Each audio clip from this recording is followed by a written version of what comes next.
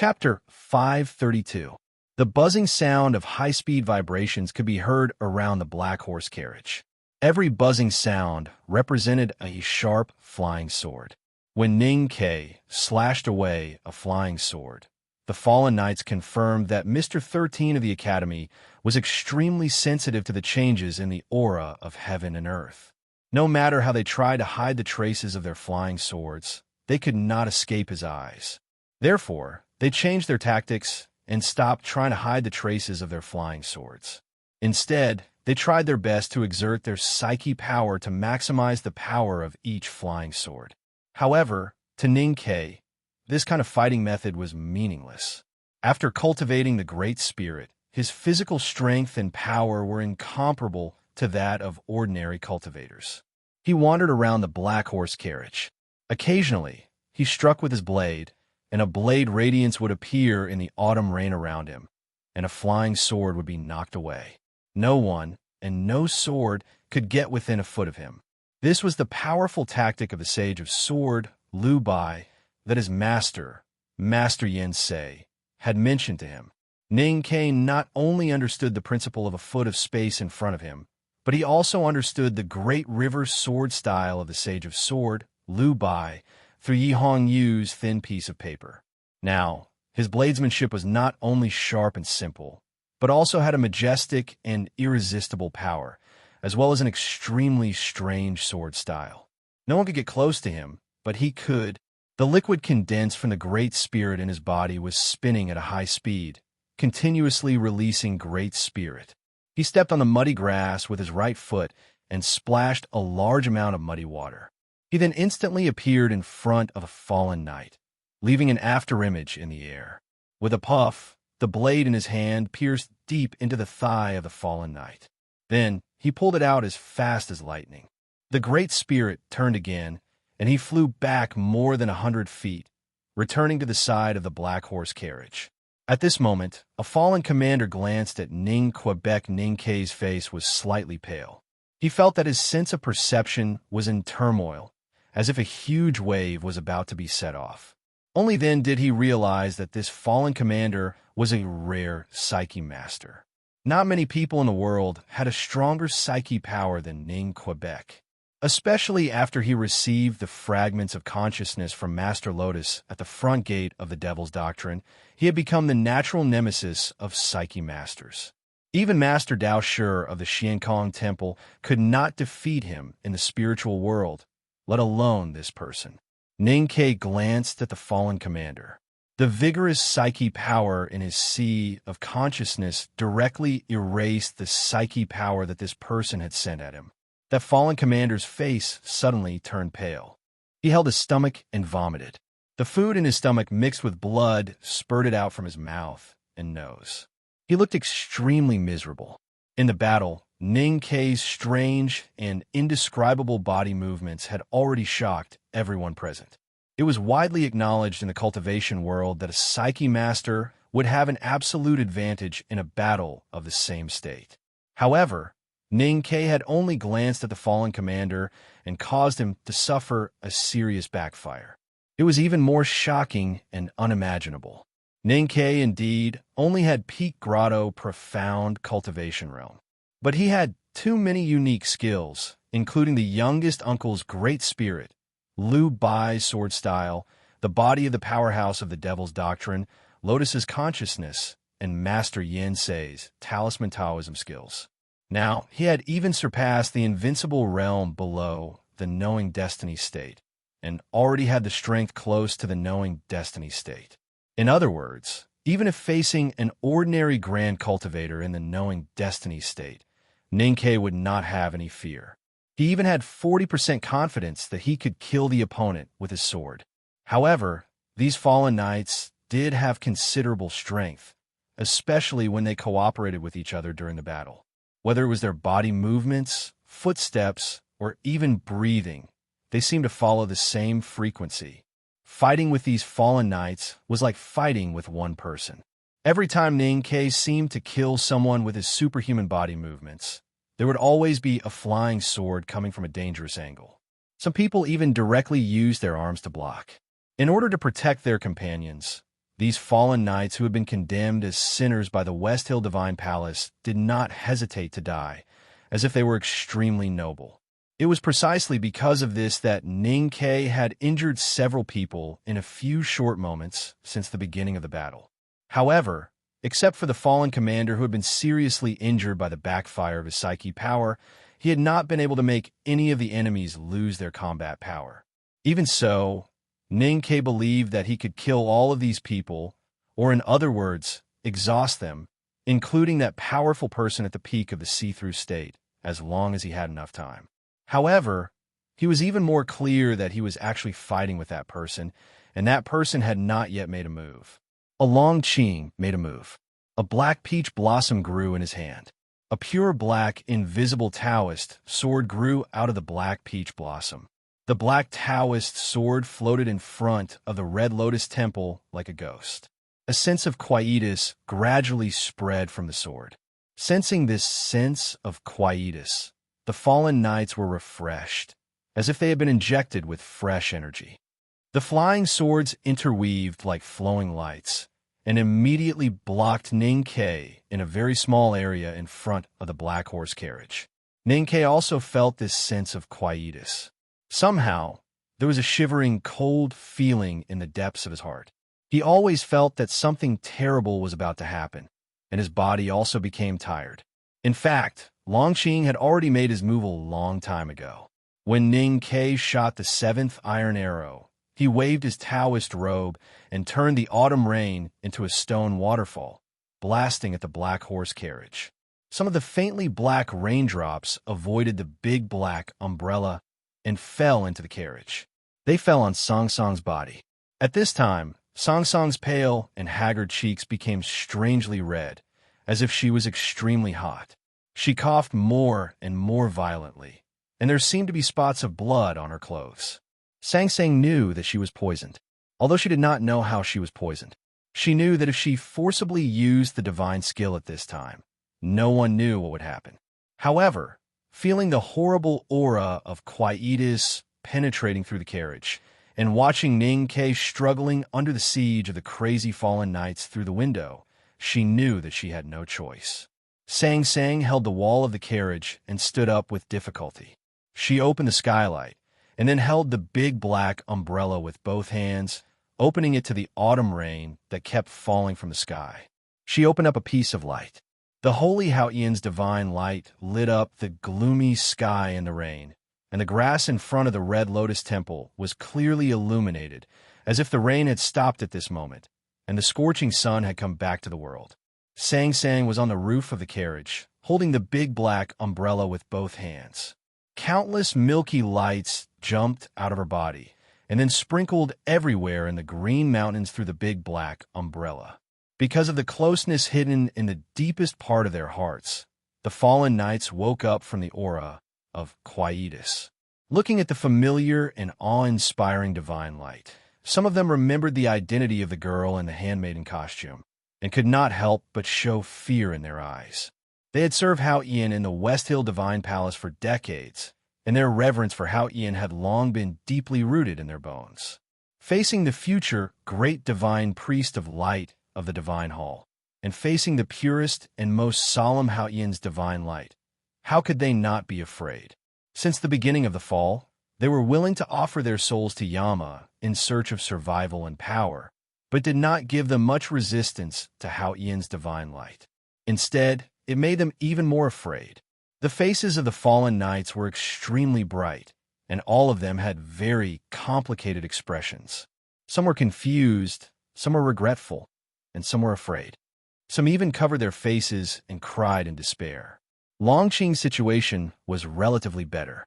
He had a deeper faith in Hao Yan, but it was easier for him to temporarily erase it on the spiritual level.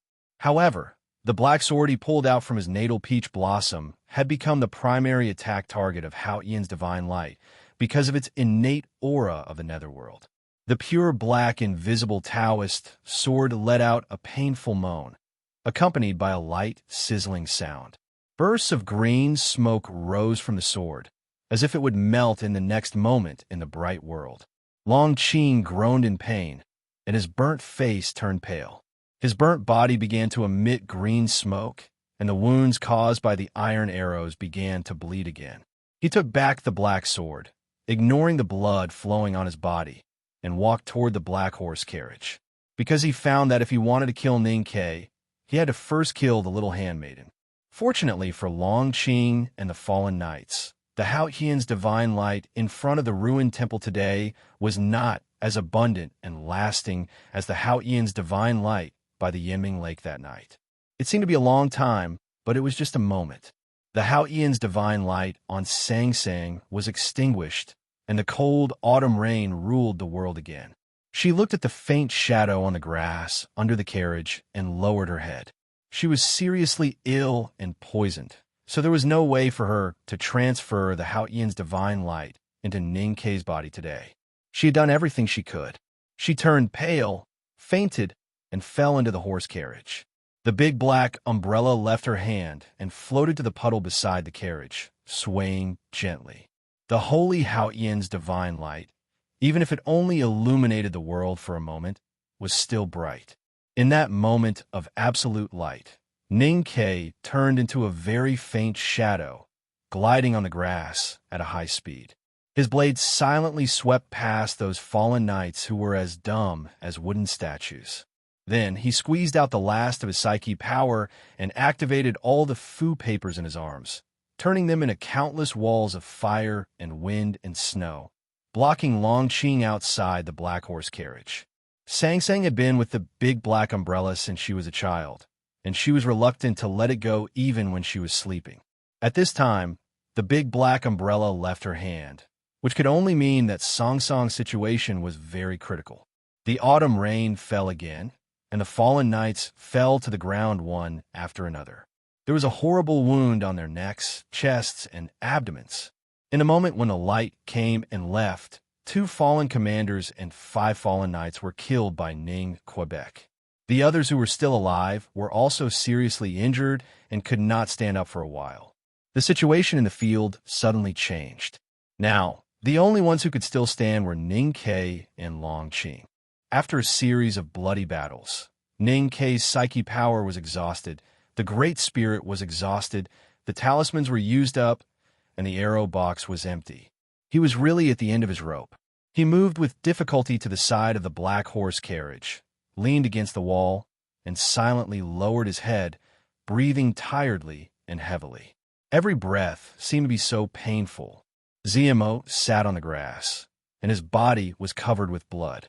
He looked at Ninkei, who was leaning against the carriage, and his eyes could not help showing an expression of awe. He could not understand how this person, who was only at the peak of the see-through state, could compete with the priest and so many other masters. How'd he do it? Give up. Zmo looked at him and said in a trembling voice, "Let your strong soul follow His Excellency and open a new page for this world. In this way, your name, Mr. 13, can also be spread for thousands of years." Ninkei leaned against the carriage tiredly and did not answer him. Longqing looked up at the sky, and the cold autumn rain entered his eyes, slightly wet. His hands trembled slightly, and he knew that he had finally won the most important victory in his life. Now, you can finally admit defeat. Longqing withdrew his gaze and looked at Ninkei calmly. Ninkei still held the hilt of the padao and stared at the rainwater splashing in the puddle in front of his feet. He said tiredly, "The headmaster said that this is my story, and only I can write it. Since it is a story written by me, you can't be the hero in the story, so I don't understand why I lost." Longqing said, "The world is very big, and everyone has their own story. You have one, and so do I. But unfortunately, today's story is mine, and I am the hero." Ninkei was silent. He knew that Longqing was right. He had exhausted all means, but still could not change the situation. The most important thing was that Sang Sang was now unconscious. Longqing asked, "Do you have any last words?" Ninkei looked up at the cold autumn rain and suddenly shouted, "Headmaster, eldest brother, Sang Sang and I are going to die. Come and save me." Longqing's expression was very interesting. He suddenly felt that Ninkei was a very interesting person. No one responded to Ning Kei's shout, and the mountain was lonely. As the headmaster had repeated countless times, there might be people who were born with knowledge, but there was no omniscient person in this world. I'm just trying. You don't mind, do you? Ning Kei looked at Long Qing and said with a difficult smile. Long Qing said, I don't mind. Ning Kei threw away the padao in his hand, looked at him, and suddenly said very seriously, I have last words. Long Qing said, go ahead. Ning Kei looked at his eyes and said, let my little handmaiden live. Long Qing was silent for a moment, and then said calmly, I'm sorry, I can't do it. Why? Because she will avenge you. You are afraid of her. No one dares to look down on a future great divine priest of light. Long Qing looked at him and said with a smile, and a future great divine priest of light must taste good. It will bring me unimaginable benefits, and may even not be inferior to you. Ning Kei squinted slightly and said after a while, I don't understand what you are saying. Long Qing explained very patiently. I learned a cultivation method from the tomes of Arcane, which can swallow a cultivator's psyche power, divine power, experience, consciousness, and all the cultivation for my own use. It is said that this cultivation method originated from the devil's doctrine's notorious practice of Tao Tai, but it is not so bloody and does not need to eat people like a beast. The reason why he explained so clearly was that he wanted to see emotions such as despair, anger, resentment, unwillingness, and madness on Ning Kei's face, because Ning Kei had once brought these emotions to him. So he always thought that if he could return all these to Ning Kei, it would be a very good thing. I'm in a good state now. I've entered the legendary state, but I've been in a manic state several times. This is 4,000 words, and the next chapter should not be too late. I don't care so much. I'll go crazy first. There will definitely not be any updates tomorrow. I'll say this in advance. Let me lie down and die. To be continued. If you like this work, please come Chidian. Come to vote for me. Your support is my greatest motivation. Chapter 533. After hearing these words, Ning Kei's face showed no expression. Long Qing could not help but feel a little disappointed. But at this moment, unexpectedly, Ning Kei suddenly bounced off the wall of the carriage. He pulled out a sharp sword from nowhere with his right hand and stabbed Long Qing's lower abdomen like a poisonous snake. This sword had been hidden in the black carriage. He used this period of breathing to accumulate the last bit of strength to fight for this opportunity. This opportunity could not be missed. So he used Liu Bai's sword style. He stabbed Long Qing's lower abdomen, or more precisely, he stabbed Long Qing's spleen, because he knew there was a hole in Long Qing's chest. The corpse of a fallen knight swept across and smashed onto Ning Kei's sword. Then it fell onto Ning Kei's body. Then the heavy maple trunk and the wind and rain all turned into violent attacks that came one after another. Ning Kei was already exhausted and could even be said to be a lamp without oil. How could he withstand such violent attacks? His sword momentum suddenly collapsed, his bones were broken, and he was seriously injured and fell to the ground. I know very well what kind of person you are. You're like a cockroach. It is not easy to kill you.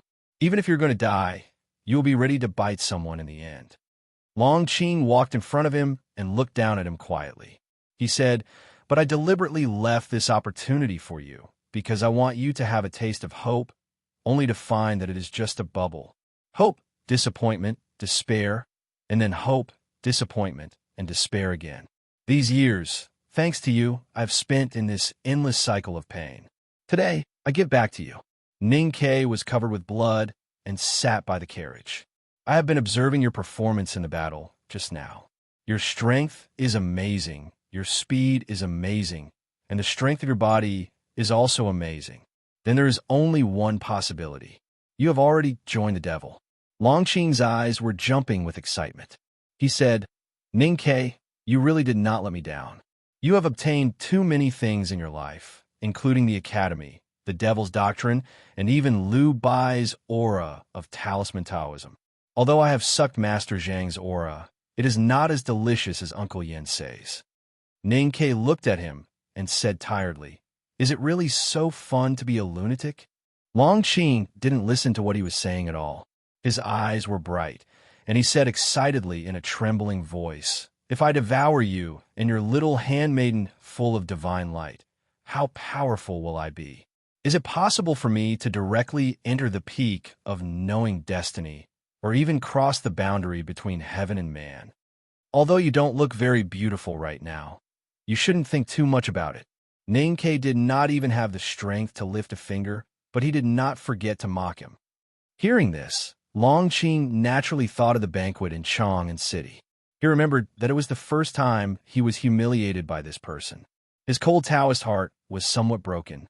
He took a deep breath to calm down and said, "When you were lucky enough to learn so many unique skills, did you ever think that you would eventually dedicate them to me?"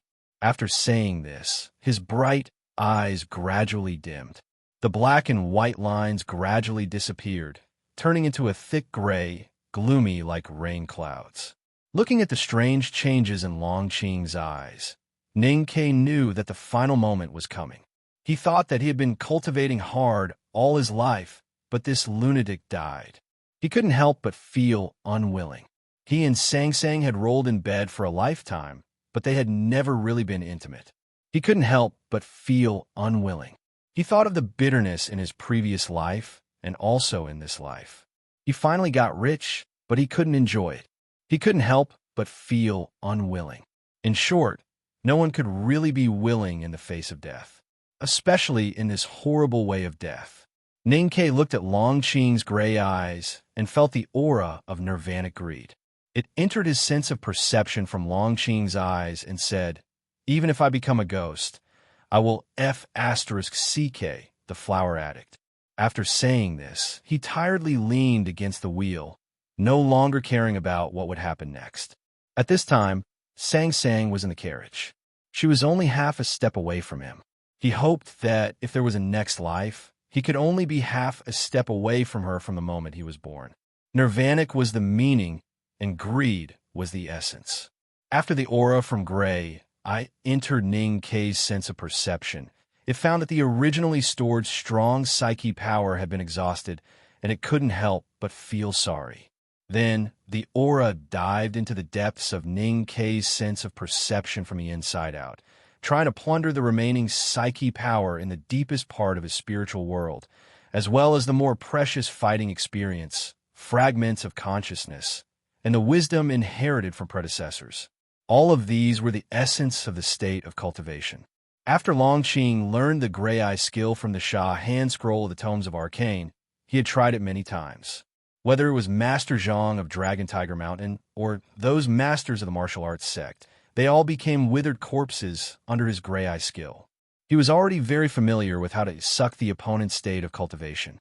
However, today's situation was a bit strange. When the aura of nirvanic greed sank into the deepest part of Ning Kei's sense of perception, it didn't know what it touched, but it actually gave birth to the emotion of fear like a living creature. It screamed silently and wanted to escape, because it faintly sensed that there were some things there that it couldn't touch. However, it was too late. In the deepest part of Ning Kei's black spiritual sea, several fragments sensed the aura of the Gray Eye skill. They seemed to be stimulated and began to shine with a dim light. Then the light emitted by these fragments became brighter and brighter, and more fragments began to shine in the depths of the sea. They looked like beautiful pearls. At the bottom of the sea, there was a sea of pearls. Every pearl was a fragment of consciousness. Some fragments of consciousness came from the sword marks on the stone walls of the front gate of the Devil's Doctrine. They belonged to the youngest uncle of the academy. They were fearless, powerful, and extremely proud. How could they be tempted by evil things? What scared the aura of nirvanic extinction most was the most numerous fragments of consciousness in Ning Kei's spirit sea. Although it could suck everything greedily, the consciousness on those fragments seemed to be greedier and hungrier than it. These fragments of consciousness came from Master Lotus. They were the wisdom and everything that Master Lotus left in this world. And among them was Tao Tai, the real practice of Tao Tai. The Gray Eye skill originated from Tao Tai. After being modified by the predecessors of Taoism, it was not as bloody as before. However, it was far less powerful than Tao Tai. In other words, the practice of Tao Tai was the real ancestor of the Gray Eye. When the Gray Eye met Tao Tai, it was like a shark meeting a killer whale. They were both extremely greedy and bloodthirsty existences. They could never coexist. Tao Tai was a very strange existence. Only by catching its own kind as food could it really wake up. Therefore, it was even more powerful, greedy, and bloodthirsty. At the bottom of Ning K's black spiritual sea, countless fragments of consciousness lit up one by one, as if they were secretly in accordance with some mysterious rhythm. It was also like some kind of breathing. Between inhaling and exhaling, it produced an extremely terrifying sucking power. The aura of nirvanic extinction from Longqing could only let out a silent cry before it was captured by the fragments of consciousness left by Master Lotus and then directly swallowed. The aura that had been sleeping in those fragments of consciousness for several years was thus awakened. The autumn rain continued. The fire in the Red Lotus Temple had long been extinguished, and the whole world was dark. Around the black horse carriage, there was dead silence. The fallen knights who were still alive sat up with difficulty, but could not walk for a while. They looked over there with mixed feelings. At this moment, Ning Ke suddenly opened his eyes. But this pair of eyes did not look like his eyes at all. The expression in this pair of eyes was very calm, but also very complicated. It seemed to be as merciful as the Buddha, but also as cold as the devil. It was extremely vicissitudes, and no one knew how much wisdom and life experience it contained. This pair of eyes quietly looked at Longqing, revealing a slightly mocking expression. Longqing had already felt strange. Not only did he not suck down Ning Ke's cultivation state, but his gray eye seemed to have been seriously damaged. When he saw Ning Ke's vicissitudes of life, he was even more frightened and speechless. That was the fear of the unknown. It was the fear of things getting out of control. The mockery in Ning Ke's eyes grew stronger and stronger. Longqing's body became colder and colder. Ning Ke suddenly reached out his hands and held Longqing's shoulders tightly. Then he lowered his head and bit Longqing's neck. Longqing let out a shrill scream. On the grass beside the horse carriage, the fallen knights were terrified and did not know what had happened. Ning Ke did not feel anything. He just lowered his head and bit Longqing's neck fiercely. He used his teeth to cut Longqing's skin and muscles with difficulty. The moment he tasted the sweet blood, he began to suck desperately. His cheeks kept bulging and falling, sucking greedily. Ning Ke was in trance at this time and did not know what he was doing. He just felt extremely thirsty and wanted to drink water. When he came into contact with the liquid, he kept sucking it. Vaguely, he suddenly felt that he was not drinking water at this time, because there were many complex tastes in this warm liquid. Some taste good, and some taste bad. Logically, he should not know where the taste came from, but this information automatically appeared in his sense of perception. There was the smell of the elder of martial arts, the smell of celestial master Zhang of Dragon Tiger Mountain, and an extremely domineering smell, which seemed to come from a Taoist surnamed He. As for the freshest and most comfortable smell, it was recorded in the depths of his sense of perception, so he knew that it was the smell of the heavenly power pill. Ning Ke gradually woke up. The fragments of consciousness left by Master Lotus in his sense of perception began to show the details of the practice of Tao Tai. Ning Ke instinctively resisted the aura revealed in this skill, but his survival instinct and the desire to drink water when he was hungry and thirsty made him naturally learn it. An extremely cold, powerful, and greedy aura gradually shrouded his body. At the same time, it also shrouded Longqing's body.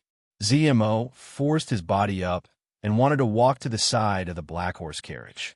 However, feeling the cold aura coming from there, he was so afraid that he could not move.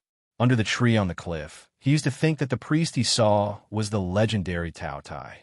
Tonight, in front of the broken temple, looking at Ning Ke, who was emitting a cold and powerful aura, he then understood that the monsters that walked in the dark underworld should look like this.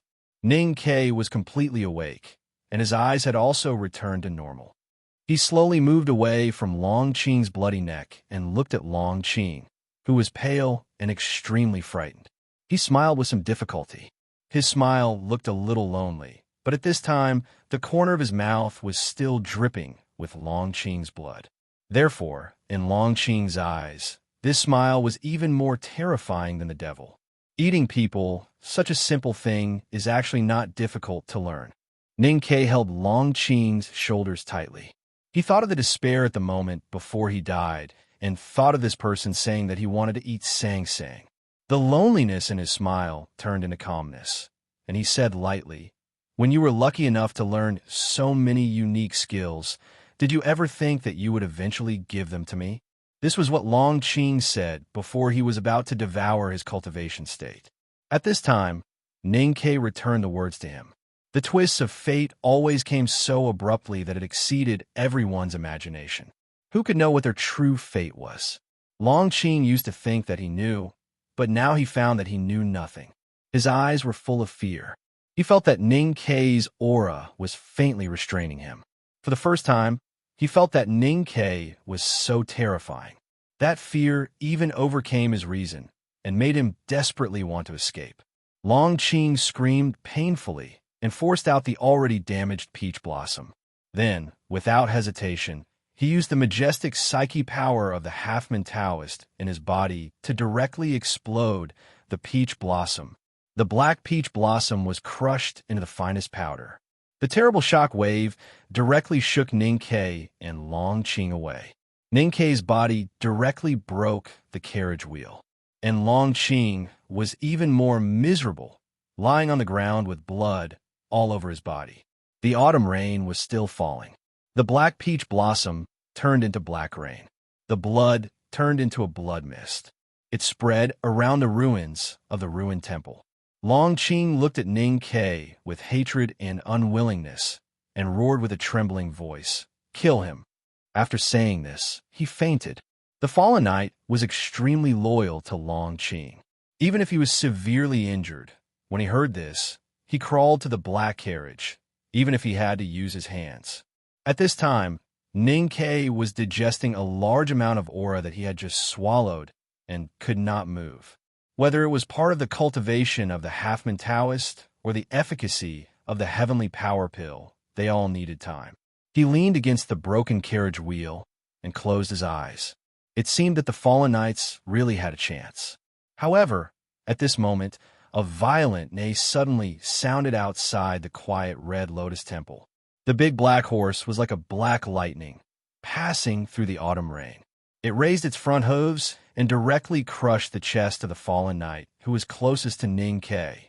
Zemo's face was pale. He never thought that even a beast from the academy could be so terrifying. He groaned in pain, and his chest suddenly sank. He used the secret method of the West Hill Divine Palace to start burning his life, and used the fastest speed to regain abundant strength. He roared and punched the big black horse's head. His fist was like the wind.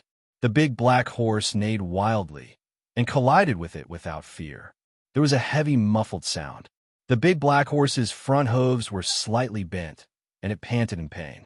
It was not an old yellow bull, and, after all, it was no match for a powerhouse at the peak of see-through who was burning his life. At this moment, Zemo noticed that Ning Ke's eyelids were slightly trembling, and he could not help but feel cold. He guessed that Ning Ke might be waking up, so he roared, "Put away the horse and retreat with his excellency." Ning Ke opened his eyes and saw several black cavalrymen going down the mountain in the autumn rain. The most powerful fallen commander was right in front of him. Ning Ke stood up and asked, "You want to stop me?" Zemo said, "Even though I can only live for 3 more months, I can still stop you now." Ning Ke said, "You are no match for me." Zemo said, "I want to try." Ning Ke looked at the smoke and the rain, and there was no emotion on his face. He casually waved his hand to hit back and broke a hole in the black horse carriage. Then he reached out and took out the iron bow. Zemo frowned slightly and said, "You have no more arrows." Ning Ke looked at the unconscious Sang Sang through the hole, and then looked at the injured big black horse. He directly pulled the iron bow. There was no arrow on the string, and it was an empty bullet. The bowstring clanked, and the sound seemed to split the clouds. There was a very deep bloodline on Zemo's chest. He looked down at his chest in bewilderment. Ninkei pulled the bow again, and the string sounded again. Every time the string moved, the impatience in his heart seemed to fade a little. So he continuously pulled the bow dozens of times. More than 100 feet away, there were dozens of bloodlines on Zemo's body. It collapsed like a sand mountain, and blood and flesh splashed everywhere. Ninkei put the iron bow behind his back. He stood in the cold autumn rain, deep in thought. From this moment on, he entered the knowing destiny state, and could be said to be a real Taoist. But it was different from the previous two breakthroughs. This time, he did not feel happy, but only tired. I'm also very tired. Please vote for me. Thank you. To be continued. If you like this work, please come to Chidian. Come to vote for me. Your support is my greatest motivation. Chapter 534. Long story short, because very tired. Stormy Night had never been a hot-blooded book because I had purposely avoided such an atmosphere. I wanted to keep a distance from a spy. Of course, the second half of Stormy Night would definitely be hot-blooded or even melodramatic. I've never been a hot-blooded person, including canvassing for votes. Everyone said that I was good at writing canvassing for votes, but in the end, it was just idle chatter. I wanted to write hot-blooded canvassing for votes, but I wasn't good at that kind of style. But today I was hot-blooded, not only because of the last day of the double monthly votes, but also because of something else. Ever since I declared that I was in a fight for first place in a monthly votes, I knew that I would die in the next few months. Of course, I can't trouble all of you with this kind of thing. The more authors write, the more there will be. Naturally, it will be easier for you to vote. I understand this, and I have to write more. However, it just so happens that I have double the monthly votes, but I don't do anything. Therefore, I always feel that I'm not kind enough to the readers, because this will make it very difficult for the loyal readers to close the gap between me and the ones in front of me. It's not that I don't want to erupt, but I really can't. In fact, logically speaking, it's not that I can't erupt today. Isn't this just overdrawing my life, just like ZMO, who was shattered into more than 3,800 pieces by Ninkei? But I still did it.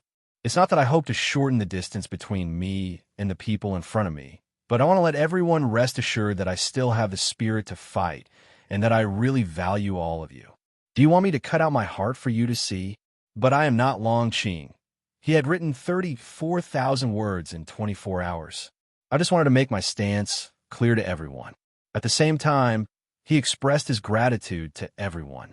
There is still 4 hours left for the double time. If anyone is willing to vote for the monthly ticket, please vote for me. Thank you. I'm going to rest. Then, there would definitely be no updates tomorrow. He couldn't care less about being scolded for fishing every 3 days. I'll die if I keep writing. My abilities are inadequate. I want a monthly ticket. Please cast your monthly vote. I want a monthly ticket. Please cast your monthly vote. I want a monthly ticket. Please cast your monthly vote. I want a monthly ticket. Please cast your monthly vote. I want a monthly ticket. Please cast your monthly vote. I want a monthly ticket. Please cast your monthly vote. I want a monthly ticket. Please cast your monthly vote. I want a monthly ticket. Please cast your monthly vote. I want a monthly ticket. Please cast your monthly vote. I want a monthly ticket. Please cast your monthly vote. I want a monthly ticket. Please cast your monthly vote. I want a monthly ticket. Please cast your monthly vote. I want a monthly ticket. Please cast your monthly vote. I want a monthly ticket. Please cast your monthly vote. I want a monthly ticket. Please cast your monthly vote. I want a monthly ticket. Please cast your monthly vote. I want a monthly ticket. Please cast your monthly vote. I want a monthly ticket. Please cast your monthly vote. I want a monthly ticket. Please cast your monthly vote. I want a monthly ticket. Please cast your monthly vote. I want a monthly ticket. Please cast your monthly vote. I want a monthly ticket. Please cast your monthly vote. I want a monthly ticket. Please cast your monthly vote. I want a monthly ticket. Please cast your monthly vote. I want a monthly ticket. Please cast your monthly vote. I want a monthly ticket. Please cast your monthly vote. I want a monthly ticket. Please cast your monthly vote. To be continued. If you like this work, please come to Chidian. Come to vote for me. Your support is my greatest motivation. Chapter 535. The sky was as dark as night, and the wind and rain were sorrowful. In the wind and rain, the black horse carriage kept dripping water. Ning Ke was deep in thought, and then he woke up in an instant. He walked into the carriage and picked up Sang Sang, who was in a coma. He pinched her slender wrist and felt her pulse. Then he slowly laid her down on the quilt. Looking at her frowning brows and pale face, he could not help but frown. After confirming that the skylight was tightly covered, he walked out of the carriage and came to the carriage wall that he had broken with his fist. He pulled the sharp edge of the iron sheet back to its original position. At least he did not have to worry about raindrops falling into the hole and wetting Sang Sang's face. The big black umbrella was in the puddle beside the carriage, trembling in the cold wind. He picked it up and walked to the black horse that was kneeling in the rain. He knelt down on one knee and covered it with the umbrella. Then he lowered his body and hugged its strong neck. The big black horse's head was hit by Zimo's heavy punch. Its bones were not broken, but the strong shock made it feel very uncomfortable. It kept panting in pain. At this time, being hugged by Ning Ke and feeling the warmth of its master, it seemed to feel a little better, and its breathing gradually calmed down. Ning Ke snorted. He held the black horse's neck with one arm and helped it stand up in the dirty rain. Then he stroked it and slowly walked to the fiery lotus temple, where the fire had long been extinguished and only the blackened ruins were left. With the help of the remaining eaves, the black horse was temporarily sheltered from the rain. At least the temperature of the horse would not drop too much. Then he disappeared in the wind and rain. After a while, the autumn rain finally stopped, and the world became clear again before the arrival of dusk. Ning Ke's figure appeared in front of the fiery lotus temple. His right hand tightly held more than 10 black iron arrows. The iron arrows were obviously deformed and were dripping with rain. The primordial 13 arrows were his most powerful, reliable, and precious weapon. No matter when or where, he would not allow them to be lost. He had previously gone to the Qingling Hill to look for them. Looking at the obviously deformed iron arrows, he knew that if they were not carefully repaired, these arrows should not be able to be used again. Thinking of how he could not kill Prince Longqing on the spot after shooting all the iron arrows in the box, his eyes revealed a strong vigilance. Although Prince Longqing had been utterly defeated in the end, Ning Ke was clear that this victory had little to do with him. Longqing was destined to be the only one who could survive in the world with him. Longqing was indeed indescribably powerful.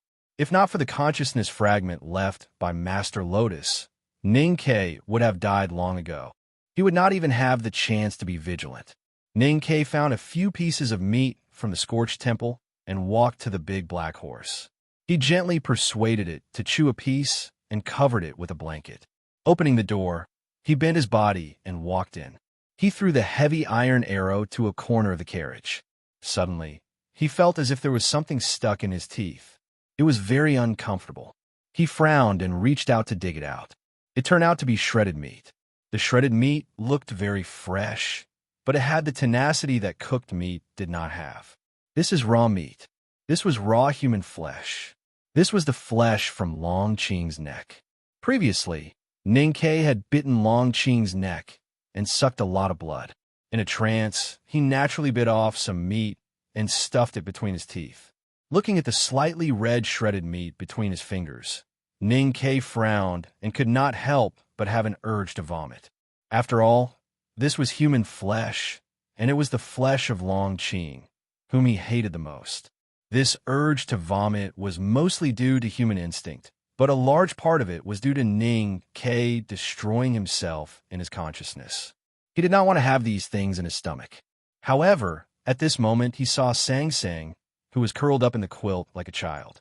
He was silent for a while and used his strong willpower to suppress the urge to vomit, but his face became a little pale. Ning Ke walked to Sang Sang and sat down beside her. He pressed the quilt for her and then took out a small knife to cut his wrist and put it beside Sang Sang's lips. Whether it was the pain of the knife cutting his wrist and almost cutting his bones, or the terrible feeling of Sang Sang sucking his blood unconsciously in a coma, none of it made his expression change. He just sat there in silence, looking at Sang Sang calmly and even lovingly. Sang Sang was extremely weak and poisoned, so she did not have a strong suction force when she was in a coma. Before long, the wound on Ning Kei's wrist gradually healed. He raised his arm without hesitation, picked up the knife, and cut deeply again. Then he put the knife to her lips again. He had sucked Long Qing's blood before, and a part of the power of the heavenly power pill in Long Qing's flesh and blood had entered his body. He was very clear that the power of the heavenly power pill had just entered his blood from his stomach when he picked up the arrow, but it had not been completely absorbed by him. In other words, only at this moment could his blood save people. After making sure that Sang Sang had sucked enough blood, Ning Kei moved his wrist away and walked out of the carriage to the big black horse under the eaves of the ruined temple. The last few drops of rain fell on his pale face, as if to wash it until it became transparent. He walked to the big black horse and took out the most precious sealwort prepared by 11th brother. Then he rubbed on his wrist roughly and put it in front of the big black horse's mouth. The sealwort contained a lot of power. Except for the old yellow bull, the big white goose, and the big black horse, no one could directly swallow it like this. Not even Ning Kei, who had joined the devil. At this time, the sealwort was mixed with his blood, which had the smell of the heavenly power pill, and the sealwort was even more pungent. The big black horse raised its head tiredly and glanced at Ning Quebec. It sniffed the blood on the sealwort and thought that no one would want to eat such a bloody thing. It was really not in line with the taste of the Academy's idiot. It turned its head away with extreme disgust. Ning Kei subconsciously raised his hand and wanted to beat it up like before. But when he saw its pitiful but proud appearance, his heart softened. Eat it quickly. It's good for your health. He coaxed it softly. The big black horse looked at him confusedly and wondered why he was different today. The big black horse ate the blood-stained sealwort, and Sang Sang drank half of the blood in her belly. They were both digesting the power inside. During this period of time, Ning Kei made some simple repairs to the wheels of the horse carriage. Then, he looked at the carriage wall that was made of steel and fell silent. He did not know how he could punch through the wall of the carriage. It was extremely difficult even for the powerhouses of the devil's doctrine to do so. In the end, he could only conclude that it was a burst of power when a cultivator first entered the knowing destiny state.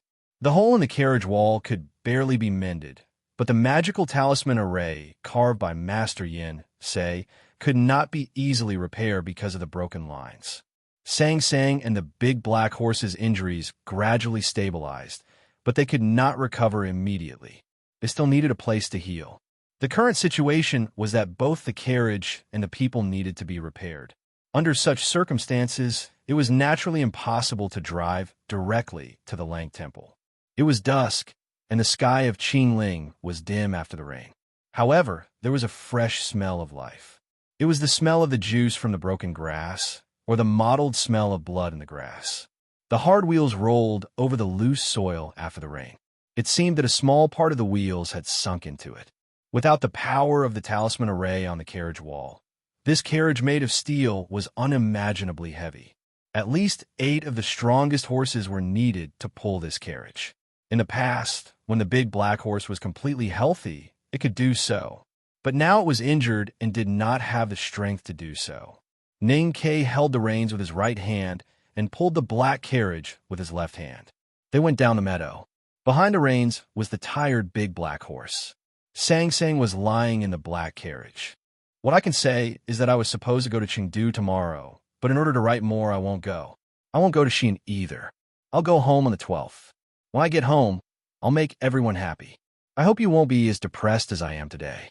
I wish you all a happy life. You can hold the horse and pull the carriage. To be continued. If you like this work, please come to Chidian. Come to vote for me. Your support is my greatest motivation.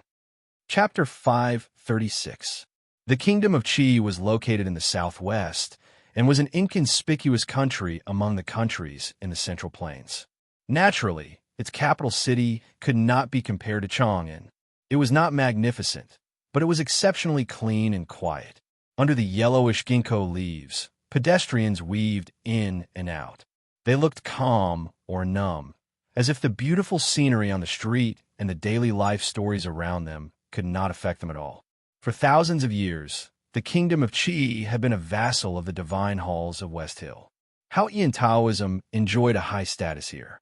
Carriages bearing the emblem of the divine halls would occasionally pass through the streets, and the people would kneel by the roadside devoutly. There was a white Taoist temple in the north of the capital. The exterior of the building was inlaid with various gems, and the edges of the rain path were painted with gold powder.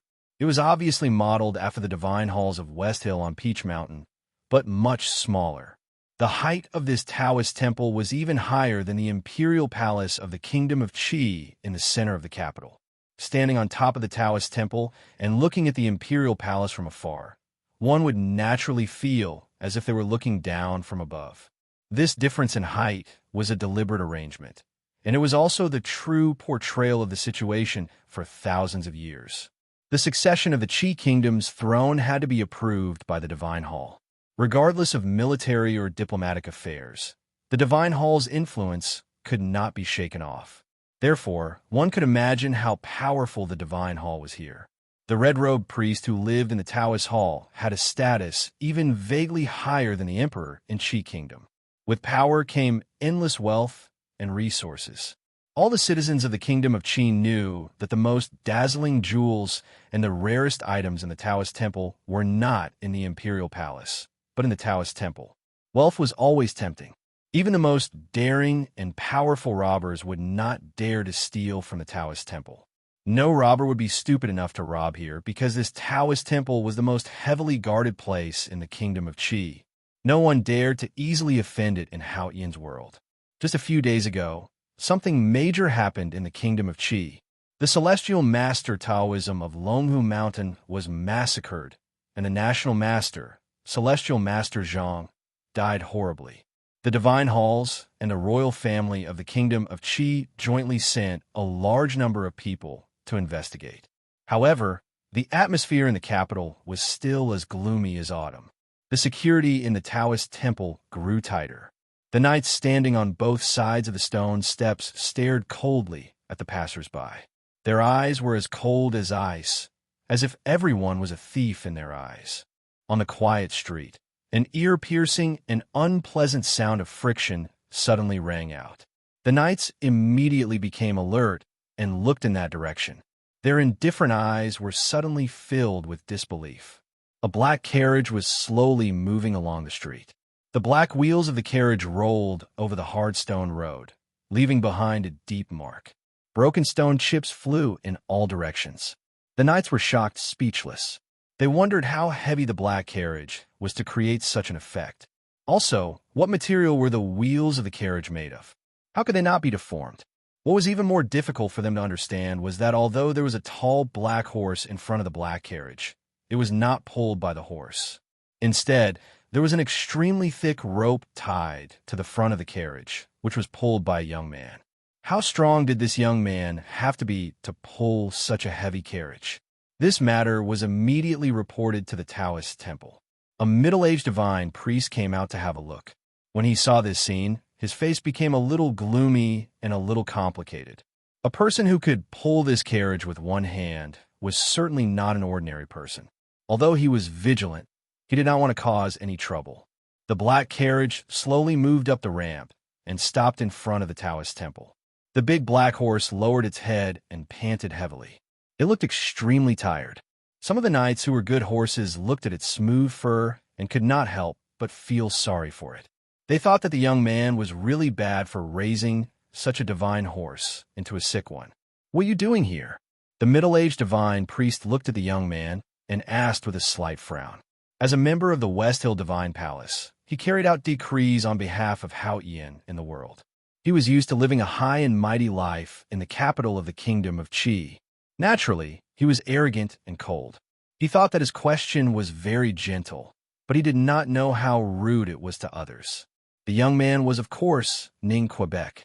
If it had been in the past, he would not have been able to accept the West Hill Divine Palace priest he hated the most speaking to him in the most detestable tone. However, he had come to this Taoist hall for other matters. Moreover, after the battle at the Red Lotus Temple, his temperament had strangely become much quieter. "My wife is seriously ill. I heard that the Taoist temple can cure her, so, Ning Ke said. Only then did the middle-aged divine priest realize that the young man had come to seek medical advice. He could not help but frown and was about to reprimand him. However, he recalled the scene of the black carriage rolling over the stone path and suppressed his impatience. He waved his hand and said, "It's not time to put the medicine yet. Come back in 3 days." Billions of people in the world were believers of Hao Yin. The West Hill Divine Palace had to maintain its rule. In addition to its divine power, it naturally had to give its divine grace at the right time. The will of Hao Yin could not be sensed by ordinary people. There were very few divine priests who cultivated in the divine skill, and they could not really cure believers in the world. However, the Taoist temples of each country stored many medicinal herbs and even many rare elixirs. They would provide them to believers for free every once in a while. Of course, no religion would do business at a loss. The West Hill Divine Palace was no exception. Therefore, the Taoist temples of each country strictly controlled the time interval when they put the medicine. They gave believers hope and held it tightly in their hands. We don't need the divine priests in the Taoist temple to treat us. We just heard that the Taoist temples of each country store the most medicinal herbs, so we came to take a look. Of course, we will still pay for the medicine, Ning Ke said, and then took out a banknote and handed it over. The middle-aged divine priest was slightly stunned and thought angrily. The medicinal herbs and elixirs in the Taoist temple were all carefully developed by the predecessors of the West Hill Divine Palace. How could they be compared to ordinary prescriptions in the world? How could this man buy them with money?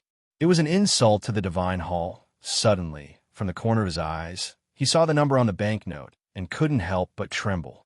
He thought that if this was an insult, let alone him, even the esteemed red-clothed priest wouldn't mind being insulted a few more times. The middle-aged divine priest's good mood did not last long. When he opened the door and mercifully allowed Ning Ke to pull the black carriage and the black horse through the side door of the Taoist temple, he received a second piece of paper from Ning Quebec. This thin piece of paper was not a banknote, but a list. The list was densely packed with words. There were at least 30 kinds of precious medicinal herbs and elixirs, and a large number of them were the secret treasures of the Taoist temple and were forbidden to be spread to the outside world. The middle-aged divine priest did not know how this young man knew that these medicinal herbs were hidden in the Taoist temple. He could not help but be shocked. Even so, he noticed that the handwriting on the list was beautiful and beautiful. It was a rare handwriting. He took a look at the list and then at the banknote. He said with regret and vigilance, "Although I can feel your sincerity to Hao Yin, I'm sorry to tell you that many of the medicinal herbs on the list cannot be bought with money. No matter how much sincerity you show, it will be meaningless." Ning Ke looked at the medicine warehouse not far away. At this moment, the sound of sang-sang coughing came from the black carriage. He could not help but frown slightly, and his eyes began to fill with irritation. After leaving the Green Mountain Red Lotus Temple yesterday evening, he did not continue to the Lang Temple. Although the carriage had been repaired, it would take him at least 10 days to reach the Lang Temple with his walking speed. Sang Sang had been in a coma. The poison and the pain had made her face abnormally pale. Under such circumstances, he could only choose the nearest big city and then find the medicinal herbs he needed.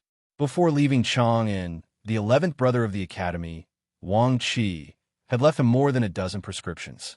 However, these prescriptions looked ordinary, but some of the herbs could only be found in the back of the mountain of the academy. They were hard to find in the world, no matter if it was a prescription to suppress the cold aura or a prescription to detoxify. Other than the academy, the Taoist temple had the most rare medicinal herbs. Therefore, Ning Ke decided to go to the nearest capital of the kingdom of Qi. From yesterday evening until now, he had led the big black horse in one hand and dragged the heavy carriage with the other. He did not sleep, rest, drink, or eat, and trudged on the muddy road after the rain. He had actually made it to the capital. One could imagine how much effort and price he had paid. The only thing that could comfort him was that Sang Sang finally woke up in the early morning. Although her coughing became worse and showed no signs of getting better, at least he was relieved. At this time, Ning Ke seemed to be fine, but in fact his physical strength had been exhausted. His mind was a little dazed because of excessive tension and fatigue. He had almost forgotten everything.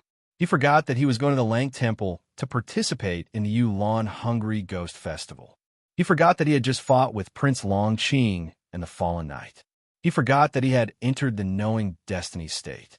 He only remembered that he had to find the medicinal herbs for Sang Sang. However, just when he was about to get the medicinal herbs, something else happened. Ning Ke was still silent, but the emotions in his eyes became colder and colder. In the depths of coldness, there was a terrifying manic emotion. His hand slowly grasped the hilt of his knife. Seeing this, the middle-aged divine priest's face suddenly became extremely ugly. He could accept this young man insulting him with silver notes, but he could not accept the young man threatening him with violence. He was a divine priest serving Haoyan. Anyone who threatened him with violence was threatening Haoyan. Daring to threaten Haoyan was blasphemy. In the Taoist temple, the papal knights who had been silently guarding at the side slowly pulled out their swords from their sheaths. The Taoists with cultivation states began to silently mobilize their psyche power. In their eyes, even if this young man had terrifying power, he would be killed if he dared to pull out his knife from its sheath. Coughing sounds came from the black horse carriage again. It seemed that the person was in extreme pain. Ning Ke's body trembled slightly. He woke up from the frenzied emotions and looked worriedly at the window. A thin arm stretched out from the window and gently wiped the beads of sweat from his forehead with a handkerchief. A weak and pitiful voice came from the carriage. "I'm so tired. Get in the carriage." Ning Ke could fall asleep with his eyes closed. He was indeed extremely tired, but he could not forget the purpose of his trip. He said, "I want to find some medicines." Song Song's weak voice sounded again. She said, "Have you forgotten who I am? If I asked them for some medicines, they would be too embarrassed to refuse. I was supposed to fly to Chengdu today, but I said yesterday that I canceled it in order to go home earlier to write more words and work harder. But I received a call from 72 in the afternoon, asking when I would arrive and if he could pick me up at the airport for a drink. I said I would not come. I would go home to grab the monthly ticket." He was silent on the phone for a moment, and then he laughed wildly. Finally, he said that the monthly ticket was not something you could grab if you wanted to.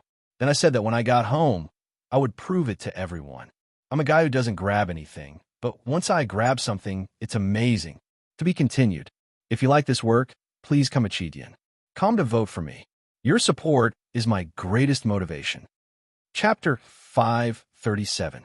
Ning Ke sobered up a little when he heard Song Song's tired voice. He loosened his grip on the hilt of his padao and reached for his waist.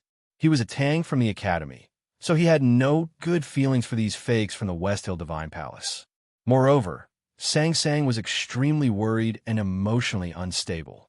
However, there was no need to start a war between the Divine Hall and the academy if he could avoid using force. Just as he was about to take his hand out from his waist, an old voice rang out from the depths of the temple. "Mr. 13, you don't have to take it. This is not the wilderness, and I am not Cheng Li Xue." As the aged voice sounded, the expressions of the middle-aged priest and the knights immediately became serious. A moment later, an elderly priest wearing a crimson divine robe slowly walked out. Not all Taoists in the West Hill Divine Palace were qualified to wear crimson robes, especially the red-robed priests who were stationed in various vassal states. They had a status that their peers in the Divine Hall could not reach. This old red-robed priest had been stationed in the Kingdom of Qi for more than 30 years. Even though he did not have a strong background in the West Hill Divine Palace, even the Emperor of the Kingdom of Qi had to show him enough respect. Looking at the black horse carriage and Ning Ke beside it, the red-robed divine priest's cloudy eyes were filled with vigilance. He thought that this person had already left the Tang Empire's diplomatic corps and went straight to the Lang Temple. Why would he appear here today?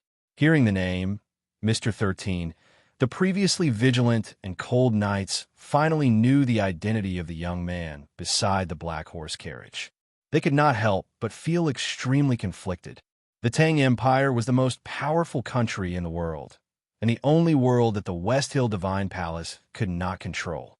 The Academy and Haotian Taoism had always been enemies. There had been many earth-shattering battles that mortals did not know about, but they had never fallen out with each other. The respected red-robed priest could not be arrogant in front of a disciple of the second floor of the Academy, but he would not show any fear either. Under the protection of the West Hill Divine Palace, vassal states like the Song and Qi kingdoms had never experienced the horrors of the Tang cavalry, so they were not afraid. Therefore, the rest of the people in the temple were relatively calm. Looking at the priest in red, Ning Ke said, "Since you know who I am, and you don't want those things to happen in the wilderness, I think we can negotiate. I just need some medicinal herbs from you, and I'm willing to pay for them. I just need you to hurry up." The red-robed divine priest took the list from the middle-aged subordinate. He frowned and said, "The Academy is indeed worthy of respect, but the Taoism Hall is a place to worship Haotian." Ning Ke could tell that the man was rejecting him. His anxiety and frenzied emotions rose again. He leaned forward slightly and listened to the man's old eyes. He said, "If it was in the past, I would definitely force you to find Yi Hong Yu and then humiliate you in front of her. But now I am very anxious, so I beg you to take a good look at the waste token in my hand." He took out a token from his belt and raised it in front of the priest. The distance was so close that it looked like he had smashed it on the priest's wrinkled face. The priest in red heard Yi Hong Yu's name. It sounded familiar, but he couldn't figure it out. He had lived in Haotian Taoism all his life. Except for the first few years, he had never heard anyone call her by her name. After a while, he came to his senses and glared at Ning Quebec. Even if Ning Ke was a core disciple of the headmaster of Academy, it was unacceptable for him to call the great divine priest of judgment by her name. However, when his furious gaze came into contact with the waste token, it immediately froze. Looking at the ordinary-looking waste token, the priest in red's old eyes were filled with shock. He thought of the rumor he had heard when he returned to the Divine Hall last year. He thought of the little handmaiden beside Ning Quebec. His body began to tremble uncontrollably, and every wrinkle on his face turned pale. He suddenly felt that he was really old. He had forgotten so many important things. Since Mr. 13 of the Academy was in front of him, how could that person not be here? Being old and muddle-headed meant being muddle-headed. If he was as muddle-headed as himself, how could he continue to be the red-robed divine priest? When he returned to the West Hill this year, if Commander Luo still refused to let go, then he would comply. However, so what if he was old and muddle-headed? After 16 years, he finally saw this waste token again. The great divine priest that had been empty for 16 years finally shone again. Everything was enough. The old red-robed divine priest thought of many things in a very short time after seeing the waste token. Then, he turned to look at the black horse carriage and slowly knelt down. Seeing this scene, there was a burst of exclamation in the quiet Taoist hall. Ning Ke was not surprised. He had many waste tokens in his belt. However, people in the world could only remember some of them and often forget others. However, what happened next still made him feel a little strange. That red-clothed priest knelt in front of the black carriage, both of his palms landing on the slightly rough stone floor. His grizzled hair trembled slightly as he muttered something. There was no longer the slightest trace of shock or alarm in his eyes, only endless sentimental remembrance, as well as incomparably pious excitement and agitation. The people present still did not understand what had happened. They did not know who was sitting in the black horse carriage. Even if the great divine priest of West Hill had come in person, the red-robed divine priest would not have made such a big bow. Only the middle-aged divine priest vaguely guessed the truth of the matter. As the red-robed divine priest's most trusted subordinate, he had seen the red-robed divine priest's ecstatic drunkenness many nights after he returned from the West Hill Divine Palace last year. He had heard something intermittently. Therefore, he knelt down behind the red-robed divine priest without hesitation. The middle-aged divine priest kowtowed heavily to the black horse carriage. Then, with endless fear or awe, he said in a trembling voice, "Welcome, Lady of Light, to the kingdom of the human world." The 4 words, Lady of Light, floated slowly in the building and disappeared without a trace before hitting the wall. However, it continued to sound like thunder in the ears of the people. Only the dense sounds of cloth rubbing, knees hitting the ground, and heavy kowtows could be heard in the quiet white Taoist hall. Whether people were standing on the stone steps or reading scriptures, after hearing the middle-aged divine priest's trembling words, they all knelt down as fast as they could. They worshipped the black horse carriage in awe and did not dare to say a word. After a long time, Song Song's slightly tired voice sounded from the black horse carriage. "Get up, all of you." No one got up, because the most respected red-robed divine priest was still kneeling in front of the black horse carriage. From the moment he heard the voice, turbid tears began to flow down his old face. His deep wrinkles were immediately wet, like the cracked earth that had been dry for countless years, finally welcoming the spring rain. His face was covered with tears, and his body trembled. He was so happy that he forgot to stand up. Let me say this, because Mo Yin won the award, I was really happy for a long time, and then delayed some time. Okay, I was mainly packing my luggage and chatting with my parents, so I didn't write much. Tomorrow, I will have to fly for another day. I have to repeat this countless times. The motherland is really King big. I will leave at 8 a.m. in the morning and try to write some on the plane or at the airport when I have a transfer, and then I will only get home after 9 p.m. If I really can't write anymore, then I will change my leave from the Saturday the day after tomorrow to tomorrow and report to everyone. To be continued. If you like this work, please come Chidian. Come to vote for me. Your support is my biggest motivation. Chapter 538. Last spring, the great divine priest of light left his most important things to Sang Sang before he fought with Master Yin Se under the pine tree at the top of a nameless mountain in the north of Chang. Yin Se left the array I pestle of the god-stunning array and asked Sang Sang to give it to Ning Quebec. The great divine priest of light left an ID token for Sang Sang. From that day on, Sang Sang was no longer Ning K's little handmaiden or the miss in distress of the Grand Secretary's mansion. She had a very special identity. Because of this identity, the great divine priest of revelation specially came to Chang and from the West Hill to meet Ning K and made a 3-year appointment with him. And because of this identity, everyone in the Taoism temple in the capital of the kingdom of Qi knelt before the black horse carriage. Ning K didn't know until today that Sang Sang had the official title of the Lady of Light in the West Hill Divine Palace. Although he didn't like it subconsciously, he could tell that this title was extremely honorable. Looking at the priests and knights kneeling on the ground, looking at the red-robed priest in front of him who was in tears, and feeling the solemn atmosphere, he was a little confused to find that his little handmaiden was already a bigwig. In the evening, 2 figures appeared on the highest floor of the White Taoism Temple in the capital of the Kingdom of Qi. The golden sunlight shrouded the place, and the ginkgo leaves on the street formed a beautiful contrast. Ning K quietly looked at the foreign autumn. Suddenly, he turned around and looked at the old and tired face of the red-robed priest. He said, "Do you know what it means to let a great divine priest of light die in your Taoism temple? Although she isn't now, everyone in Haotian Taoism knows that she will be in 3 years." Looking at him, the red-robed priest's cloudy eyes revealed a very complicated emotion. He was a little grateful and a little angry. He said, "Mr. 13, I think you should understand one thing. No one cares more about the safety of the Lady of Light than the West Hill Divine Palace. As for me, I will do my best. Otherwise, I would rather die." Ning K didn't know what to say when he heard this answer. Even he couldn't find any fault with the old priest's actions in the past half a day.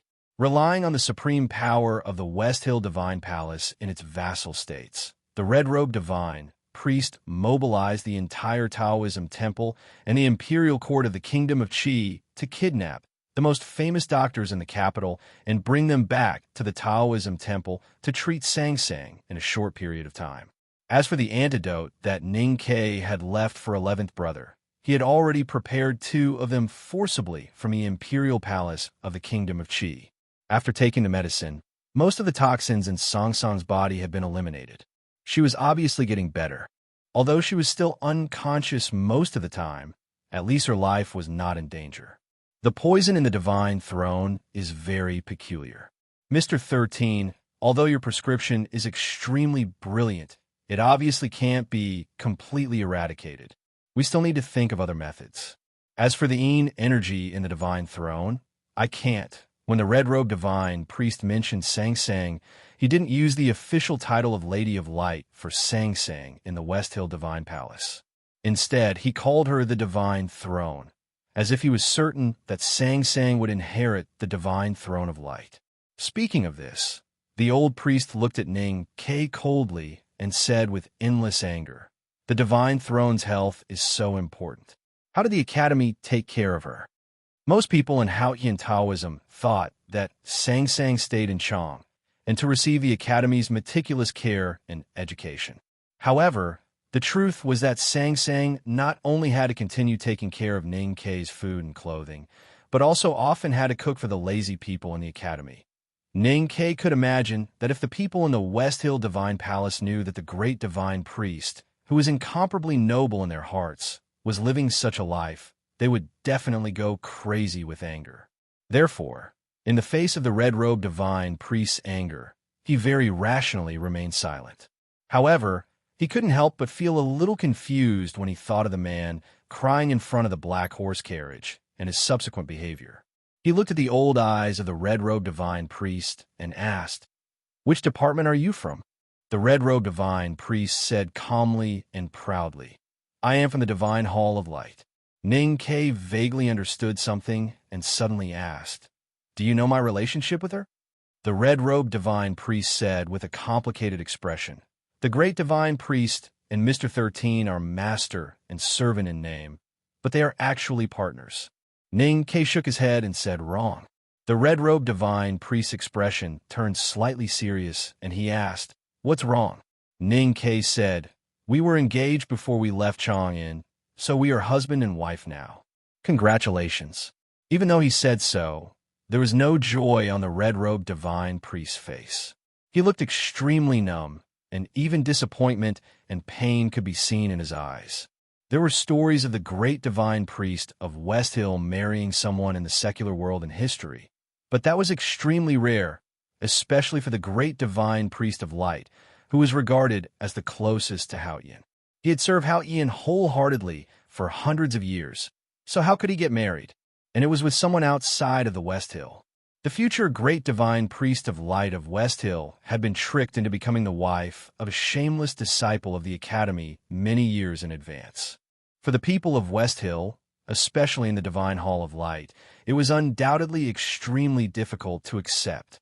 However, the great divine priest of revelation had agreed to Ning K's conditions in Chang, and so they could not object. Ning K could see the old man's disappointment, pain, and hatred towards him, so he was naturally not afraid. However, he still felt that it was a little troublesome when he thought about the future. He said, "Sang Sang is my wife, and no one can change that. The great divine priest of revelation has agreed to marry me, which means that he has obtained Haotian's permission. In that case, you and your companions should think clearly. In the future, at least half of the Divine Hall of Light of West Hill will be mine, so don't be hostile to me." This was not a threat. He was very clear that no matter whether it was the old and cunning swindlers in the West Hill Divine Palace or the passionate believers in Haotian Taoism, they would not bow down in the face of such a threat. He only said these words to remind the red-robed divine priest of something and tried to close the psychological distance between them. However, he did not expect that after hearing these words, the red-robed divine priest did not sneer or get angry. Instead, he began to seriously think about it, and the disappointment and pain in his eyes gradually calmed down. After a long time, the red-robed divine priest looked at Ning K and said calmly, "I agree with you." The red-robed divine priest looked at Ning Quebec. "In the future, there should be a seat for you in the Divine Hall of Light. If the great divine priest is willing, he can even give you half of the Divine Hall of Light. What's the big deal?" So it was Ning K's turn to frown and think. After all, no matter what his relationship with Sang Sang was, the West Hill Divine Palace would not allow the Academy to openly extend their hands into Peach Mountain, let alone directly affecting the Divine Hall of Light. Then why would the red-robed divine priest make such an invitation? He could not come to any conclusion. He looked at the red-robed divine priest and asked directly why. The great divine priest is still the Lady of Light, young and pure. The West Hill Divine Palace is the most complicated and dangerous place in the world. Even if she appears in Peach Mountain 2 years later, as the great divine priest of Revelation said, she still might not be able to sit in the Divine Hall of Light. Fortunately or unfortunately, you are her husband. If the Academy is willing to support the great divine priest through you, then I think her path to the throne will be smoother and more peaceful. The red-robed divine priest lowered his head slightly and showed respect to Ning Ke for the first time in the conversation. Ning Ke was silent. He suddenly realized that as Song Song's status grew, the problems or challenges they faced seemed to become more and more troublesome and complicated. However, these problems could only be faced in the future. Sang Sang was still in a coma and was seriously ill. He had to consider her current health, not her future glory. So he did not continue to discuss this problem. He asked, "When will Yi Hong Yu arrive?" The old red-robed divine priest had protested many times when Mr. 13 of the Academy insisted on calling the great divine priest of judgment by her name. However, his protests were always in an awkward position. Thinking of a relationship between Ning Ke and the great divine priest of light, he was afraid that Ning Ke had done even more disrespectful things. So he had to give up the dignity of Haotian Taoism in this aspect. If the great divine priest of judgment comes from the West Hill, it will take at least 10 days. After Sang Sang fell asleep again, Ning Ke ate something and washed up. He recovered some energy and was no longer as tired and absent-minded as when he first arrived at the capital. His thoughts were very clear. She can't be in the West Hill now, because she should know how troublesome this matter is. Even if the entire Haotian Taoism could not guess Long Qing's appearance, she must have guessed it. So she is looking for him. From Dragon Tiger Mountain to the martial arts sect, and then to the Red Lotus Temple yesterday, she should be on this route. Then he looked at the weak red-robed divine priest and said, "If so, why can't she do the same from the Red Lotus Temple, if I can spend a day and a night to get here?" The red-robed divine priest sighed softly and said, "The problem is, why did the great divine priest come?" Ning Ke said, "Because she has a lot of questions to ask me." After saying this, he walked into the depths of the white Taoist temple. Sang Sang was sleeping in one of the bedrooms. He believed that Yi Hong Yu would come as soon as she received the news that he was in the capital of the kingdom of Qi. Just as he said to the red-robed divine priest, Yi Hong Yu must have a lot of questions to ask him about Long Qing. If Ning Ke was the person in the world who wanted Long Qing dead the most, then Yi Hong Yu would undoubtedly be ranked second, because the man in the black Taoist robe had been challenging her. But Ning Ke did not tell the red-robed divine priest why he wanted Yi Hong Yu to come see him. Other than exchanging information about Prince Long Qing's resurrection, he had another more important reason. The cold qi in Song Song's body was a very tricky problem. Even the pure Haotian divine light in her body could not suppress it, so he wanted to try other methods. The old red-robed divine priest had used the Haotian divine light that he had cultivated for decades on Song Song's treatment. That was why he became so weak and tired. Because of this, the red-robed divine priest had gained Ning Ke's trust. But this was far from enough to cure Song Song's illness. Ning Ke needed other people who cultivated the West Hill divine skills. Yi Hong Yu was undoubtedly the best candidate. At this time, Ning Ke did not know that this person had become the West Hill Great Divine Priest of Judgment. In his eyes, Yi Hong Yu was the medicine that Sang Sang needed the most. "I'm going home. I've been rushing around. I'd like to announce in advance that from the 16th until the end of the month. Yes, let's have fun together." To be continued. If you like this work, please come to Chidian. Come to vote for me. Your support is my biggest motivation. Chapter 539. In the capital of the kingdom of Qi, vigorous and chilling music rang out. 600 papal cavalrymen of the West Hill Divine Palace dressed in black and gold-gray armor walked solemnly on the straight street. In the middle of the procession was an extremely gorgeous divine chariot. The chariot was surrounded by layers of gauze that fluttered in the autumn wind, but the face of the person sitting inside could not be seen clearly. Even if the truth could be seen clearly, no one dared to. The papal cavalrymen looked solemnly ahead. The people on both sides of the street knelt devoutly. Their cheeks, which were pressed against the soil, were filled with excitement and fanaticism. Some people even fainted from happiness. The divine chariot came to a stop in front of the white Taoist temple. All the priests and Taoists of the West Hill Divine Palace who were stationed in the kingdom of Qi knelt silently on both sides of the stone steps. The highest-ranking priest in the Taoist temple of the kingdom of Qi, dressed in red, said respectfully to the divine chariot, "Welcome, great divine priest of judgment, to the human world." The solemn music started again, and the autumn wind gradually calmed down. However, the curtains around the sacred sedan moved even though there was no wind. They were slowly lifted, and an extremely beautiful girl slowly walked down from the sedan. She wore a divine crown studded with jewels. The autumn light of dusk refracted repeatedly in those jewels, and then shrouded her beautiful and emotionless face. She faintly released an otherworldly aura of nobility. This was the first time Yi Hongyu had left the West Hill and come to the human world after succeeding as the great divine priest of judgment. She was no longer the young genius who was obsessed with cultivation. She had supreme authority and power. That was why she did not wear a red dress or a green Taoist robe. Instead, she wore a divine robe. The divine robe of the great divine priest of judgment was red. It was not bright red, but the deepest and heaviest red.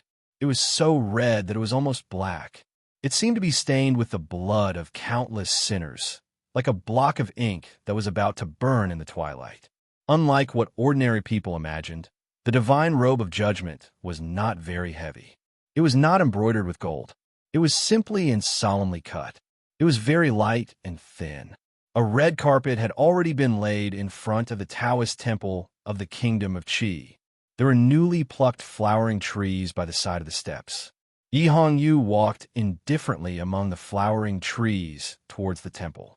As she walked, the light divine robe on her body gradually fluttered in the wind. Her graceful figure was faintly discernible. This was a beautiful and alluring scene. However, no one dared to look directly at the divine chariot, much less the body of the great divine priest of judgment. The old priest in red followed beside Yi Hongyu. Just like the priest from the judicial department, he lowered his head desperately, as if he wanted to be blind. The papal cavalrymen in black armor dismounted and took over the defense of the Taoist hall in the shortest time possible. Similarly, no one dared to look into the flowering trees. Beautiful things and people should be appreciated. Seductive gracefulness was worthy of fanatical worship. However, once these beauties and seductions were associated with a great divine priest of West Hill, it was dangerous. They did not want to be, so they of divine of Hill of West Hill, and of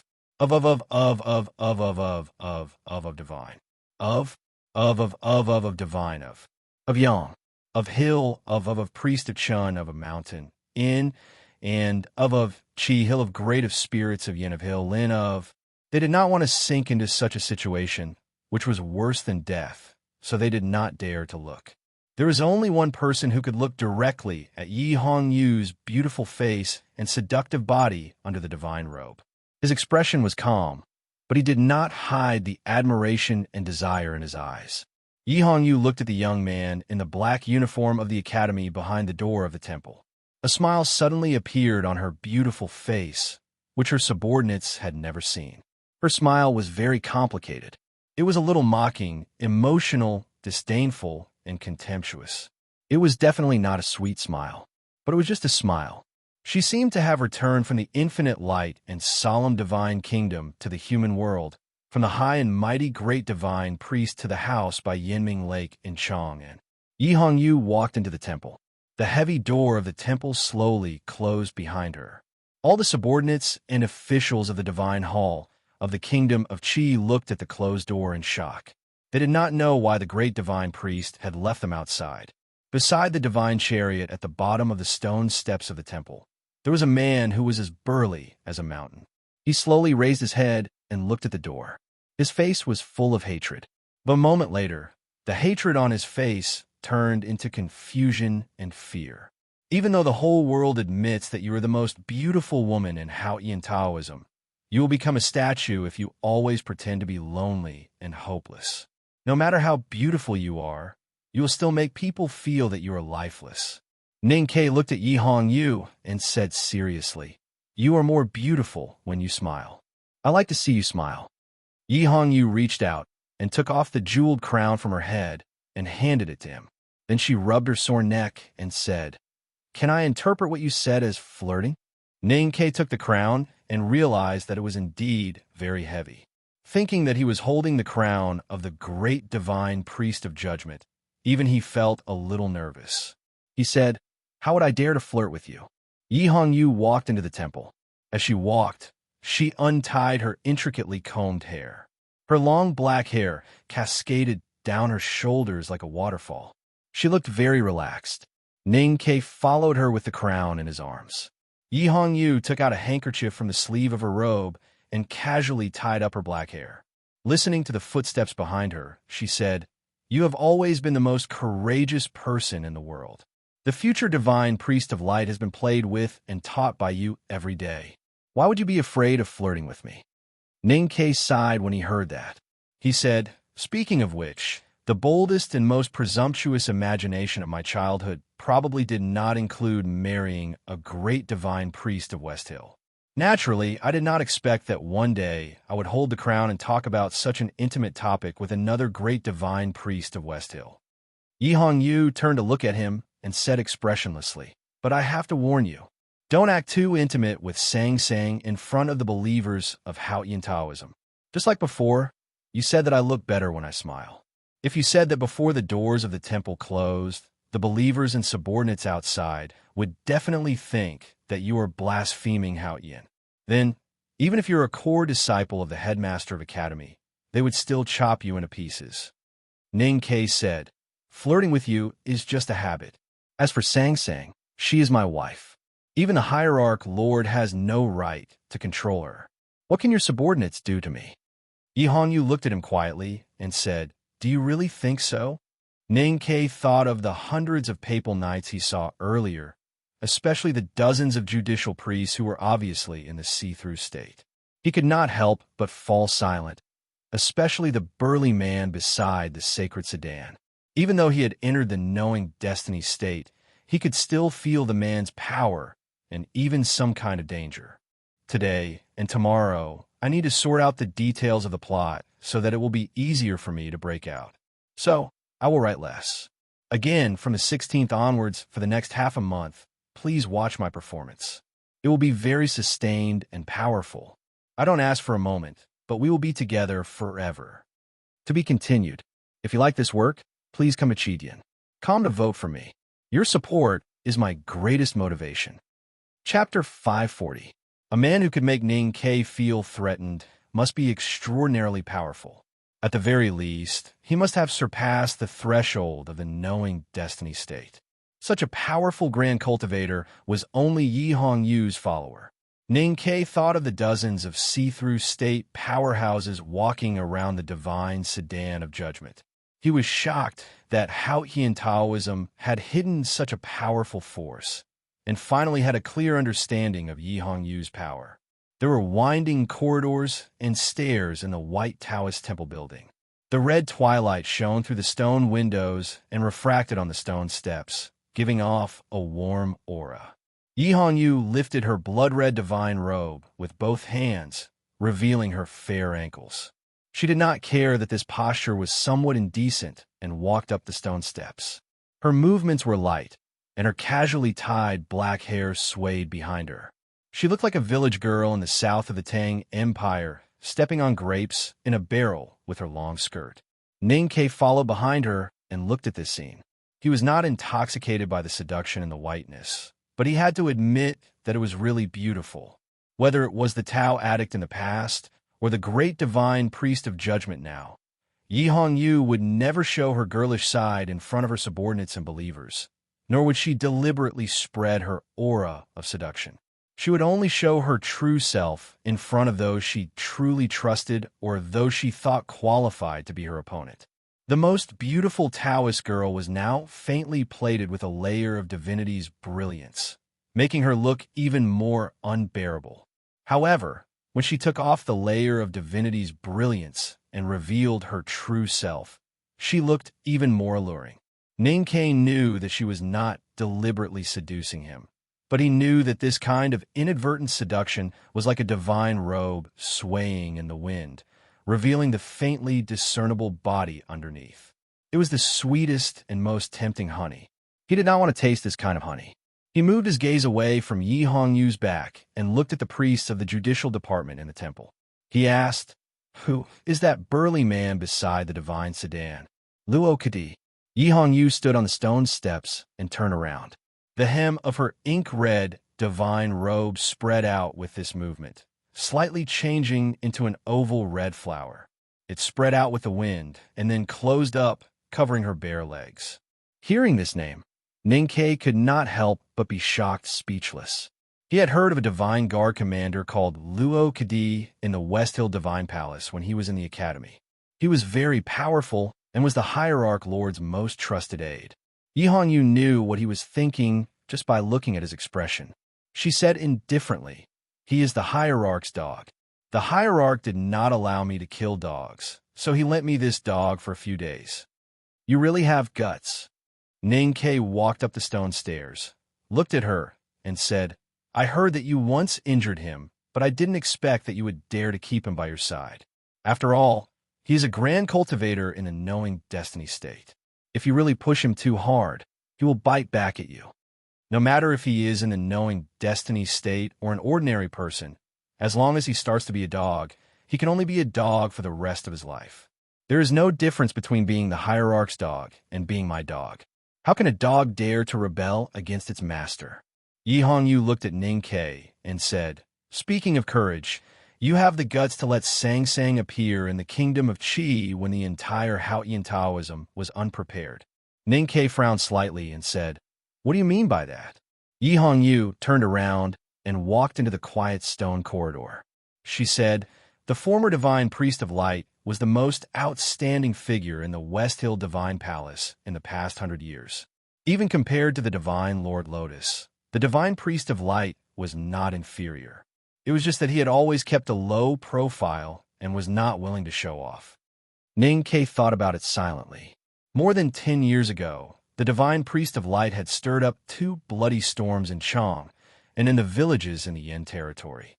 How could such a figure not be coquettish?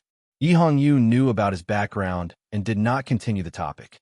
She said, "For decades, the former divine priest of light had trained many capable subordinates in the West Hill Divine Palace.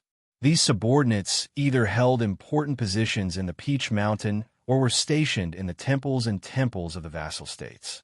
Just like the priest in red you have met, the divine priest of light had gained the absolute loyalty of so many people. He could even be compared to the Hierarch Lord." Ning Ke asked, "What does this have to do with Sang Sang?" Yi Hongyu slowly stopped and said, "The divine priest of light has been imprisoned for more than a decade. These loyal priests have had a hard time in the divine hall. Many of them have been quietly killed, and many have been pushed to the edge. What's amazing is that these people's loyalty to the divine priest of light has not changed at all. The divine priest of light was able to escape from a Yu prison and go to Chang, and because of these loyal subordinates. It was a pity that he died with Uncle Yin Sei outside Chang'an. So these loyal subordinates had waited for more than 10 years, but they still could not welcome their spring, until the whole world knew that the divine priest of light had a successor."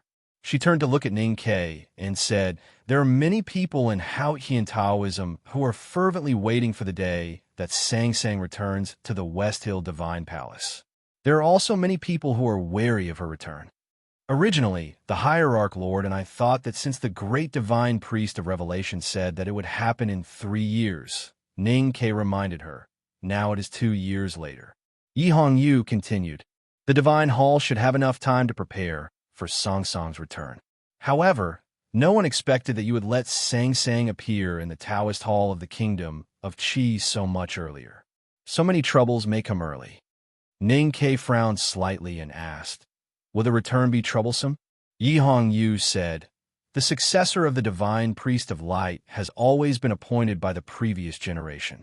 Even when the great Divine Priest of Light rebelled and founded the Devil's Doctrine 1,000 years ago, the next great Divine Priest of Light of the West Hill Divine Palace was still appointed by him, because only light is closest to light. Sang Sang has the inheritance of the previous Divine Priest of Light. So everyone in the West Hill Divine Palace knows that the next great Divine Priest of Light is and can only be her. However, there will always be some people who are not satisfied. Even if they do not dare to do anything disrespectful, they can try some tricks. Ning Ke asked, for example, what kind of tricks? Yi Hongyu said, the West Hill Divine Palace rules all the believers of Haotian in the world. It is the holiest and dirtiest place in the world. It is not surprising that weird things happen there. Ning Ke was silent for a long time when he heard this. Then he said, I don't care what problems there are in Haotian Taoism, and I don't care how dirty it is. But I have to remind you that after Sang Sang goes to the West Hill, no matter if it is the Hierarch Lord, the great Divine Priest of Revelation, or you have to ensure her safety. Yi Hongyu frowned slightly. She was not happy with his tone. Ning Ke looked at her and said, because she is my wife, and I am a disciple of the Academy. If anything happens to her, or if she is unhappy, I will be very unhappy. Yi Hongyu looked at him and said mockingly, who are you? Ning Ke said seriously, my second brother likes Sang Sang very much. Yi Hongyu was silent. Ning Ke reached out and patted her shoulder. He did not care what kind of shock it would cause if people outside the Taoism Hall saw this. He comforted her and said, of course, the Academy will not punish you for no reason. You know that we are not unreasonable people. Yi Hongyu looked up at him and said quietly, I did not expect you to be so shameless even now. But do you really think that Jun Mo's name and the Academy's name can scare me? The way I call myself does sound. Ning Ke's voice suddenly stopped because he saw two sacred and majestic divine lights burning in the depths of Yi Hongyu's beautiful eyes. The two divine lights seemed to come from the divine kingdom and represented the will of the great existence. His consciousness and body suddenly felt an unprecedented fear. He groaned and forced himself to look away. In an instant, his clothes were soaked in cold sweat. He knew that if he had really gone against the divine lights in Yi Hongyu's eyes, his consciousness would have been burned to ashes. He still had lingering fear. Could this be the legendary great divine priest of West Hill's talent? Yi Hongyu walked towards the room in the depths of the stone corridor again. Ning Ke rubbed his eyes and followed her. He complained angrily, did you really want to kill me just now? Yi Hongyu said, I said at Yinming Lake that the next time we meet, I will kill you. Ning Ke said mockingly, you also said it in the wilderness. But later on, you came to Chong and to eat and stay with me. I don't see you being embarrassed. Yi Hongyu said, there will be a time to kill you. Ning Ke frowned and suddenly asked, why do you always insist on killing me? Yi Hongyu said, because I hate you. I have never seen someone as shameless as you. Ning Ke said, there are many people in the world who are more shameless than me. This is not a reason. Yi Hongyu stopped and said after a moment of silence, Haotian Taoism and the Academy will eventually fight. I have told you before that among the core disciples of the headmaster of Academy, only you understand what it means to fight. So in the future war, you will be the most dangerous enemy for Haotian Taoism. That is why I have always wanted to kill you. Ning Ke said, should I be proud that the great divine priest of judgment is so wary of me? Yi Hongyu continued walking and said, or sad. Ning Ke said mockingly, can you kill me? Yi Hongyu said matter-of-factly, of course. Ning Ke's smile became a little awkward. He insisted and said, you should be able to see that I am very strong now. Yi Hongyu did not look back and said indifferently, I'm even stronger now. Ning Ke was a little angry and said, "Then do you want to try and kill me now?" At this moment, the two had already walked to the quiet room. Yi Hongyu turned around and looked at him. She said, "I said at Yinming Lake that if I have the chance to kill you in the future, I will spare you once. There are two such promises, and I have used it today." Ning Ke shook his head firmly and said, "This does not count." Yi Hongyu said, "If I say it counts, then it counts." Ning Ke said, "If I say it doesn't count, then it doesn't count." Yi Hongyu said, "If I say it doesn't count, then it doesn't count." At this moment, she suddenly came to her senses. She felt that this conversation was really childish and boring, so she did not continue. Ning Ke pushed open the closed door and said, "Please." Yi Hongyu looked at Sang Sang, who was sleeping on the bed. She looked at her pale face and suddenly said, "Why should I help you?" Ning Ke said, "She is the future great divine priest of light of the West Hill Divine Palace." Yi Hongyu said, "She is your wife, not mine." Ning Ke was a little angry. Yi Hongyu said expressionlessly, "Don't pretend to be angry in front of me. You know it is useless." Ning Ke suddenly relaxed and asked helplessly, "Then what do you want in return?" Yi Hongyu stretched out a finger and looked at him. She said, "Count it as once." Ning Ke understood that she meant a chance to spare his life. Without hesitation, he stretched out his finger and hooked hers. He said, "Deal." Yi Hongyu tilted her head slightly and looked at their hooked fingers in the air. She seemed to be deep in thought. Then she shook her head and walked into the room. It was late autumn, and the sun was setting early. The red twilight was gradually swallowed by the buildings in the capital of the kingdom of Qi. The priests and knights of the West Hill Divine Palace guarded the white Taoist temple in silence. They looked at the closed door and thought nervously about what was happening inside. At this moment, a room above the Taoist temple suddenly emitted countless rays of light. It was the pure and holy Haotian's divine light. It instantly engulfed the window and then slowly descended. The sun had already set. A new morning sun rose in the capital of the kingdom of Qi. The people outside the Taoist temple felt the majesty and love in the divine light. They all knelt on the ground. Those who saw the morning sun in the twilight, whether it was the imperial concubine of the kingdom of Qi in the palace or the devout believers in the slums, all knelt in that direction and prayed in awe. From tomorrow onwards, prepare to die. To be continued. If you like this work, please come Chidian. Come to vote for me. Your support is my greatest motivation. Chapter 541.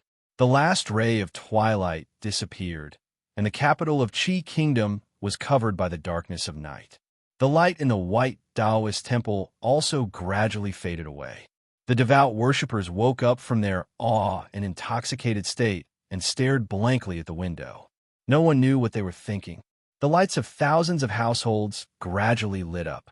The door opened, and Yi Hongyu walked out. Her beautiful face was still cold and emotionless, but she could not hide the tiredness in her eyes. Ning Ke noticed her tiredness and even haggard, but he did not say anything. He walked into the room and sat by the bed. He held Song Song's slender wrist and felt it silently for a moment. After confirming that Song Song's condition had improved, he finally heaved a sigh of relief. He tucked her in and put a new wet towel on her forehead. Then he walked out of the room. He looked at Yi Hongyu, who was leaning against the stone wall, and said sincerely, "Thank you for your hard work." Yi Hongyu noticed that he did not thank her. She raised her eyebrows and asked, "Aren't you going to thank me?" Ning Ke said, "It was at the cost of my life." Yi Hongyu said, "Your prescription and the herbs in the Taoist temple seem to have worked. The poison in her body has been mostly neutralized, but I can only suppress the cold aura for now." Equals after a short pause. She frowned slightly and continued, "That night by the Yinming Lake, I knew that the divine light in the Lady of Light's body was much purer and more abundant than mine. Even she could not get rid of the cold aura in her body, so naturally I could not either. Speaking of which, where did the cold aura come from?" Ning Ke told her the story of how he picked up Sang Sang from a pile of corpses by the roadside. Yi Hongyu did not get rid of her doubts. Instead, she frowned even more and said, "Corpses and decaying water are indeed the most mean and filthy things in the world. The cold rain from the sky does great harm to the baby girl's body. But how can this acquired coldness compete with the Hao-Ian divine light in the Lady of Light's body? Ning-Ke looked at her expectantly and asked, "Do you have any ideas?" Yi Hongyu looked into his eyes and asked, "Does the headmaster have any ideas?" Ning-Ke shook his head. Yi Hongyu said expressionlessly, "Even the headmaster of the academy can't do anything about the cold aura in her body. How dare you ask me if there's any way? Even though you said it out of desperation, you still look like an idiot." Ning-Ke's expression became a little gloomy, and he forced a bitter smile. Looking at his expression and thinking of how Ning-Ke had hooked his fingers with her without hesitation before she used the divine skill on Sang Sang, Yi Hongyu felt for the first time that this shameless disciple of the academy was not completely useless. Thinking of this, she looked at Ning-Ke and said with a gentle expression, "Since the headmaster said that the Buddhism sect has a way to cure Song Song's illness, then your trip to the Lang Temple will be fruitful." Ning-Ke smiled and asked, "Are you comforting me?" Yi Hongyu said, "You can understand it this way." Ning-Ke said, "What I can't understand is that you are the one who comforts me." Because he was laughing heartily, the dimples on his cheeks looked especially bright. Yi Hongyu looked at his face and said, "You are indeed a little cute, but your personality is really disgusting." The priests and knights of the Kingdom of Qi's Taoist Temple and the judicial department were all blocked outside by the tightly shut door. At this time, the Taoist temple was quiet and empty. The lights in the stone corridor were naturally not lit. The stars in the capital that leaked in through the stone window facing the street were not very bright, but they were not dark either. Ning-Ke looked at the face of the girl from Hao-Ian Taoism in the dim light. He looked at her tired and haggard eyes. He looked at her clear eyebrows, bright eyes, and tender lips. He suddenly felt that this was the most beautiful and charming Yi Hongyu he had ever seen. His right hand that was hanging by his leg trembled slightly. With a slight tremble, his fingertips touched something hard. He raised the teacup in his hand and handed it to her. Yi Hongyu took the teacup and drank the cold tea that was still thick. It was very quiet in the corridor. The disciples of the back of the mountain of the academy and the great divine priest of judgment of the West Hill Divine Palace leaned against the cool stone wall in silence. They looked at the faint light from the window and did not speak for a long time. After a long time, Ning-Ke suddenly said, "You said it before today at the Yinming Lake and in the wilderness that the academy and your Hao-Ian Taoism are natural enemies. One day, there will be a magnificent war, and that day is coming faster and faster. Have you ever thought about what we should do if we really meet on the battlefield one day?" Yi Hongyu held the teacup and looked up at him. Her eyes were full of mockery. She said, "We are all people without friends, so why do we have to pretend to be friends and talk about the past and the future? You want to make our relationship closer just to save your life in the future. This is a little shameless." Ning-Ke did not explain and said, "I just want to know what you will do if that day really comes." Yi Hongyu said without hesitation, "I have said that you are the most dangerous enemy to Taoism. So if a day of war really comes, of course I will kill you at all costs." Ning-Ke took the teacup from her hand and brought it to his lips. He said thoughtfully, "That makes sense. For someone as dangerous as you, I should also try my best to kill you first." After saying this, he poured the last few drops of tea into his mouth and drank it. It was extremely bitter. Yi Hongyu was a little annoyed to see him drink the remaining tea from her teacup. But when she saw him frown because of the bitterness after drinking the remaining tea, she suddenly did not want to be angry anymore. "I will not show mercy." Yi Hongyu looked at the night view of the capital outside the stone window and said indifferently. But it was unknown whether she was saying this to Ning-Ke herself or her loyal subordinates outside the temple. Ning-Ke thought about the scenery and people in Chong, and the countryside scenery he saw on his way south, and the farmers and soldiers who kept watering the fertile fields. He said, "I feel the same." The dim stone corridor fell into silence once again. It was still Ning-Ke who broke the silence.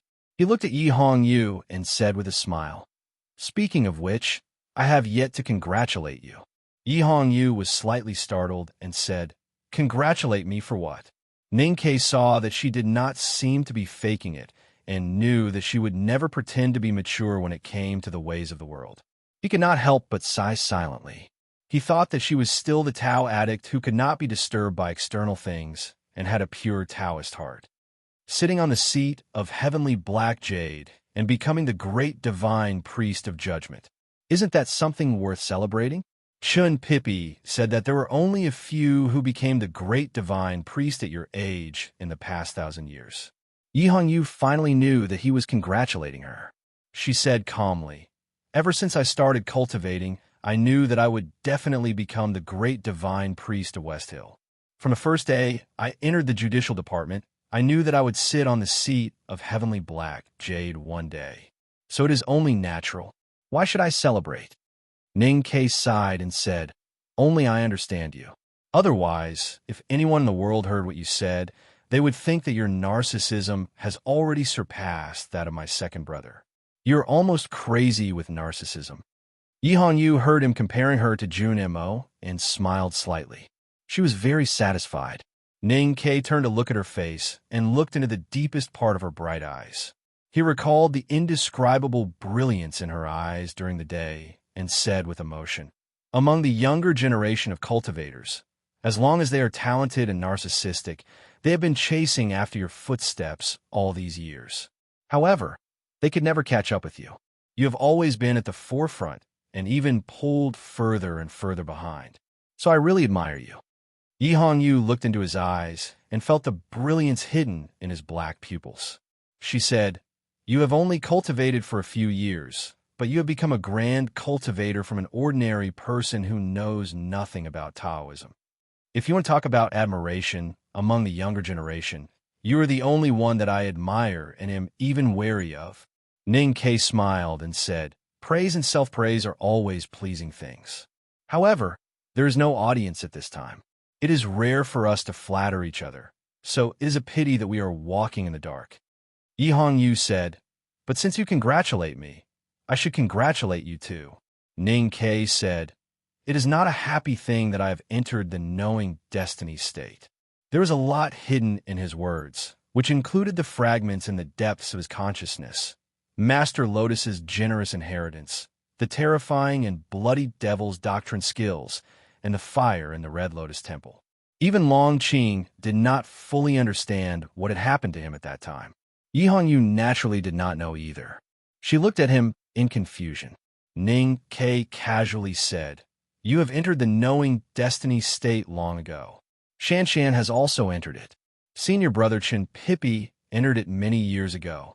In front of you, I have no right to be proud." Yi Hongyu said, "I have said many times that we are different from ordinary cultivators.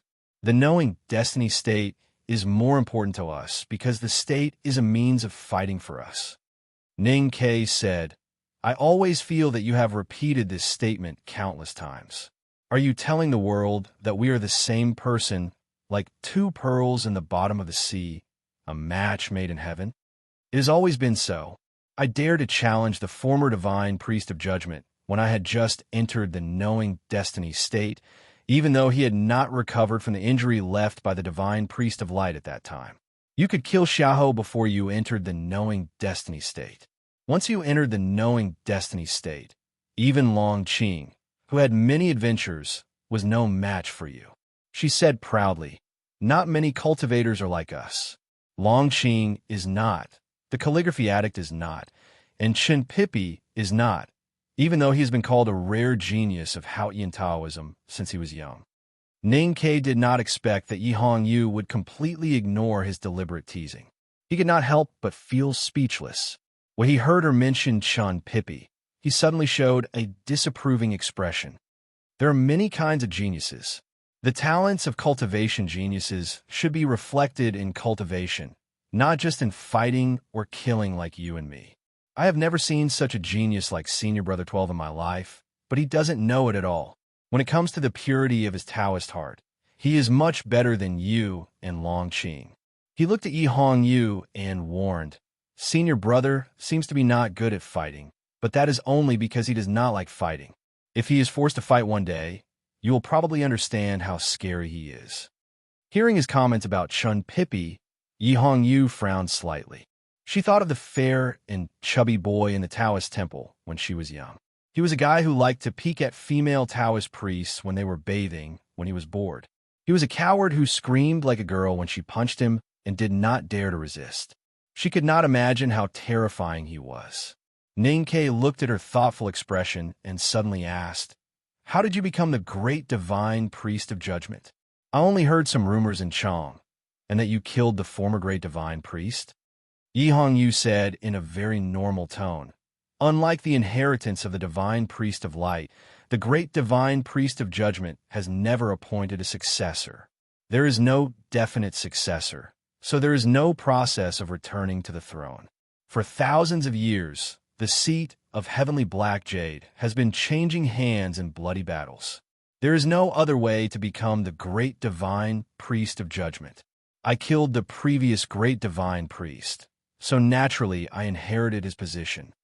Ninkei looked slightly serious and asked, "If there are other powerhouses on the Peach Mountain of West Hill who want to become the great divine priest of judgment, what they need to do is to kill you?" Yi Hongyu said indifferently, "Yes, but it seems that no one dares to kill me for now." Ninkei looked at her and said, "But I know someone who wants to kill you and dares to." Yi Hongyu knew who he was talking about and said, "He can't kill me." Ninkei said, "But you have to admit that he has been in the Divine Hall of Judgment for so many years and has so many loyal subordinates. He will definitely not give up the chance to sit on the seat of heavenly black jade." Yi Hongyu knew that the conversation had entered the main topic.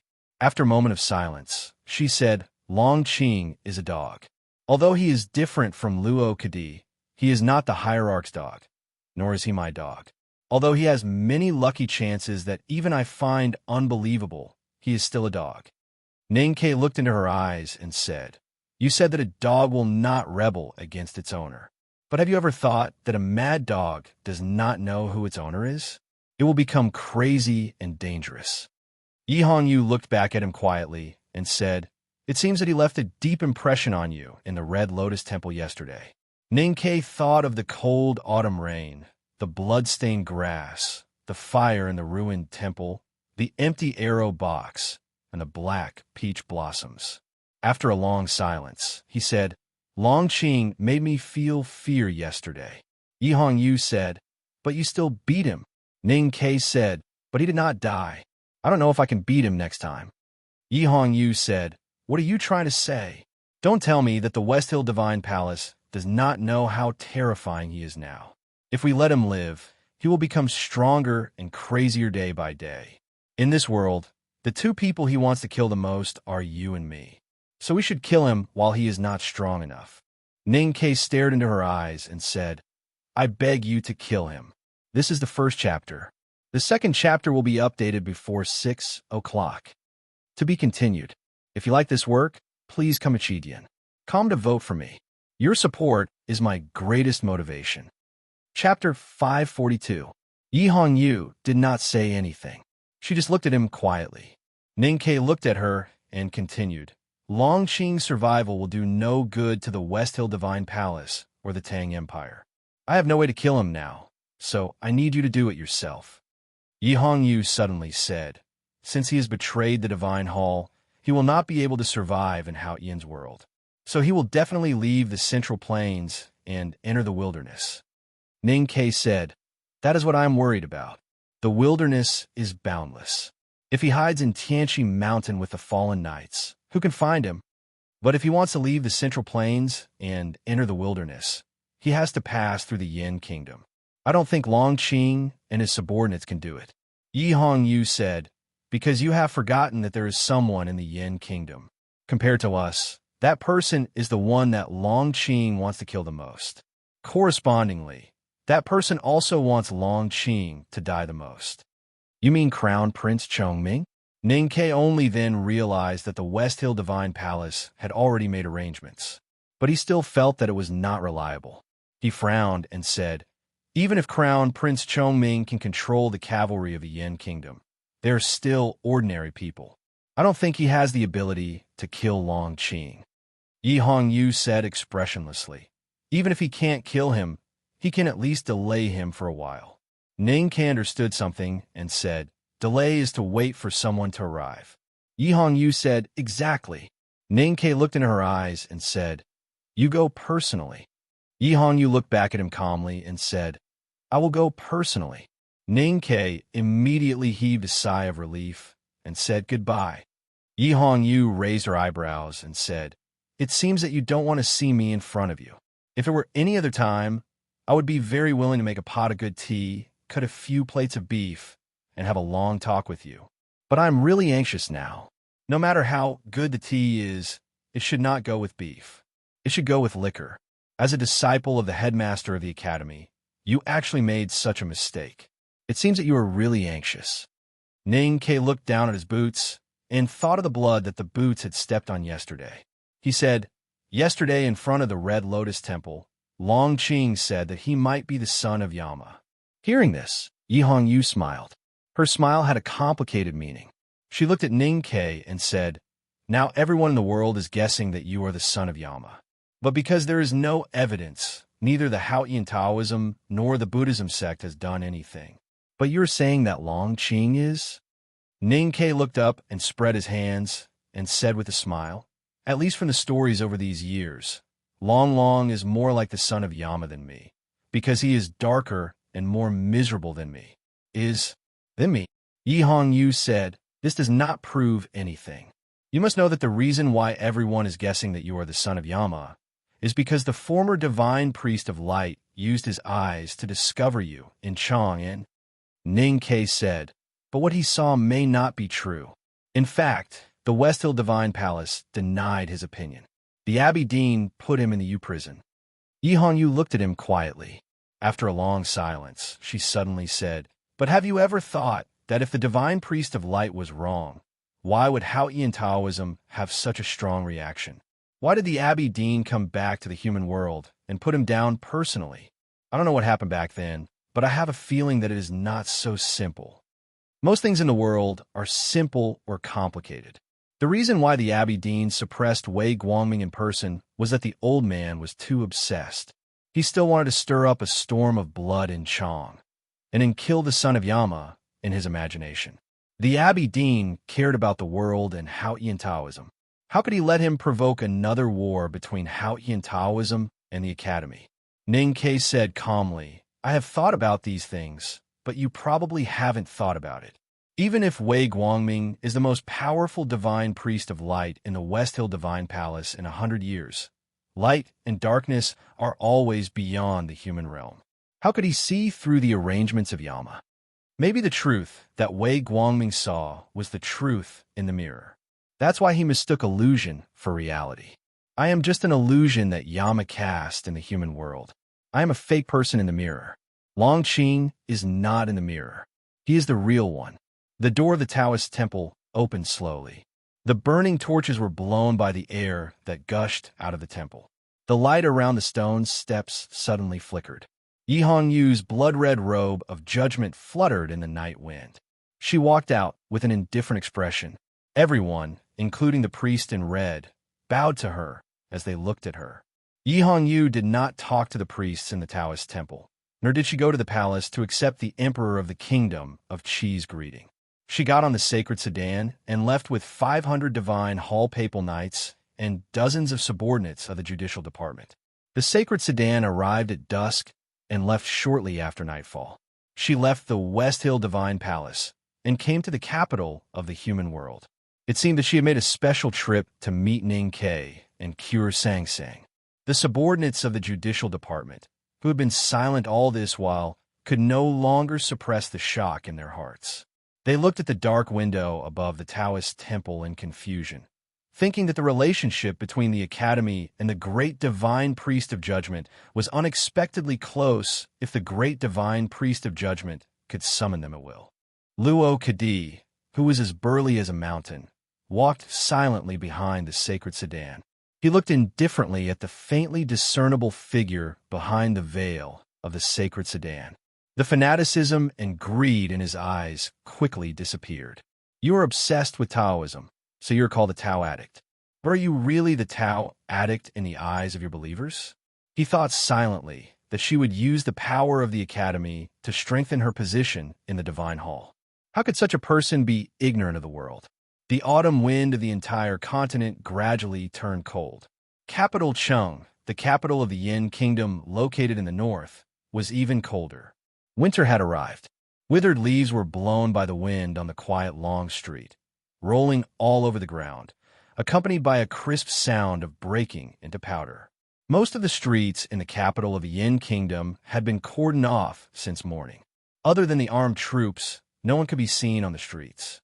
Even so, the soldiers were extremely vigilant.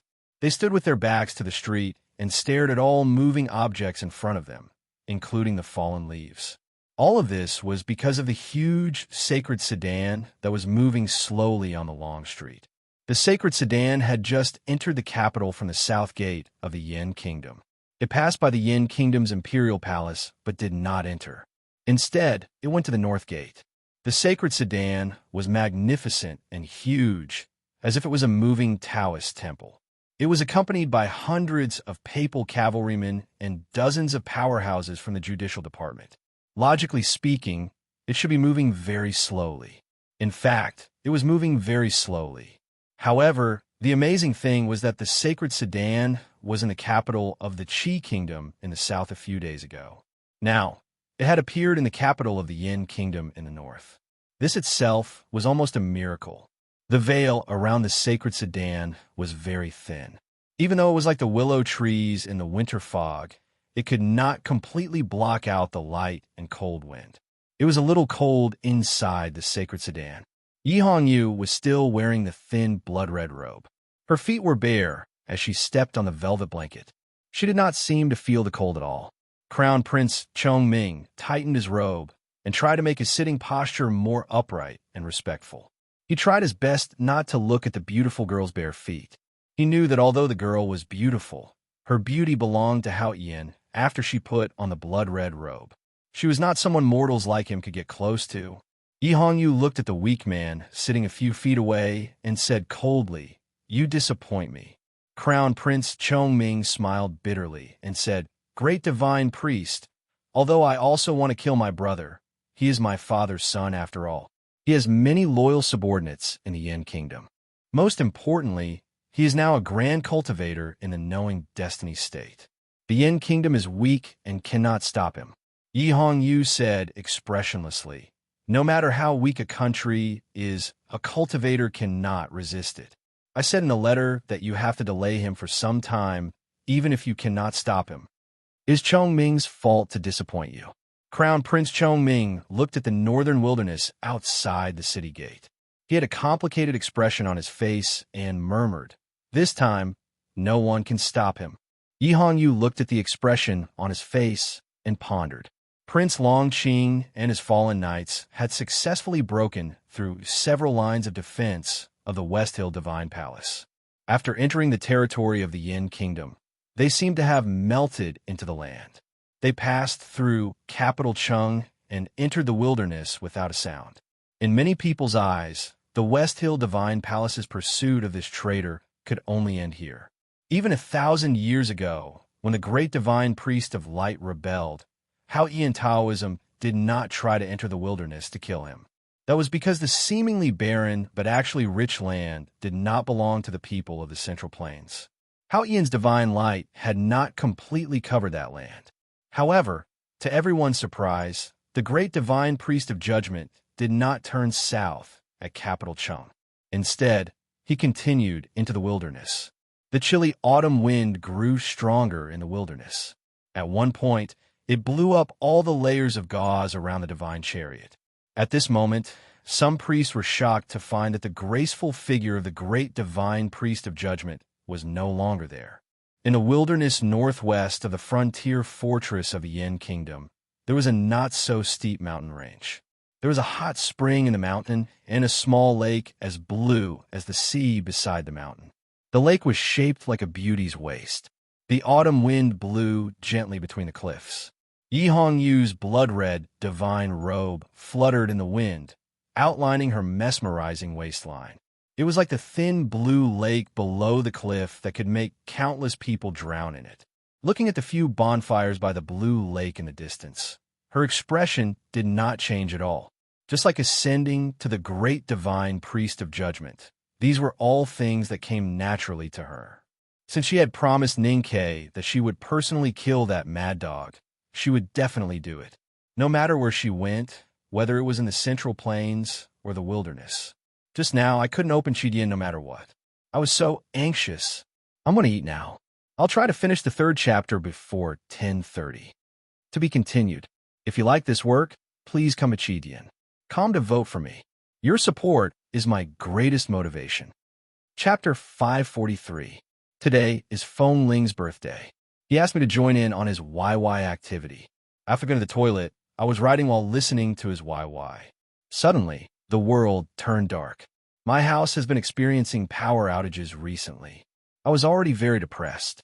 Just when I was about to get angry, I suddenly found that the entire building was without power. At that time, my wife was still walking the dog downstairs. I was suddenly worried that she would be locked in the elevator with the dog like I did last time. I was terrified. Fortunately, the phone got through, so I went to pick her up with a flashlight. Then, I called Feng Ling and asked him to help me say thank you in YY. But I heard that he posted that if I asked for leave today, I would have to wait until 5 p.m. tomorrow. My dear, fortunately, the electricity still came. Anyway, today was quite exciting, but I really hope that there will not be a second time. It was as blue as the sea and shaped like a waist. In fact, it was just a narrow and thin lake in the north. Ning Ke had once stayed here. Mo Shanshan and the girls of the Black Ink Garden had temporarily rested here. Many interesting stories had happened here, and Yi Hongyu had heard of these stories in the hanging basket in the clouds. It was a pity that when she came to the Blue Lake, she did not face the calligraphy addict with wet black hair behind the curtain of the hot spring, nor did she face the food from Chong and City and the Great River Kingdom. Instead, she faced the bonfires between the piles of stones by the lake and the dozens of people by the bonfires. Longqing fell into a half-unconscious and half-crazy state of mind when he was attacked by Ning Ke in the Red Lotus Temple. Fortunately, he was taken away by his loyal subordinates. When he woke up, he did not have time to lament or be depressed.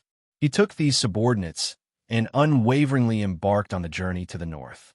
During the 1,000-mile journey, Longqing relied on the power he had accumulated in the Divine Hall for many years and successfully broke through the heavy defense line set by the Judicial Department. He also gathered many of his most loyal subordinates and gave them the precious Earth Pill. Thus, the fallen knights, who had suffered heavy casualties, became stronger again. Since the news of Longqing's death spread 2 years ago, the Yin Emperor was left with only one son. There were no more disputes in the court.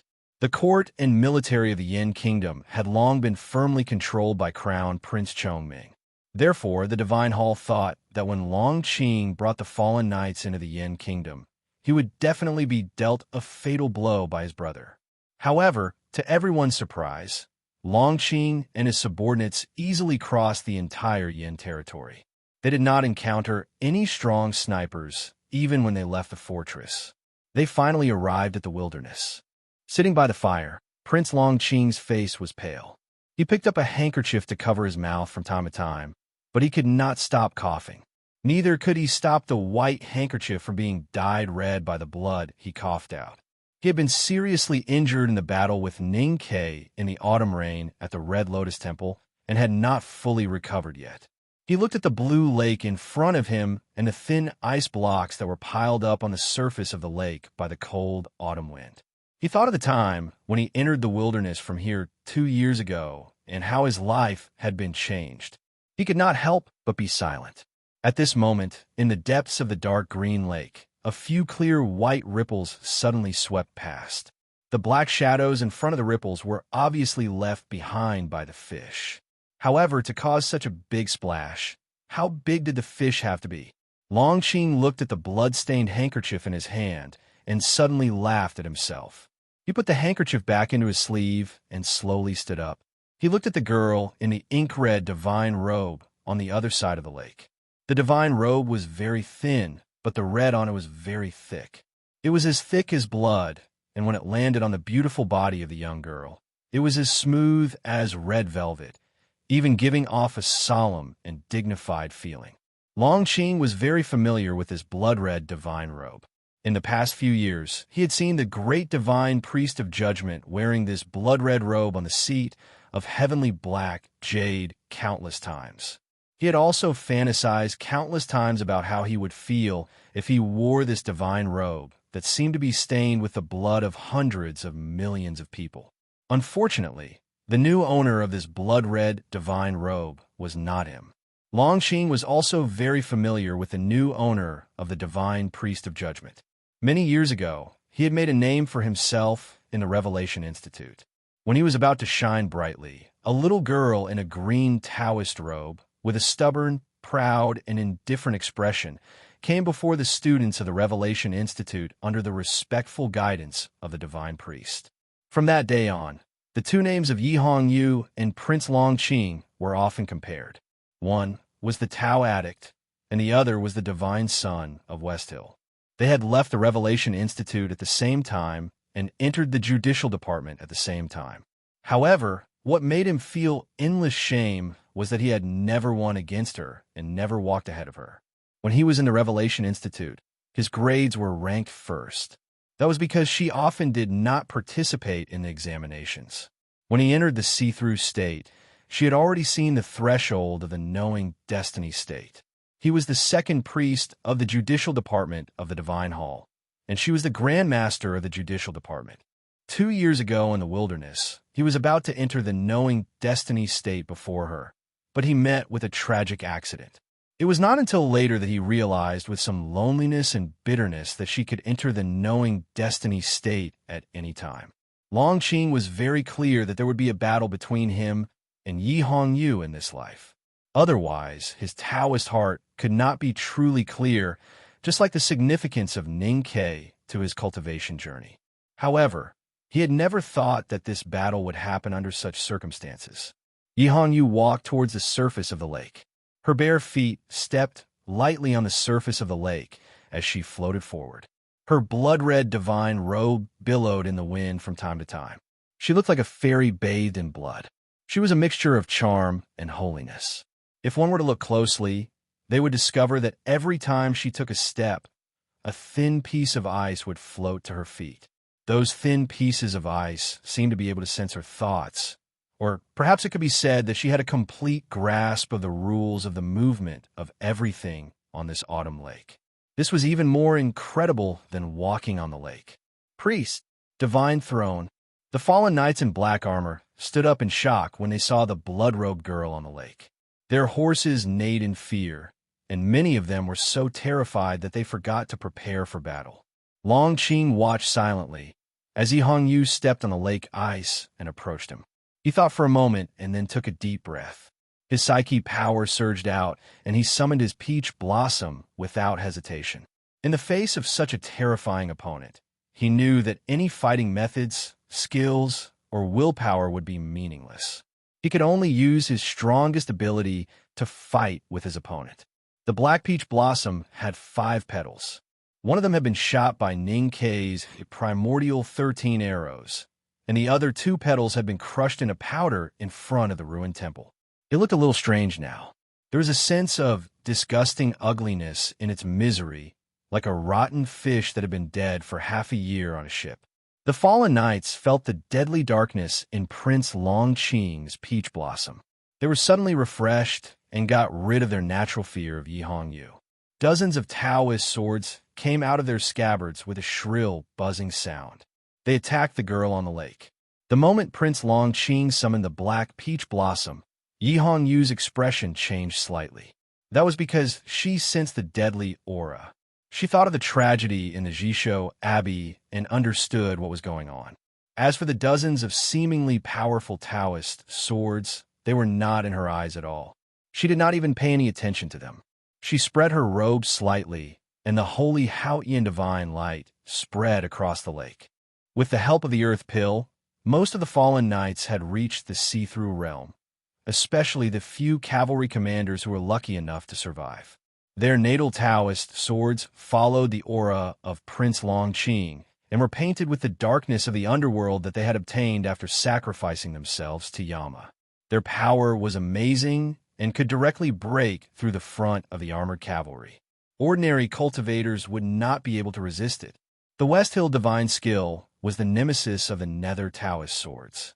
When the seemingly unstoppable black Taoist swords flew to the surface of the lake and into the Haotian divine light around Yi Hongyu, they were like ghosts encountering the scorching sun. The swords trembled violently and emitted green smoke. They let out pitiful wails and lost all their previous power. Some of the black Taoist swords sensed that something was wrong and tried to fly out of the range of the Haotian divine light.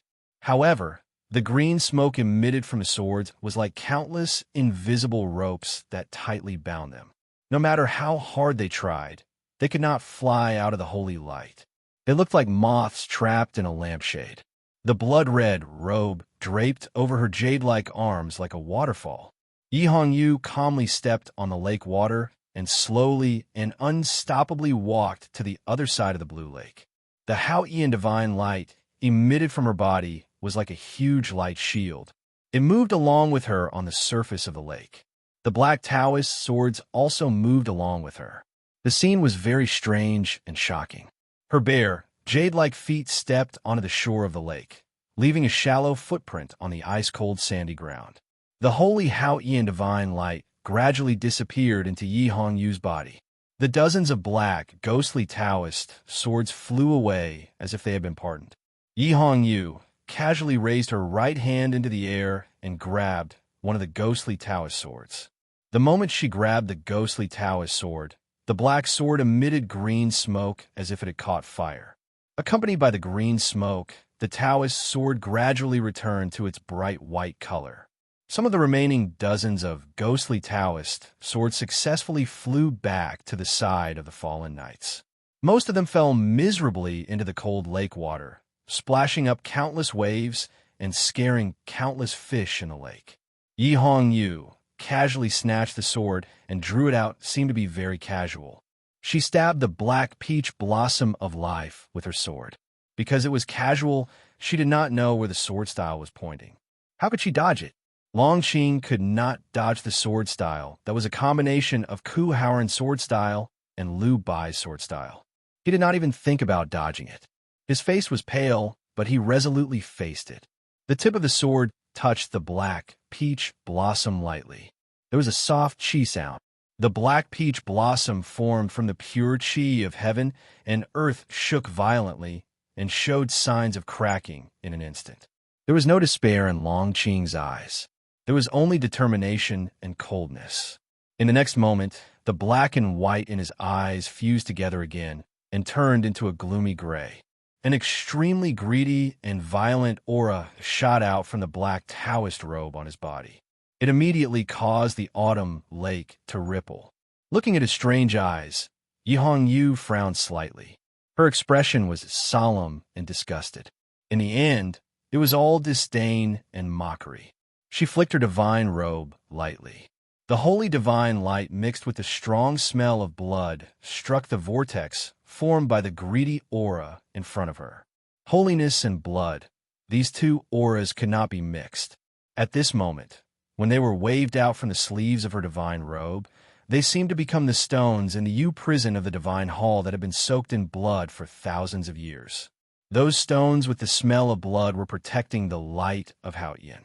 Such stones could not be swallowed by any vortex. Victory on the first day. See you all tomorrow.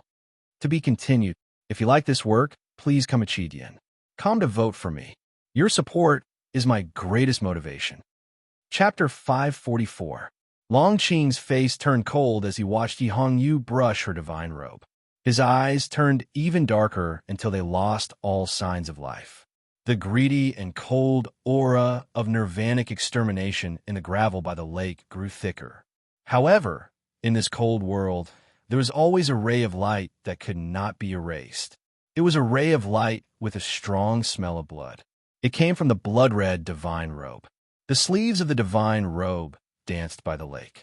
Every time the horn of the robe moved, A gust of wind with a strong smell of blood and holiness would attack the vortex formed by the aura of nirvanic extermination.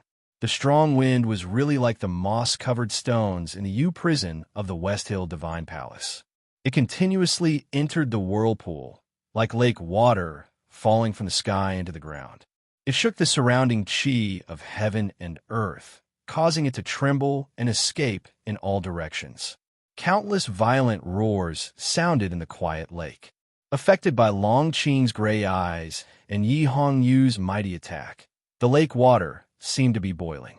The fish that were hiding in the depths of the lake either fainted or died. They gradually floated up and piled up on the surface of the water in a pile of pale white. The forest further away did not escape the terrifying impact of the countless collisions of auras.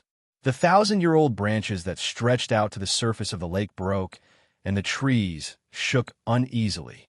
The withered yellow leaves that were left floated weakly into the air. No one knew if they would fall into the lake or be crushed into pieces by the wind. A few cold-resistant magpies curled up their tail feathers in fear. They desperately flapped their wings and flew far away. However, in order to survive the difficult winter in the wilderness, they had already eaten too much and became too fat. They could not increase their speed at all. Therefore, they could not escape the aftermath of the battle between the two powerhouses. They fell to the ground and died. There were countless tiny wounds on Yi Hongyu's body. Countless thin streams of blood flowed out from those wounds and seeped through the light, divine robe before slowly dripping to the ground. Soaked in blood, the divine robe appeared even redder. It was like a red flower that had been washed by dew. It was breathtakingly beautiful. The wet divine robe stuck to her body. It was breathtakingly beautiful and extremely alluring. Her face was a little pale, but it was still beautiful and moving. After such a great battle, there was not a speck of dust or blood on her delicate skin. Her eyes, in particular, were abnormally bright, yet they seemed so calm. It formed a clear contrast with her divine robe that was dripping with blood and her alluring body. She was covered in blood, but she was still calm and beautiful. This meant that she was absolutely powerful. On the gravel ground by the lake, dozens of fallen knights were seriously injured. Their blood dyed the stones beneath them red. Long Qing knelt on one knee. His sweaty hair stuck miserably to his forehead. The silver mask on his face was lost somewhere, revealing his badly burned cheek. Yi Hongyu walked forward slowly. With every step she took, more blood flowed out of her body. However, her expression did not change. It was as if she could not feel the pain. It was as if there was an endless amount of blood in her body that could be shed. She walked towards Long Qing and said, "You are indeed much stronger than before. I am very surprised that you did not manage to kill Ning Ke in front of the Red Lotus Temple. However, it is a pity that you are still not as strong as me." Long Qing raised his head with difficulty. He looked at the blood-red robe that was getting closer and closer. He looked at his somewhat tragic face and revealed a strange smile. For some reason, he did not tell Yi Hongyu about the strange things that had happened to Ning Ke during the battle in the autumn rain at the Red Lotus Temple. "I have no interest in the seat of heavenly black jade now. In fact, you really do not need to pay such a high price to abandon your subordinates and take the risk to kill me alone," he said as he panted, still wearing a strange smile on his face. Yi Hongyu walked to a few feet away from him and said, "People like me will not believe that you are so depressed that you want to wander the wilderness in search of freedom and true inner peace. I know that you are not interested in those things. Therefore, there is no reason for me to let you continue to grow stronger to the point that you can threaten me." Long Qing held his knees and said tiredly, "People like you never say anything before killing. Therefore, I am very curious. Why did you give me the chance to say my last words? I heard that you told Ning Ke that you think you are the son of Yama." Yi Hongyu said, "Of course, the main reason why I did not kill you now is that I also need to rest. I do not want to die with a piece of trash like you." Long Qing looked at her and said mockingly, "The Tao addict actually needs to rest now? Is it because your spirit has been worn down by the seat of heavenly black jade after you became the great divine priest of judgment?" Yi Hongyu did not get angry because of his mockery. She said calmly, "It is said that below Hao Qian, above the divine throne, even if you are a demigod, you are still not a true god. Humans need a rest. Humans need to rest." Yes, many people have always wanted to be a god, but they do not know that being a human is also a very happy thing, as long as you do not become a ghost. Long Qing said desolately, "I do not know whether I am the son of Yama or a person of the heaven's mandate, but I probably cannot be considered human anymore." The blood-red divine robe gradually dried. Yi Hongyu looked at him and said calmly, "No matter whether you are a human or a god, you will become a ghost today. If you are really the son of Yama, then I will send you to see your father." As soon as she finished speaking, she took another step forward. Suddenly, in the forest by the blue lake, there was a sudden dense sound of footsteps. There were also a few extremely strong spiritual powers that instantly covered the gravel ground. Looking at more than 1,000 grassland barbarians wearing fur coats and holding all kinds of weapons rushing out of the forest, Yi Hongyu's eyes suddenly became bright and sharp. The people of the grassland tribes who would appear in the frontier fortress of the north of Yin Kingdom could only belong to the left king's palace, which was now in a precarious situation. Then the several strong spiritual powers that covered the gravel ground must have come from the high priests of the palace. So you have an agreement with these barbarians, but they're not having a good time now. How could they still send several high priests to pick you up? What did you pay for it? Yi Hongyu asked. Long Qing stood up. Blood and pus kept flowing from the center of his black Taoist robe. The hole in his body must have been seriously injured in the previous battle. The left king's palace is indeed living a miserable life now. They are attacked by the desolate man and the people of the Central Plains. Just like me now, I am attacked by the divine hall of light and Ning Ke in the dark. You ask me what I have to pay to win the trust of these grassland people. In fact, I have not paid anything. He looked at Yi Hongyu and said, "The Yin people and the left king's palace have been neighbors for many years.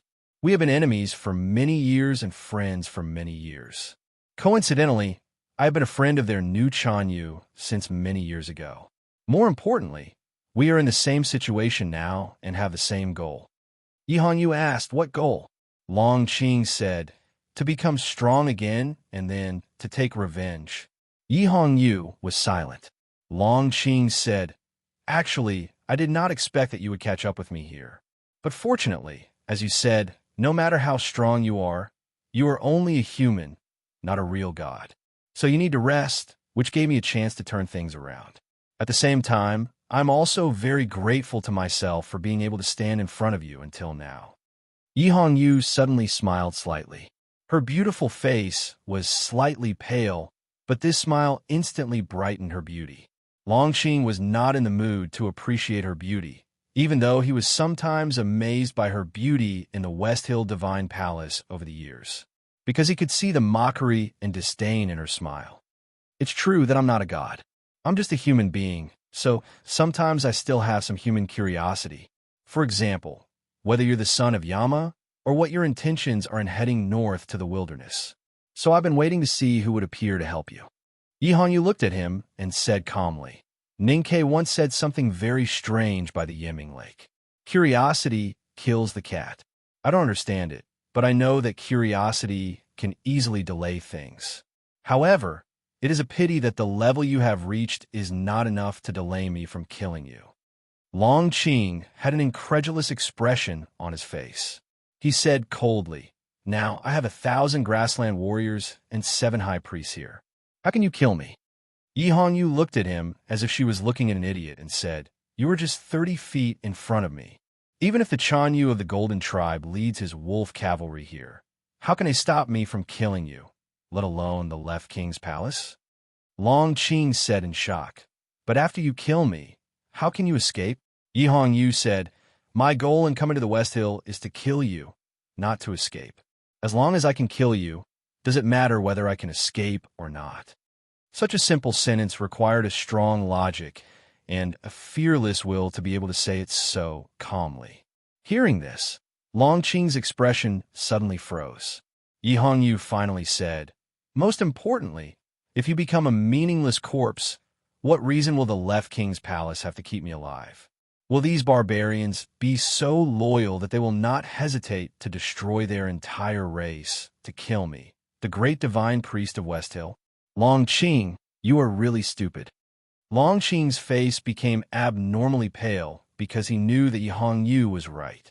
If he died now, why would the left king's palace avenge him and fight against the great divine priest of judgment? He held on to the last hope and said, "But they will not watch you kill me, because I am their last hope to survive and even grow in the wilderness." As if to prove Long Qing's judgment, the branches of the forest by the lake suddenly became chaotic. Several powerful auras that had already landed on the gravel ground instantly became more violent and attacked Yi Hongyu's body. Those auras contained the wild power of nature, and even faintly had the smell of some wild beasts in the wilderness. That was the unique spiritual attack of the grassland barbarian priests. Yi Hongyu's face was slightly pale. She looked at the forest coldly. A proud and domineering snort came from her thin lips. Almost at the same time, a painful muffled sound came from the distant forest.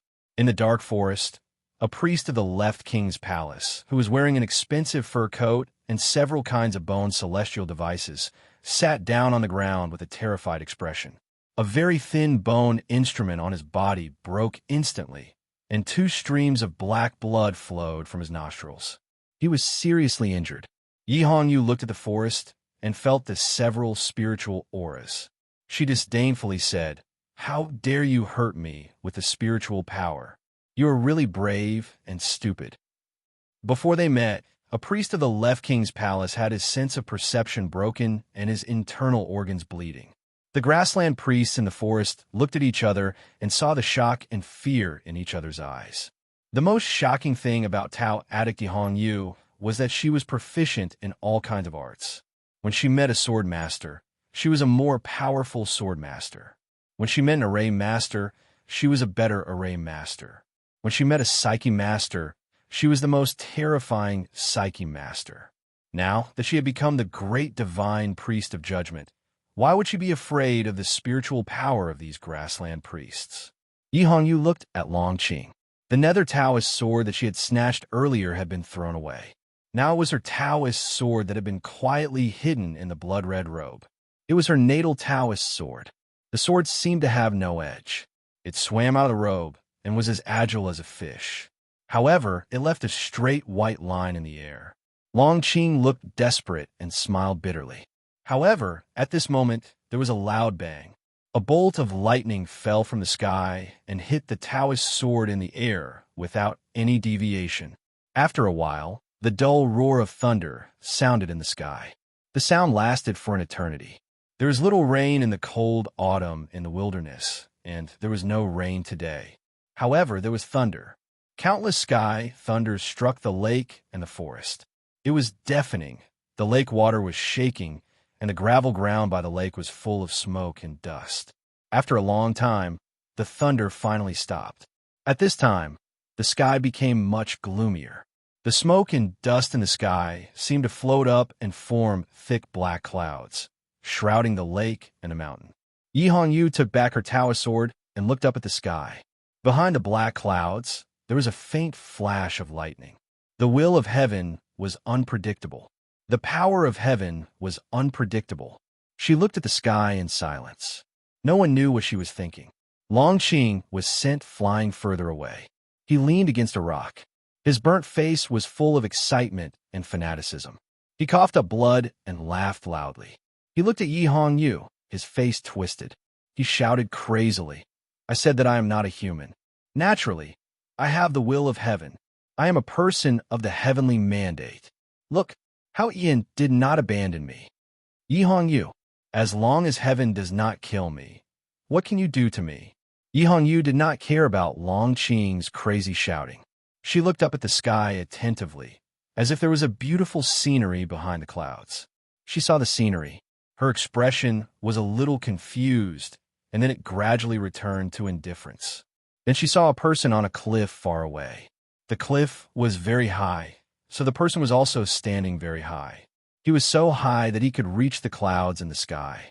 The person had a Taoist bun and wore a light-colored Taoist robe. He carried a wooden sword. From a moment she saw the person on the cliff, Yi Hongyu stopped looking at the sky. She only had eyes for him.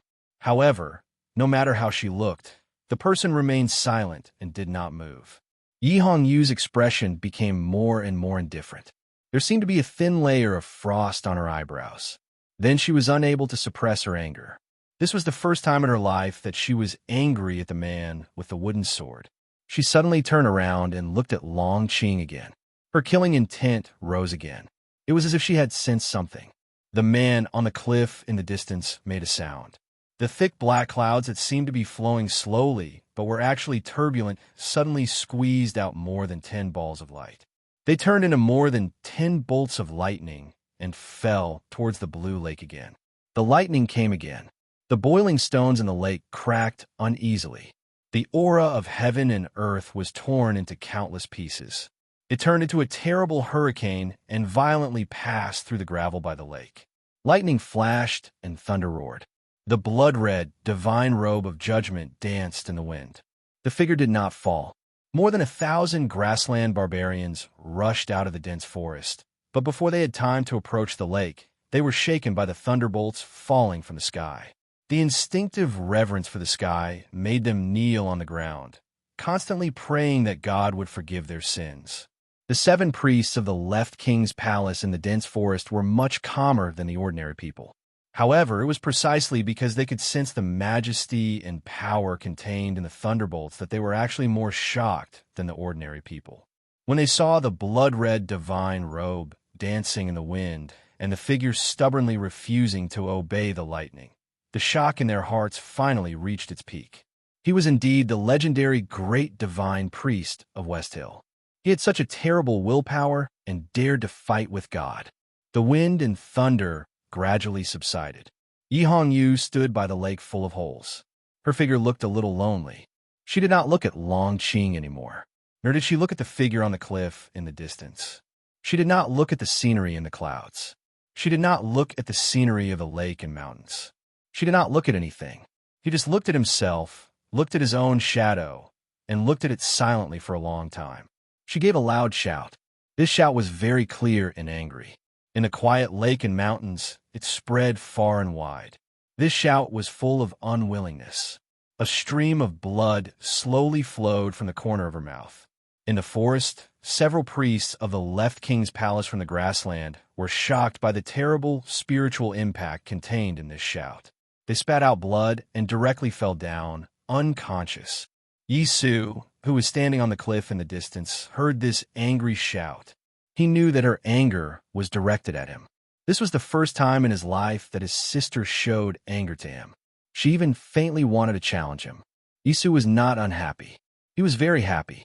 He was so happy that he wanted to dance and shout to his heart's content, because he knew that after seeing the real lightning today, she would no longer be the sister who looked at his back and wanted to get close to him. But she was always stubborn or self-abased and did not dare to open her mouth. From today on, she was Yi Hongyu. However, he still could not let her kill Long Qing, because the Abbey Dean did not want the apostate to die. Yi Su looked up at the sky and the thick clouds that seemed to be within reach. He looked at the slowly accumulating bright lightning behind the clouds. He guessed that Hao Ian seemed to think the same way. Using the sword to attract lightning was the legendary state of sword Taoism. Yi Su realized something in the small Taoist temple in Chang'an. It seemed that he had made a big step forward on the road of cultivation. If it was in the past, Yi Hongyu would only be happy for her brother. However, today she felt very complicated. She was unwilling and angry. The most important question was, where did the clouds come from? After sitting on the seat of heavenly black jade and becoming the great divine priest of judgment, her heaven-man connection gradually deepened. When her gaze passed through the seemingly terrifying black clouds of thunder and saw the real scenery in the sky, she could faintly feel the will of Hao Ian. However, almost at the same time, she did not know whether it was because of unwillingness or anger, but she suddenly had the urge to fight. As the great divine priest of judgment, even if she occasionally had such a thought, it would be a great disrespect and the most serious sin. Yi Hongyu felt a slight uneasiness in her Taoist heart. She suddenly shivered and very valiantly escaped from that dangerous state of mind. She slowly lowered her head, and her black hair fluttered in the breeze. The lightning gradually subsided, and the clouds gradually dispersed. Not long after, they disappeared without a trace, and the clear autumn sky was revealed. Yi Hongyu did not think about the blasphemous thought that flashed through her mind. But how could she really erase the thought when it was born? Even if it was just a flash, it would definitely leave a mark in her mind. The clouds and thunder dispersed. She still lowered her head. In the deepest part of her heart, somewhere that she could not see, there seemed to be a voice indifferently saying, "This seems to be possible." After an unknown period of time, Yi Hongyu raised her head. "You are not allowed to return to the Central Plains without my permission." She looked at Long Qing and said calmly, "Otherwise, even if heaven can tolerate you, I will not let you live." Her blood-red clothes fluttered. She turned and left the Blue Lake. After Yi Hongyu left the capital of the Kingdom of Qi, Ninkei did not immediately leave with Sang Sang. First, he needed to repair the horse carriage that his master had left for him. Otherwise, although the journey was not long, they would not be able to continue. He now knew that the old red-robed priest from the Divine Hall of Light was called Chen Siyuan. He had already confirmed that the priest's loyalty to Sang Sang was far greater than his love for the academy. Therefore, he would certainly not miss the opportunity to use him to find the materials needed to repair the horse carriage and other things. With the help of such a noble person, Ninkei also enjoyed the same treatment in the Kingdom of Qi as he did in the Tang Empire. He could use almost all the rare materials in the West Hill vassal state. Usually, this white Taoist temple was extremely quiet, but now it was occupied by all kinds of terrifying sounds. Iron hammers constantly pounded on the walls of the steel carriage, producing thunderous sounds. Sharp and hard tools repeatedly engraved talisman lines, and disgusting sounds similar to human abdominal rehearsals when rare metals were melted and poured. These sounds alternated and seemed to never stop. No matter how devoted the priest was, he could not read the scriptures. No matter how diligent the papal cavalryman was, he was not in the mood to practice martial arts.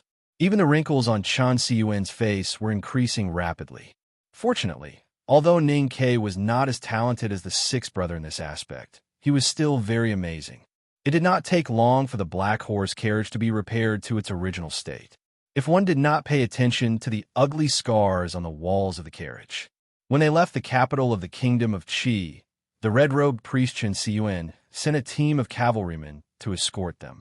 Believing that there would be no problem, Ning Ke finally had the mood to enjoy the scenery outside the window. What really made him feel better was that someone was watching the scenery with him by the window. With Yi Hongyu's help, Song Song's condition was finally under control. She was no longer in a coma. Although she was still a little weak, she could at least enjoy the scenery or look at Ning Ke's face. These 6,000 words almost killed me. Fortunately, they are good. That's all for today. Although I will write more, I really don't know when I can finish them.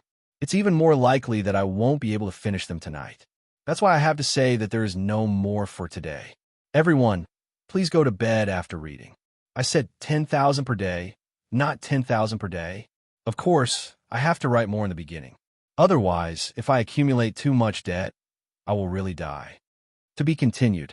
If you like this work, please come to vote for me. Your support is my biggest motivation. Chapter 545. Song Song's condition was temporarily stabilized, and Ning Ke was most grateful to Yi Hongyu. He knew that the young divine priest of judgment should be on the way to kill Long Qing.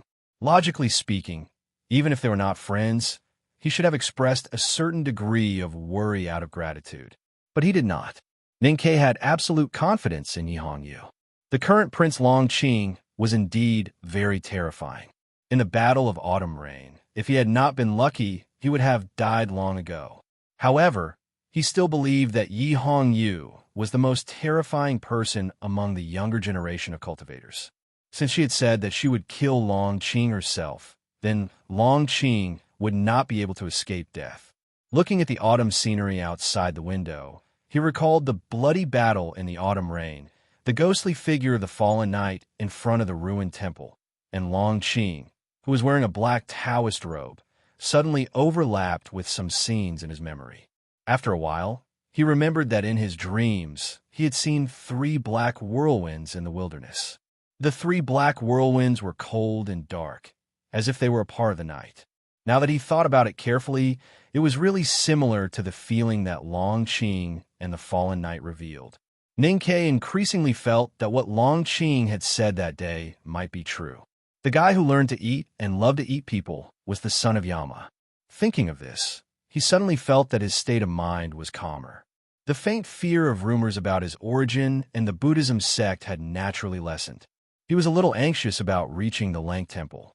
No matter how anxious he was, the journey still needed to move a mile at a time. Especially since Song Song's body was weak, she could not bear to travel for a long time without rest. So the horse carriage did not speed up. The weather in the south was relatively warm and humid. It was late autumn, but the feeling of autumn was thick but not severe. There were many green trees on both sides of the road, which was much more pleasing to the eye compared to the desolate scenery in the north. Occasionally there would be an autumn rain, but it was getting colder day by day. Song Song's body became colder, especially her hands and feet, which felt as if they were made of ice. The warming effect of the liquor was getting shorter and shorter. Therefore, Ning Ke pasted the remaining failed fu paper with the warming effect on Sang Sang. He also made a brazier in the carriage. The fire fu, which was extremely precious in the eyes of cultivators, kept burning in the brazier day and night. No one knew how many fu papers were burned during the short journey. Ning Ke's psyche power could not withstand such extravagance and exaggeration, no matter how powerful it was.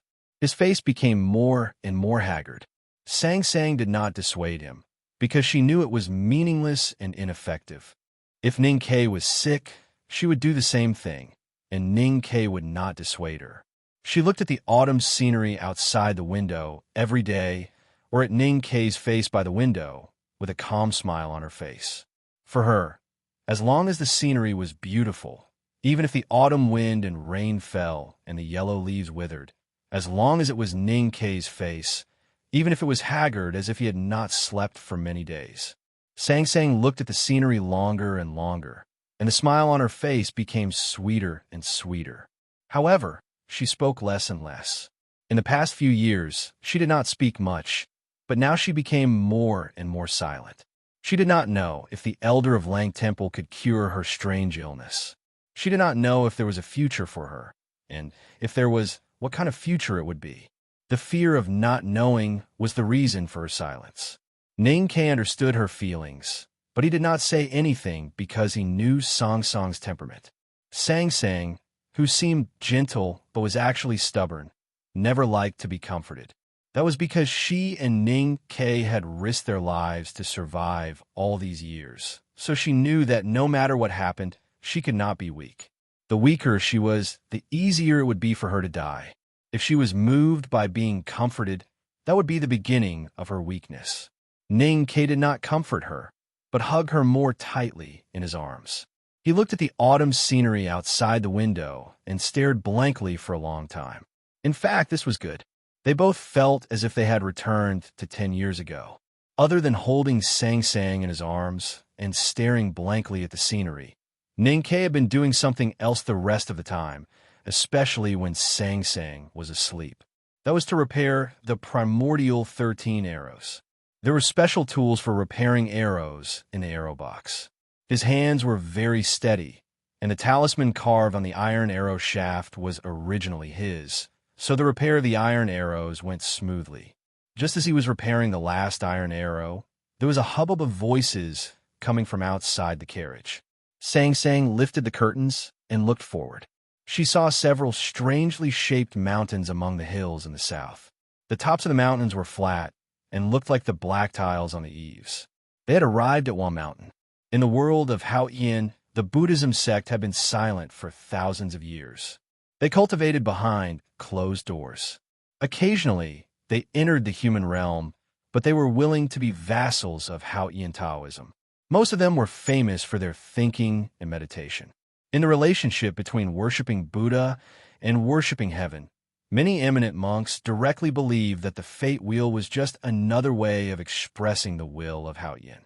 This statement made the Buddhism sect live in a low-key manner under the system of Haoyin Taoism.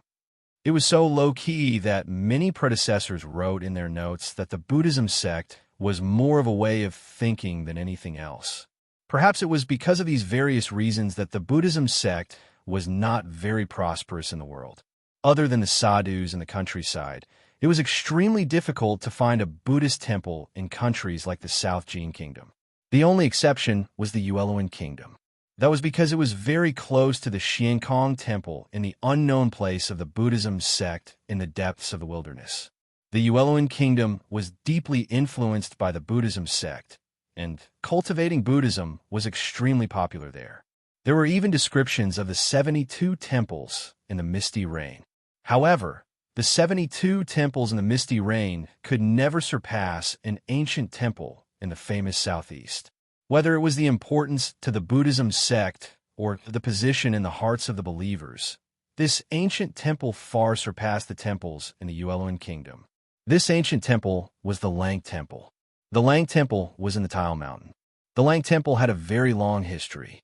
According to the ancient records, not long after the West Hill Divine Palace was built, there were trees falling in the depths of the Tile Mountain. Pavilions were built, and pagodas and halls were gradually built. In the rumors of the cultivation world, the Lang Temple was the mountain gate left by the unknown place Xiankong Temple. It was similar to the relationship between the West Hill Divine Palace and the Jishou Abbey. Therefore, it was extremely respected and no one dared to violate the mountain gate. History and legends created the unique status of the Lang Temple. For countless years, no one knew how many tragic, solemn, or legendary stories were staged in this ancient temple. It was also because of this ancient temple that the Yulan Hungry Ghost Festival gradually became the most important festival in the world. The most popular debate in decades also began here. It was not yet the day of the Yulan Hungry Ghost Festival, and the Tang Empire's diplomatic corps had not arrived yet. However, the Tile Mountain was already very lively. On the second floor of the houses on both sides of the Bluestone Street, all kinds of flags and banners were hung. The colors of the banners were very simple, mostly black and white. No one knew if they were a metaphor for the most popular game of chess around the Tile Mountain, or the real reason for the Yulan Hungry Ghost Festival, which was to expiate the souls of the underworld. It was believed that the ordinary monks in the Lang Temple and the residents who had lived in the town for dozens of generations did not know the origin of this custom. For the people living in the present world, the Yulan Hungry Ghost Festival was just a simple and pure grand festival. All they needed to do was enjoy the festive atmosphere. There were already many tourists in the town at the foot of the Tile Mountain. No one knew where these tourists came from, but they all had the same happy smile on their faces. The adults greeted each other with a smile and enjoyed the scenery in the legendary 1,000-year-old houses. The children ran and chased each other on the street. A girl panted as she chased after her brother, her little face full of grievance. Suddenly, she saw hundreds of red fish in the stone pond by the side of the road. She immediately squatted down and stared at the calm swimming fish with her eyes wide open. She had long forgotten that she wanted to find her brother and cry. The middle-aged man, standing by the stone pond, looked at the girl and smiled. He handed her a thin wooden stick with a thin net the size of a teacup tied to the end of the stick. The girl looked at the people behind her who were fishing for money and shook her head shyly. She knew that fishing for fish required money, but her mother had said that she was too young to bring money with her. She could only leave it with her brother, but her brother had taken the money to buy sugar figurines. She did not know where he was now. The girl suddenly remembered that she was chasing after her brother. She screamed and stood up. Just as she was a little afraid, her brother, who was about 7 or 8 years old, squeezed out of the crowd and looked at her with a proud smile. Then he took out 2 copper coins from his waist and stuffed them into her little hands. The red fish in the stone pond were no longer as peaceful. The water splashed, and the moss on the side of the pond began to peel off. From time to time, the sigh of disappointment and the shouts of surprise from the brother and sister could be heard on the street. The black horse carriage stopped outside the town and did not enter. The cavalry of the Kingdom of Cheese National Palace had been driven away by Ning, Quebec. Through the curtain, he and Sang Sang looked at the peaceful and happy town and the brother and sister who were squatting by the pond fishing for fish. They probably remembered the scene when they went to the market in the walled city when they were young and laughed.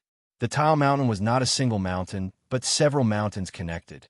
These mountains were still emitting a faint green color in the late autumn. They were very similar in shape, and their peaks were flat as if they were cut by a knife. From afar, they looked like several black tiles that had been casually put together by a naughty child. While the town was very lively, the depths of the Tile Mountain were still so quiet. The corner of the ancient temple loomed in the forest, as if it was influenced by Buddhism. The last chirping of the southern autumn cicadas did not sound sad and desperate, but indifferent. This was the back of the mountain. If they wanted to go to the Lang Temple, they would never be able to reach the main hall from this mountain path. But the black horse carriage was slowly moving up the mountain path. Ninkei did not bring Sang Sang to the Tile Mountain to go to the Lang Temple. He wanted to go to the back of the mountain to find someone. In the secluded mountain behind the Lang Temple, there lived several generations of Buddhist Vedanta who had lived in seclusion. Ninkei was looking for one of them. It was the elder of the Lang Temple whom he had heard of countless times. Try to finish the next chapter before 10:30. To be continued. If you like this work, please come to Chidian. Come to vote for me. Your support is my greatest motivation. Chapter 546. There were many elders in the Lang Temple. Some were in charge of discipline, and some were in charge of the Zen Temple. When Longqing had shown his brilliance in the debate, he had been appreciated by one of the elders. However, there was only one real elder in this ancient temple. Or rather, there was only one elder who could let the listener know who he was talking about without any prefixes. Elder Qishan was the most senior person in the Xiankong Temple, and even in the entire cultivation world. He was older than Kyuni Mati, and was even older than the West Hill Hierarch. Other than the Special Academy, most people in the world had to greet him as a disciple. No one knew how old this Vedanta of the Buddhism sect was. Some people inferred that he was over 100 years old from the famous conversation between him and the West Hill Divine Palace Hierarch. Interestingly, the topic of the famous conversation was that Elder Qishan and the Hierarch Lord guessed the headmaster's age.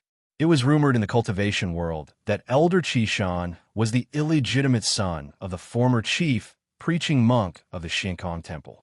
Of course, no one dared to ask him for confirmation or even mention it, so the rumors were always rumors. However, the reason why Elder Qishan was respected by the entire cultivation world was not only because of his seniority or his respectable background, but also because of his noble character. Decades ago, the south of the mainland encountered a terrible flood. The river roared and overflowed, and the turbid waves submerged countless fertile fields. The dikes of various countries broke one after another, and the water flowed into the Great Lake. The situation was extremely dangerous. Master Qishan, who was still the abbot of the Lang Temple, led the monks out of the Wam Mountain with dozens of carriages of food and medicine that had been accumulated over the years. He gave out porridge and medicine along the way and saved countless victims. Master Qishan became ill from overworking and was infected with corpse poison when he was dealing with the victims' bodies. He almost died of a serious illness. The Great Lake, which contained countless rivers, was gradually unable to hold on, especially the dike in Kongzhou of the South Jin Kingdom. It was on the verge of collapse one night. Master Qishan was in Kongzhou at that time. Seeing the situation, he did not care about his serious illness. He took off his monk's robe and jumped into the lake. With unimaginable cultivation state and willpower, he stood in front of the collapsing dike for an entire night. The next morning, the Sword Garret of South Jin Kingdom and the West Hill Divine Palace's Divine Talisman Masters arrived in Kongzhou. The situation eased, and Master Qishan finally walked out of the turbid waves. He fell unconscious as soon as he landed. The most important thing during that year's flood was that night, the long night when Master Qishan replaced the dike with his own body. Kongzhou and the South Jin Kingdom's most important farmland behind the long dike were fortunately saved. This meant that the entire South Jin Kingdom and even half of the mainland were saved. After that night, Master Chishan's name shook the world. Whether it was the willpower he had displayed or the powerful state of his cultivation, everyone was in awe of him. However, he had also paid a heavy price for this. The amazing power that he had cultivated for decades in the Lang Temple had been used up. He had been severely injured. Even if he were to cultivate again after he recovered, he would never be able to return to his peak state. In the legends of the cultivation world, Master Chishan should have been recognized as the most promising grand cultivator to break through the 5 states before the Sage of Sword, Liu Bai. He might even be able to transcend the mortal world and become a saint. Unfortunately, since then, he had no choice but to stay outside the threshold forever, unable to touch the realm above the mortal world. The cultivation world and the billions of people in the world remembered Master Chishan's great kindness. Their respect for him did not decrease, but became more sincere. Even decades later, it was still the same. When Master Lian Sheng of the Kingdom of Song lost his wife, he wrote a mourning essay on a rainy night and began to travel around the world. He came to the Tile Mountain and stayed at the Lang Temple. When he was sleeping in the back hall, he heard an old monk talking about Buddhism and understood Buddhism. That old monk was Master Chishan. A few years later, Lian Sheng returned from the western wilderness. He was enlightened by the Xiankong Temple and refused the invitation of the West Hill Divine Palace. He stroked his hair in front of an old monk and officially entered Buddhism. That old monk was also Master Chishan. After that, Lian Sheng lived in seclusion in the back mountain of the Lang Temple for 2 years. At that time, his cultivation state had far surpassed that of Master Chishan. However, he respected Master Chishan very much. During the Yulan Hungry Ghost Festival, the Devil's Doctrine massacred the Lang Temple and killed all the cultivators of the right path. However, they did not hurt the monks in the temple. Now that he thought about it, it must be because of Master Chishan. Ning Ke did not bring Sang Sang to the Lang Temple to attend the Yulan Hungry Ghost Festival. He was not here to discuss the desolate man's invasion of the South on behalf of the Tang Empire. It had nothing to do with the legend of the underworld invasion. He was here to cure his illness. The person he was looking for was Master Chishan. The black horse carriage stopped in front of the mountain road. Ning Ke looked at the looming temple in the forest and the stone Buddha statue on the stone platform at the back of the Tile Mountain. He thought of Master Chishan and felt a little strange. He, who had inherited the fragments of consciousness after Lian's death, could clearly feel that the elder of the Lang Temple who had lived in seclusion for decades was an extraordinary person. Truly great people naturally had their own unique traits. Ning Ke did not know what Master Chishan liked or disliked. Logically speaking, a virtuous predecessor of the Buddhism sect should be kind and gentle. However, Ning Ke still cautiously reminded himself to maintain enough respect and be prepared for it. How could he keep a low profile? What kind of preparations should he make? He had made some changes to the black horse carriage. It still looked black, but it had become much dirtier. There was a hint of grease on it, and it actually looked like a big black umbrella. The big black horse was also covered in dirt by him. He even smeared a few large patches of brown tree sap on its body. The big black horse no longer looked as cool as it did in the wilderness. It looked extremely embarrassed. This was the preparation Ning Ke had made. Anyway, he was prepared to come as miserable as it looked. He had even prepared a handkerchief with ginger juice and a small leather pouch filled with blood.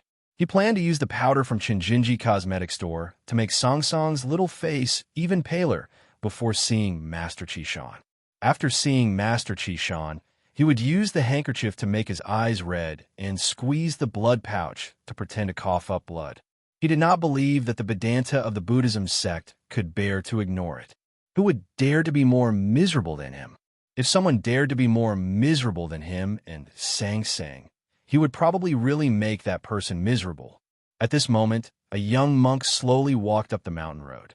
The monk's face was dark, and his expression was calm. However, when he saw the broken black horse carriage and the big black horse at the entrance of the mountain road, the calmness on his face was immediately shattered into countless pieces of shock and then fell to the ground. He walked to the front of the horse carriage and looked at Ning K through the window. He said helplessly, "How can you hide this from my master? My master is not this kind of person. Does he need Mr. 13 to spend so much effort? There is one more chapter. I will try to finish it before 12:30. To be continued. If you like this work, please come to vote for me. Your support is my greatest motivation." Chapter 547. The dark-skinned young monk, whose Buddhist name was Guan Hai, was the last disciple of the Lang Temple's elder, Master Chishan. He did not have any specific duties in the temple, but his seniority and status were extremely high, comparable to that of the abbot. Last winter, it was Guan Hai who personally went to Chang and handed the invitation to the Yulon Hungry Ghost Festival to Ning Quebec. He also challenged him. Ning Ke sat by the Yinming Lake for half a day and finally understood something. Then he returned to the South Gate Taoism Hall to fight with him and narrowly won. Ning Ke had a good impression of monk Guan Hai. Although this young monk had a determined temperament, he was extremely gentle and amiable. Monk Guan Hai had a longing for the academy and respected the disciples of the second floor of the academy, because his teacher had once consulted the headmaster of the academy and constantly praised him. This is indeed the Lang Temple's territory. I wanted to keep a low profile and not disturb you. I secretly met Master Chishan and left after finishing my business. But he still found out. Ning Ke walked out of the horse carriage and looked at Guan Hai with a smile. Monk Guan Hai looked at the dusty horse carriage and said with a bitter smile, "You are not low profile. I received a letter from the Divine Hall a few days ago and knew that you were attacked on the way. Uncle, when did you break the realm again?" Monk Guan Hai suddenly felt that something had happened to Ning Quebec. It was very different from when they met in Chang and last winter. He vaguely guessed the truth and could not help but exclaim. Ning Ke said, "I told you in Chang and to call me senior brother." Monk Guan Hai hesitated for a moment and listened to his request. He said, 13th senior.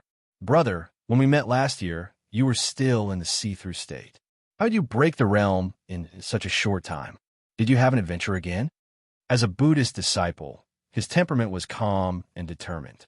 Moreover, Monk Guan Hai's state was quite high. But at this moment, his voice was slightly trembling. Ning Ke said, "How can there be so many adventures? If you can often leave the Tile Mountain and the Lang Temple to fight with people in the world, it will not be so difficult to increase your state." Monk Guan Hai looked at him with envy and awe. The cultivation world knew that Ning Ke had only been in the academy for a few years, but now he had become a grand cultivator of the knowing destiny state. It was really shocking. Although it was a great pleasure to be looked at by a young Buddhist master, Ning Ke did not have the time and energy to enjoy it. He said, "I wrote you a letter in advance. Did you read it?" Guan Hai looked at the black horse carriage and said, "Yes. How is your senior sister?" Guan Hai looked at the black horse carriage and said, "Yes. How is she?" Then he said worriedly, "I asked Yihong Yu to help me suppress the cold aura in my body. It shouldn't worsen for a while, but it's better to solve this as soon as possible. When can I see Master Chishan?" Monk Guan Hai looked embarrassed and said, "My master builds a hut and meditates in the mountain behind the temple all year round. He does not receive guests. Guan Guan King is," and said, "master of," is S. Guan Guan Guan. Monk Guan Hai shook his head and explained, "In the past, my master never attended the grand Guan Tian King festival. Even when I was cultivating Buddhism with my master, I only listened to his teachings through the door." Ning Ke raised his eyebrows when he heard this. If he did not meet with guests, then what was the point of him coming? He had made up his mind. If that was the case, he would have to force his way into the mountain. At this moment, Monk Guan Hai said, "But my master will come out of seclusion for a day." Ning Ke's raised eyebrows calmed down. He looked at Monk Guan Hai and said helplessly, "You are a monk from the Tile Mountain, not a storyteller from Chang'an. Can you not speak with such a big breath?" Monk Guan Hai smiled apologetically and suggested, "My master will come out of seclusion the day after tomorrow." 13th brother, why don't you stay in the temple for 2 days? Even though it can't be compared to the academy, there is still some scenery. Ning Ke thought that Song Song's condition had stabilized recently, and she had been enjoying the scenery on the horse carriage. Since they had come all the way to the Lang Temple, he should take her around. He should at least see what the 1,000-year-old temple looked like, especially since he was a disciple of the academy and close to Mistress Jian. He should pay his respects to the tomb in the temple. That's good. He thought a question and asked monk Guan Hai. Since Master Qishan has been in seclusion for many years, why did he come to the Yulan Hungry Ghost Festival this year? I know that the imperial courts of the Central Plains are here to discuss the desolate man's invasion. The cultivation sects might be here because of the legend of the underworld invasion. Monk Guan Hai thought of something and looked at Ning Ke with a complicated gaze. He said, "Maybe so." Ning Ke understood what the young monk was thinking and asked with a smile, "It is said that I am the son of Yama. Are you afraid of standing in front of me?" Monk Guan Hai's gaze returned to peace. He looked at Ning Ke with a smile and said, "What is there to be afraid of?" Ning Ke saw that his expression did not seem to be fake and could not help but feel puzzled. He asked why. Monk Guan Hai bowed to the west with his palms pressed together. Then he straightened up and looked at Ning Ke seriously. He said, "Since the headmaster of the academy is willing to accept you as his core disciple, how can you be the son of Yama?" For the sake of peace, Ning Ke did not stay in the Lang Temple in the end. Monk Guan Hai brought them to a secluded courtyard near the forest in the north. They did not disturb the monks in the temple. After a simple vegetarian meal and a simple chat, Monk Guan Hai stood up and left. Ning Ke knew that although Master Qishan lived in seclusion all year round, Guan Hai, as the future abbot of the Lang Temple, had to come out to receive the other cultivation sects during the Yulan Hungry Ghost Festival. Therefore, Ning Ke did not ask him to stay. As dusk approached, there was the sound of drums not far away. Then it was night. A servant in the temple boiled hot water. Ning Ke warmed Song Song's feet and put her to sleep. He changed a few talismans on her body and then laid down beside her with a peace of mind. When he woke up, the sky was just beginning to brighten. The bell of the Lang Temple rang again. He quietly listened to the rhythmic yet unrhythmic sound of the bell, which seemed dull but was actually quite refreshing. He felt much calmer. After breakfast, Ning Ke let the big black horse play in the forest in the courtyard. He put a thick fur coat on Sang Sang and took her through an iron gate in the south of the courtyard into the back garden of the Lang Temple. The monks in the temple should be doing their morning prayers. There was no other movement in the back garden except for the diligent birds that woke up early to survive and the insects that woke up early to survive but were unfortunately devoured. A faint fog permeated the forest. The main hall and a few side halls of the Lang Temple in the distance were faintly discernible in the fog. They looked extremely solemn and beautiful, as if the Buddhist land had really come to the human world. Ning Ke was not too interested in the scenery of the ancient temple. His eyes were fixed on the pagoda forest in the fog. This pagoda forest was made up of dozens of stone pagodas. Each stone pagoda enshrined the ashes of a powerful senior from the Buddhism sect. Logically speaking, such an environment would make people feel gloomy and scary. However, the chanting coming from the main hall in the distance calmed everything down. The pagoda forest was quiet and the paths were complicated. Walking in it was like walking in a maze. If it was a first-time visitor, it would be easy to get lost. However, he walked in it with Sang Sang without any pause or hesitation. It was extraordinarily familiar, as if he had been here many times. Sang Sang raised her head and looked at him. She was a little surprised and puzzled. Ning Ke did not notice it himself. Even if he did, he would think that it was because he was too familiar with the map that eldest brother had drawn for him before he left. He probably would not have thought that it was because of the remnant consciousness of Lotus in the depths of his spiritual ocean that was guiding him. Walking to the northwest of the pagoda forest, he saw a tomb beside a moss-covered stone pagoda. The tomb was very ordinary and inconspicuous. However, in the pagoda forest where the remains of the Buddhism sect were enshrined in the Lang Temple, there was a very ordinary tomb.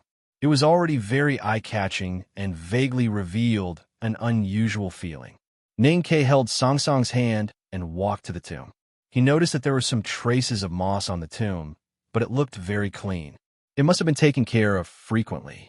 He was satisfied, and his impression of the monks in the temple improved a little. He bowed deeply to the tomb. There was no tombstone in the tomb. However, he knew who was buried in the tomb. Buried in the tomb was a young woman. At least when she died, the woman was still very young. That woman was once the best dancer in the world and had a very simple name. The person buried in the tomb was Jian Xiao Xiao, the elder sister of Mistress Jian from the House of Red Sleeves, the fiancée of the youngest uncle from the academy. If she had not been killed by Lotus, she would have been my youngest aunt. Youngest uncle might still be alive now and even have a few children with her. The youngest of them would have taken the glorious position of youngest brother and fought with Chun Pippi for the honor of being the most talented. Ning Ke looked at the tomb, which had been cleaned often but had not been visited for many years. He smiled with mixed feelings and said in a low voice, "There will be a few more ancestors in the academy. But there are already many ancestors in the academy. I think the teacher won't mind having a few more." Sang Sang squatted down and reached out to pick up a leaf that had floated to the tomb last night. No one knew what she was thinking at this moment. She felt a little cold and subconsciously tightened the collar of her fur coat. Ning Ke held her in his arms and looked at the tomb in front of him. He could not help but feel touched when he thought of the beautiful woman who had danced in front of the Lang temple and had died so miserably in the end. Logically speaking, as a disciple of the academy, I should hate Lian Sheng very much. Even if I am cold-blooded and have never been harmed by Lian Sheng and have inherited some of his benefits, I cannot hate him. But as the only survivor of the murder in the general's mansion, why can't I hate your teacher? Song Song's headmaster was the former great divine priest of light, Wei Guangming. The former half of Ning Ke's life was full of despair and an abnormal desire for revenge. But now he said that he did not hate that person. I don't even hate Xiaohou now, or it is hard to think of this person. He frowned and kept thinking. He murmured, "Am I really so cold-blooded? Not because you are cold-blooded, but because they are all dead." Sang Sang nestled in his arms and looked at the tomb. She said, "Everything will disappear with death. Hate a person and love a person, no matter how strong, will gradually forget." Ning Ke knew what she wanted to say, but he did not want to hear it. "I don't have anything today. Tomorrow I will go to Harbin to attend a friend's wedding, but I will not stop updating. Ahem, maybe that's it. Alas, if this continues, I will really die in a few days." To be continued. If you like this work, please come to Chidian. Come to vote for me. Your support is my greatest motivation. Chapter 548. That was the first rain after the drought in Hebei province. The rain was very cold. When Ning Ke found the baby girl under the pile of corpses, she was blue and purple all over and was about to die from hunger and cold. Since that rain, Ning Ke had been hiding many psychological shadows in his heart. As Sang Sang was seriously ill and on the verge of death, the shadows became heavier and heavier, and he hid them deeper and deeper. As time went by, Song Song's illness became less and less frequent. Although the military doctor in the stronghold could not completely cure the cold qi in her body, he still prescribed some symptomatic medicine. Other than making sure that she was accompanied by liquor and doing housework, Ning Ke had almost forgotten about this matter. Especially after Sang Sang began to cultivate the divine skills of West Hill Taoism, the cold aura in her body was like the thin snow in spring. Ning Ke had thought that she had completely recovered. However, who would have thought that Sang Sang would suddenly fall ill again? And this time, it was even more dangerous than when she was a child. The shadow hidden in the depths of Ning Ke's heart rose again. During the journey, he thought hard and worried. Even the headmaster could not cure Song Song's illness. Could the Lang Temple really cure her? Was Song Song's illness really just an illness? Or was there destined to be a cold future waiting for the two of them? Because of these psychological shadows, Ning Ke had never discussed that with Sang Sang since she was very young. At this time, Sang Sang seemed to want to say something, but he did not want to hear it. Sang Sang wanted to say it. "Young master, do you know why I've been staring at you recently?" For some reason, Sang Sang began to call him young master again. Ning Ke smiled and said, "Because I am good looking." Sang Sang said, You're not the old Prince Longqing. You're not worth being stared at. Ning Ke was slightly angry and said, I said not to mention this. Sang Sang knew that he was pretending to be angry to hide something. She said softly, You know the reason. Ning Ke knew the reason, but he did not want to say it. At this time, he looked like a little boy in a fit of pique. He was stubborn, naive, childish, easily angered, and even cried easily. At this time, Sang Sang was like a gentle and sensible big sister. She looked at him quietly and said in a gentle voice, I am worried that I will never see you again after I die.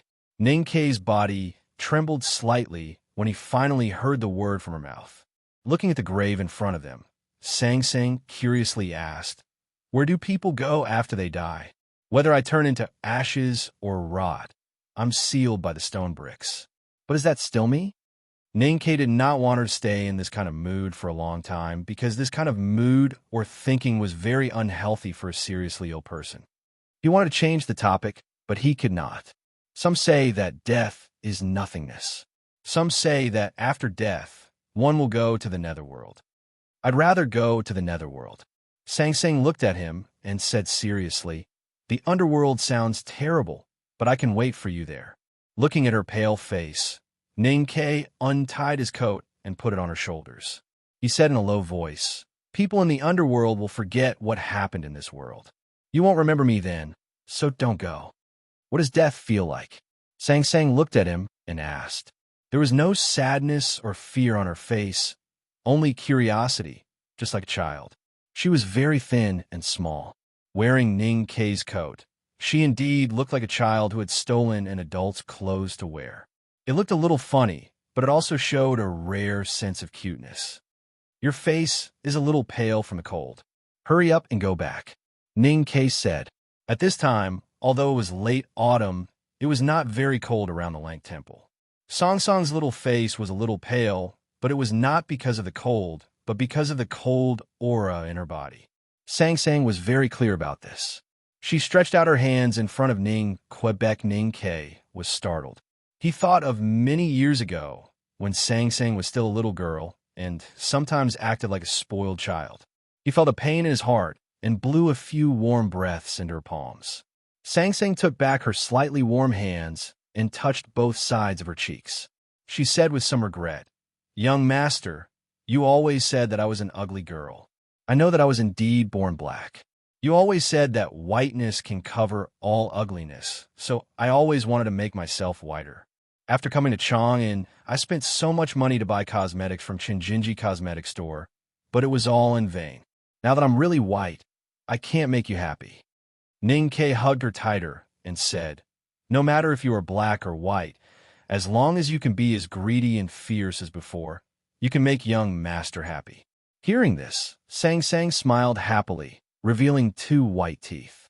She looked like a small animal in the forest of Min Mountain. She was very cute. Now Sang Sang was especially cute, often cute. That was because she used to think that there was no need to play cute in front of Ning Ke, and she didn't need to play cute in front of others. But now she wanted Ning Ke to think that she was cute. You haven't answered my previous question. What question? What does death feel like? I've never died. How would I know? Do you want me to dig youngest Anne out from the grave and let her tell you? Ning Ke made a tasteless joke and then realized that it was really not funny. He looked down at a dead autumn insect in the grass under his feet. After a long silence, he said, Actually, I do know. Death is a very uncomfortable thing, so don't die. Sang Sang looked at him and said seriously, Yes, I will try not to die. Ning Ke touched her head and said, Let's work hard together. In a misty forest, a drop of water suddenly fell, followed by several drops of water. The water drops were very small, even as fine as powder. They fell on his face and eyes, making them a little wet. Ning Ke said, Let's go back. Sang Sang shook her head and said, I still want to walk around. Ning Ke said, Your body can't stand the rain now. Sang Sang untied the big black umbrella from her back and said, It's hard even if I want to. Ning Ke smiled and opened the big black umbrella. He held her hand and walked to the front hall of the Lang Temple. In the morning, it began to rain in the Lang Temple. The mist gradually dissipated, and the looming eaves and pagodas in the mist became clear. The Buddhist land had returned to the human world. Ning-Ke looked at the ancient temple in the light autumn rain and saw a Buddha statue on the top of the mountain behind the temple. The material used to carve the Buddha statue should be some kind of precious white hard stone. The carving was simple but smooth. At this time, the rain fell on the peaceful face of the Buddha statue, like tears, adding a bit of pity.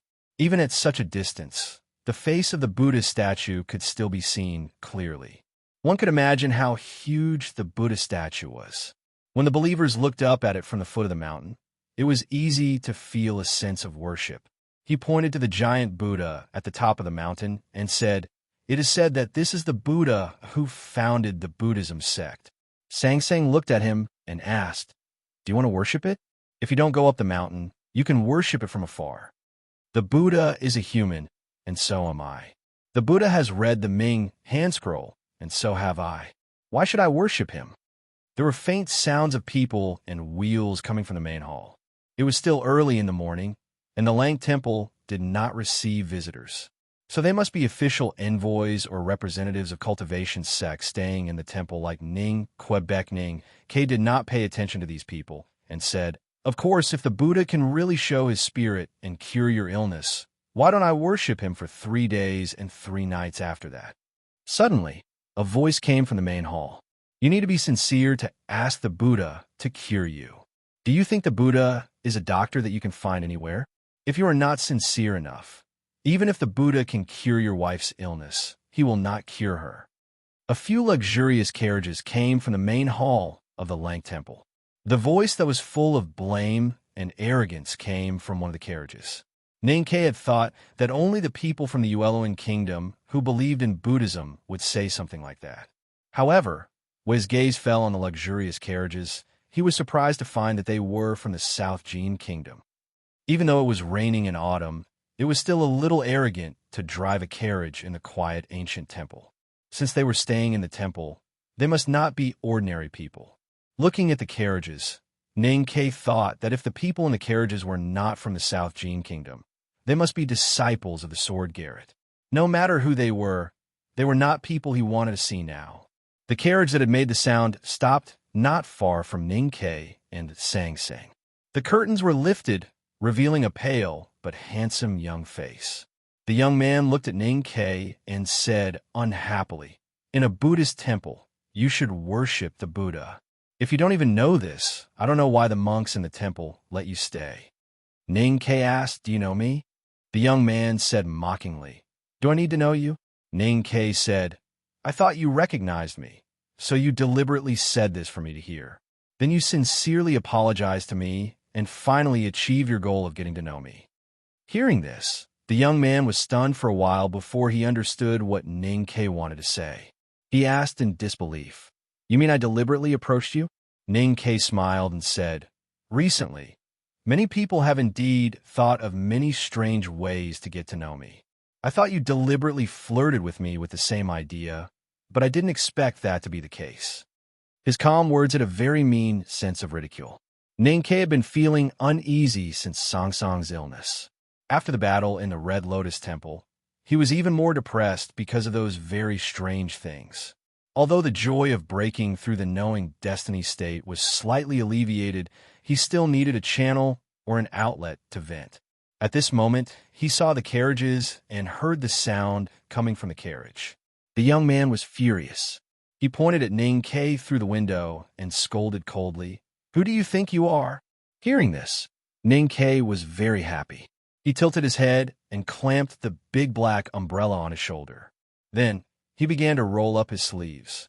At this moment, a hand appeared from the window and forcefully pulled the young man back. Ning-Ke felt very disappointed. He thought to himself, "Who is so boring and insensible? If you don't drink too much tonight, I will write some more. But I guess it will be too high. But, okay, forget what I said. Let me die." To be continued. If you like this work, please come to Chidian. Come to vote for me. Your support is my greatest motivation. Chapter 549. The hand in the carriage window only appeared in Ning-Ke's sight for a very short time, but it was enough for him to clearly see some features of the hand: the slender and stable fingers, the soft and wide palm, and the thin calluses. It was a hand suitable for holding a sword, and the calluses also seemed to prove that this hand often held the hilt. Ordinary sword masters in the cultivation world all used flying swords, except for one sect. Coincidentally, that famous sect was located in the South Jin Kingdom. It was the sword garret founded by the sage of sword Liu Bai. Because of these inferences, Ning Ke vaguely guessed the origin of the hand. So he seemed to be extremely regretful, but in fact, he was secretly vigilant. A voice rang out in the luxurious carriage, presumably from the owner of the hand.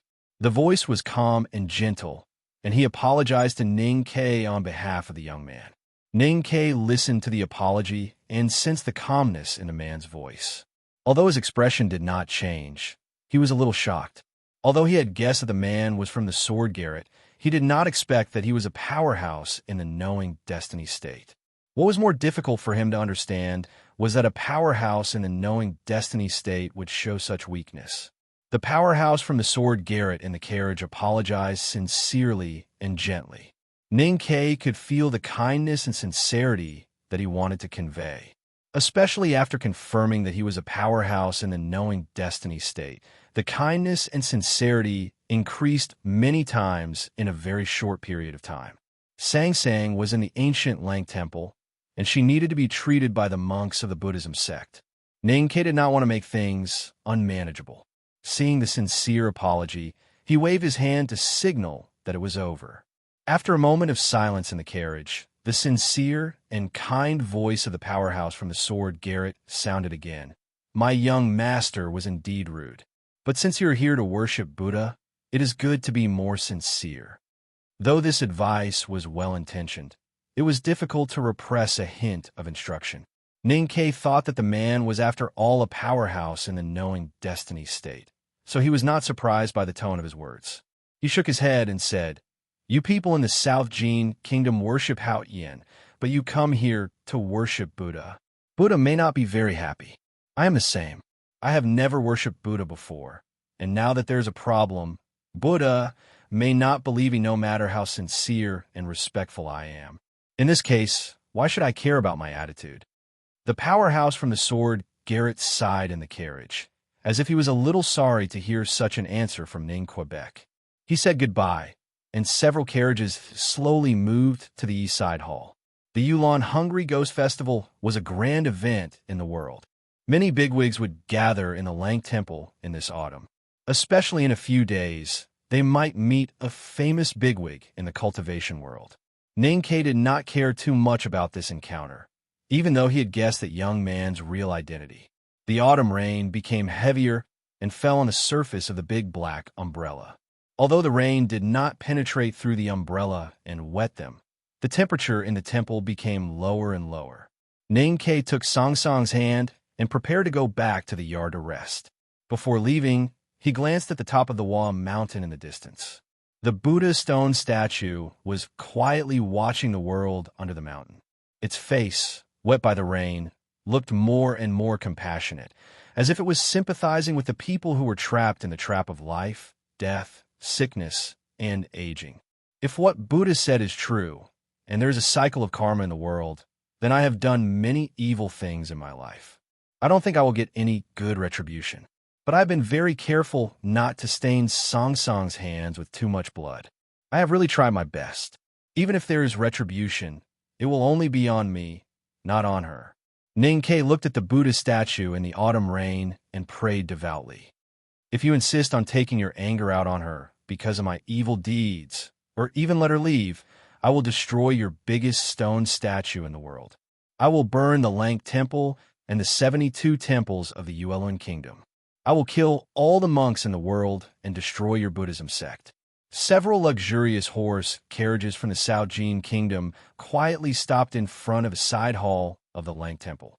Several middle-aged men with sharp eyes looked around coldly, protecting the master of the hall. There were also a few people who looked like officials. They were sheltering from the rain in the corridor in front of the hall, but they did not enter the hall. The side hall of the Buddhist temple became darker in the rain. There were more than 10 stone statues of venerables in the hall, emitting a faint cold light. These statues were either smiling or sad. Their hands were exposed in the air, some were pressed together, and some were spread out. Their movements were different, revealing a wonderful sense of beauty and solemnity. A middle-aged man in a green robe stopped in front of these stone statues and looked at them. His hands were slender and steady behind his back. He was the powerhouse from the sword Garrett who had spoken in the carriage earlier.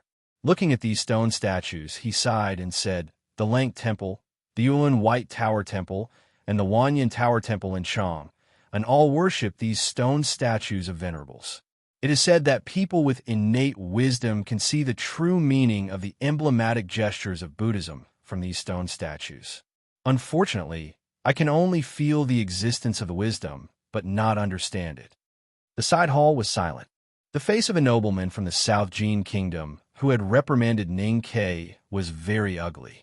Although he could not say anything to the powerhouse from the sword Garrett, he could not control his emotions.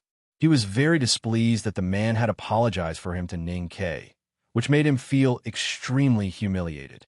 The middle-aged man looked at the gloomy face of the nobleman and sighed in his heart. He slowly comforted him. There are many hidden talents in the cultivation world. What's more, the Lang Temple is holding the Yu-Lan Hungry Ghost Festival. Those strange people who rarely step into the human world may also appear. Although the South Jin Kingdom is not afraid of them, why should we provoke these troubles? Accompanying the nobleman to visit the Lank Temple was a gray-haired old man. Looking at his hunched body, he should be an ordinary person. He strangely held a chessboard under his armpit, and his expression was very cold and arrogant.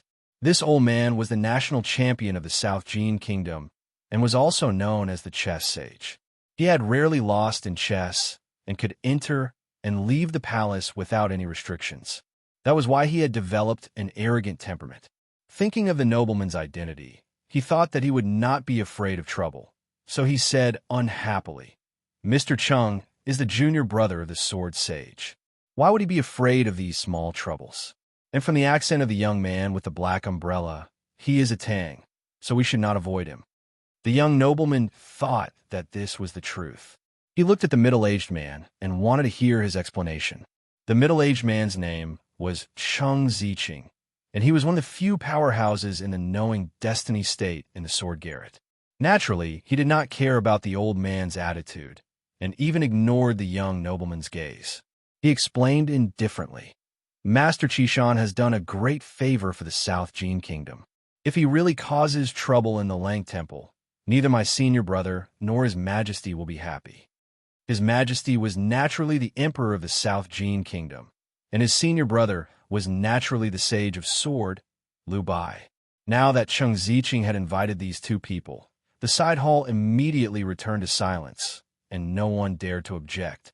Chung Ziqing walked out of the side hall and found a young official of the South Jin Kingdom who was sheltering from the rain in the corridor. He signaled him to follow him to a secluded place with his eyes. Looking at the young official's slightly pale face, he asked, "Is it him?" The young official's name was Xie Qingyun. He was the famous third young Master Xie of the South Jin Kingdom in the past. Later, after Ning Ke's success in the second-floor examination of the academy, the third young master, Xie, left the academy and returned to the South Jin Kingdom. With the reputation of being a young Tanhua, it did not take long for him to have his own position in the imperial court of the South Jin Kingdom. This year, the Emperor of the South Jin Kingdom appointed him as a close subordinate of His Highness the Crown Prince. Hearing Chung Ziqing's question, Xie Qingyun nodded with a somewhat complicated expression. Chung Ziqing was speechless. In fact, when he saw the big black umbrella and the young man and woman under it, he had vaguely guessed their identities. When the young man also showed an indifferent attitude towards the Buddhism sect, he knew that his guess was right. He understood that it was the right choice to apologize on behalf of His Highness. If His Highness knew who the young man under the big black umbrella was, he would definitely not let it go. Today, the Lang Temple would definitely be in trouble. Even though he had entered the knowing destiny state, he did not want to have a dispute with that young man. Although he was not afraid of him, He did not want to offend him and the powerful and invincible sect behind him. Cheng Ziqing pondered for a while and looked at him, saying, Master Qishan will open his hut tomorrow, and Ning Ke will definitely appear. So you have to keep an eye on His Highness. Even if His Highness knows Ning Ke's identity, you can't make him angry. Xie Qingyun understood what Cheng Ziqing was worried about. After a little hesitation, he agreed. However, having been a subordinate of the prince's mansion for half a year, he was very clear about the temperament of His Highness the Crown Prince whom he would serve for a lifetime. Naturally, he knew how difficult it was to make His Highness not angry. Suddenly, he thought of a possibility. Looking at Cheng Ziqing's face, he forced himself to pluck up his courage and said softly, I heard that the Sage of Swords' younger brother was blinded by that person. Cheng Ziqing's eyes gradually became cold. Looking at Xie Qingyun, he said coldly, I know that you were once a classmate of that person in the academy for a period of time. I also know how painful it is for you to see your former classmate climb to the peak of the world and leave you far behind. However, facing this situation, you can either work hard to improve your cultivation state or simply give up the idea of comparing with that person. Any other means will only make you more painful and meaningless. Don't think about using the sword to kill people. No, don't even think about using the sword of the sword Garrett to kill people. Cheng Ziqing thought of the head in the ancient pond of the sword Garrett and his fellow disciples who were blind and had been practicing their swordsmanship in the dark room all day long. He said coldly, because the thing that the sword Garrett hates the most is letting others borrow our swords. He was talking about the former great divine priest of judgment of the West Hill Divine Palace, who lent Xiao Xiaoshu's sword to Lu Yiqing through an important figure buried in the sword Garrett by the Judicial Department, in an attempt to provoke a war between the sword Garrett and the Academy. The result of that incident was that Lu Yiqing was blinded by Ning Ke and was sent back to the sword Garrett after several months. The Sage of Sword, Lu Bai, drew a paper sword and lent it to Yi Hongyu. The former great divine priest of judgment was killed on the seat of heavenly black jade. Xie Qingyun only knew that the Sage of Swords' younger brother and Ning Ke had a shocking battle at the side gate of the academy, but he did not know the secret of the cultivation world behind this incident. He suddenly felt that Mr. Cheng's eyes had become too sharp as swords. His eyes felt a sharp pain, and he lowered his head in fear and pain, not daring to say anything more. I ran as fast as I could and finally got home in the afternoon. Then I worked hard and finished the 3rd chapter today. This is the 1st chapter. There are 2 more chapters. Keep writing and try to finish the next chapter before 9:30. To be continued. If you like this work, please come Chidian. Come to vote for it. Your support is my biggest motivation. Chapter 550. In the autumn rain, Ning Ke seemed to be praying devoutly, but in fact he was coldly threatening the Buddha statue on top of the tile mountain. But he knew very well that the Buddha was long dead, and the one who could cure him was Master Qishan in the tile mountain. So the next day, he took Sang Sang to the tile mountain along the mountain path in the black horse carriage. The mountain path behind the temple was still quiet. The locust trees beside the path were still wet, and some traces of carriage wheels could be faintly seen on the smooth surface of the path. Ning Ke sat by the window and looked at the traces on the mountain path. He frowned slightly and thought that the Yulan Hungry Ghost Assembly would be held in front of the Lang Temple in a few days. Even if the diplomatic corps or the cultivation world wanted to discuss the desolate man's southward invasion or the underworld invasion in advance, they should be in the Lang Temple. Why were there so many horse carriages entering the Tile Mountain today? He naturally thought of the nobleman from the South Jin Kingdom whom he had met in the Lang Temple yesterday morning. He had already guessed the identity of the nobleman at that time. Apart from the emperor of the South Jin Kingdom, only the crown prince was able to have a knowing destiny state cultivator from the sword Garrett accompanying him. But what did these people from the South Jin Kingdom want to do in Tile Mountain? Monk Guanhai appeared under the big locust tree again. He put his palms together and bowed to the horse carriage. He smiled and said, I thought Senior Brother 13 would arrive earlier. Ning Ke got off the carriage and returned the bow. He said casually, Are there already many people here? Guanhai said, Yes. Ning Ke asked, I don't understand what this means. Guanhai was slightly stunned. Only then did he realize that Ninkei really did not know what it meant for his teacher to open the hut. He explained seriously. Every time Elder Chishan opened the hut, he would choose a fated person to answer the person's questions or help that person point in a certain direction in life. It was not rare for a Buddhism sect master to enlighten a follower. There were many such legends in the Yueluan kingdom. But in the eyes of the world, Master Chishan was not an ordinary Buddhism sect master. Moreover, decades ago, when he opened the hut to answer the fated person's questions, what he said was later proven to be a reality. This seemed to prove that Master Chishan could predict the future. This was even more magical than the great divine priest of revelation of the West Hill Divine Palace. It was even similar to the legendary Buddha's ability to grant all requests, which naturally made the world crazy. After the murder at the Lang Temple, Master Chishan had shut himself in his hut for many years, probably because he was heartbroken by the evil of his old friend, Lin Sheng, and also because of the blood in front of the temple. This year, it was rumored that the master would open his hut for a day, and it naturally became a grand event in the cultivation world. The cultivators and nobles who participated in the Yulan Hungry Ghost Festival all chose to enter Wa Mountain without hesitation. They wanted to see if they were lucky enough to become the fated person in the master's eyes. Ninkei did not know that the Lang Temple Elder meant to be an elder of the temple. Of, to say it, moon, temple, temple, temple, temple, temple, temple. Which mountain was? The temple. But in Quebec was a temple was to say, temple, the temple, temple, temple, temple, temple, the temple, temple, temple of the temple, temple, temple, temple, temple, temple, temple, temple, temple, of temple, temple, temple, temple, is Ming. What happened? Ning Kei asked. Monk Wan Hai said, a guest from afar. Senior Brother Abbot used the bell to summon me to welcome him.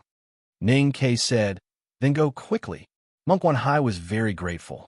He sincerely apologized to Ning Kei, bowed to Sang Sang through the window, and left in a hurry. Looking at the back of the young monk drifting away on the mountain road, Ning Kei raised his eyebrows slightly and said nothing. He sat on the cushion in front of the carriage and kicked the big black horse lightly, saying, let's go. The big black horse was a little sleepy after playing with autumn grasshoppers in the temple last night. He woke up after being kicked by Ning Quebec. He braced himself and strode toward the depths of the Wam Mountain with his head held high. Song Song's worried voice came from the carriage. It must be a big shot. Someone who could make the Lang Temple ring the bell solemnly and make Monk Guan Hai go to the temple personally must have an extraordinary background. Ning Kei had long understood this. However, no matter how self-abased and self-pitying he was, he had to admit a fact with some narcissism, joy, and helplessness. There was no one in the world who had a more powerful background than him. To put it simply, no matter where the person who made the Lang Temple ring the bell came from, he could not be more powerful than him. Because of this, he was a little confused about the identity of the guests in front of the temple.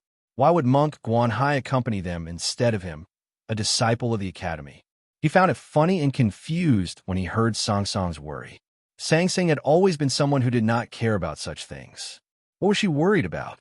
Sang Sang said in a low voice, when Master Chishan comes out of seclusion, he will only choose one fated person to answer his questions and puzzles.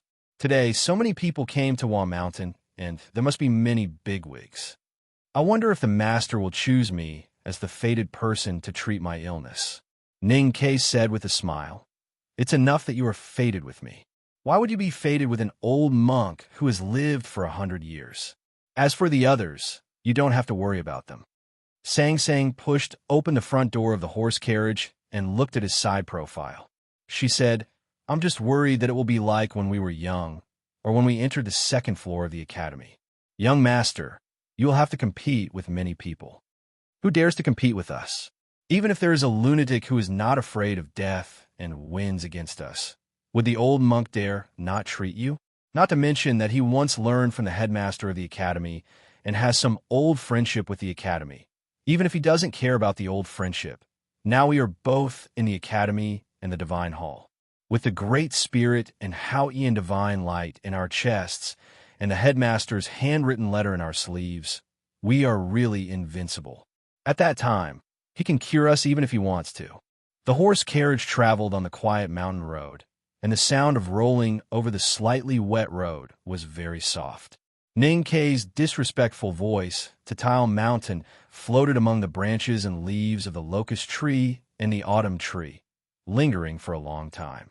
The mountain was flat, and the horse carriage traveled on the mountain road very easily. However, the distance between the two places had become slightly longer.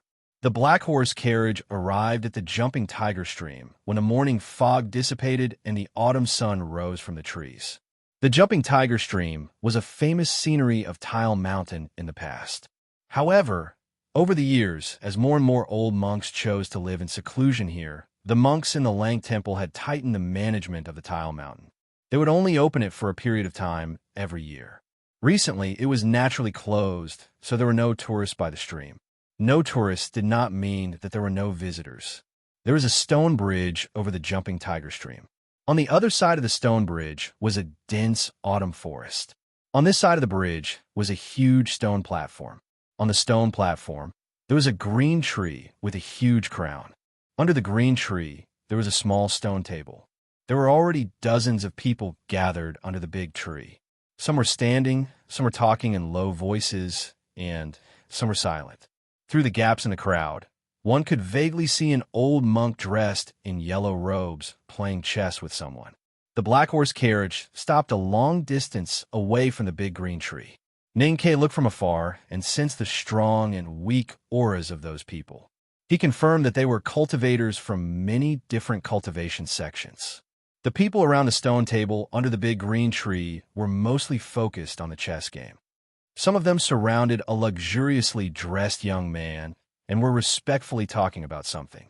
It was a young man from the South Jin Kingdom that Ninkei had met in the Lang Temple yesterday morning. Since Ninkei had guessed his identity, he would not be surprised by this scene. However, he could not help but feel a little emotional when he thought of the ordinary cultivators who had no hope of achieving great Tao. They had cultivated for half their lives, but in the end, they still had to sell their skills to the royal family. When he saw the familiar figure of a young girl under a row of green bamboos dozens of feet away from the big green tree, he could not help but feel emotional from these cultivators back to himself.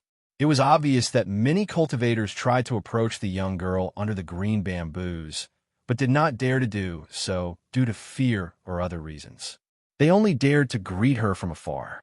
Therefore, the young girl only stood quietly under the row of green bamboos. She was as lonely and strong as the green bamboos. However, in Ninkei's eyes, she was as fragile as the green bamboos. He had not seen her for more than a year, and she had lost a lot of weight. My mood is not calm, and my train of thought is affected. I can only write 2,500 words at this time. I'm afraid that everyone will wait, so I update first. Then the next chapter will be more than 4,000 words. I will try to finish it before 1 o'clock. I am really *king risking my life. To be continued. If you like this work, please come to vote for me. Your support is my greatest motivation. You're tuning in to the Warrior Lore YouTube channel. Don't forget to subscribe and join us on this journey to catch the most captivating stories.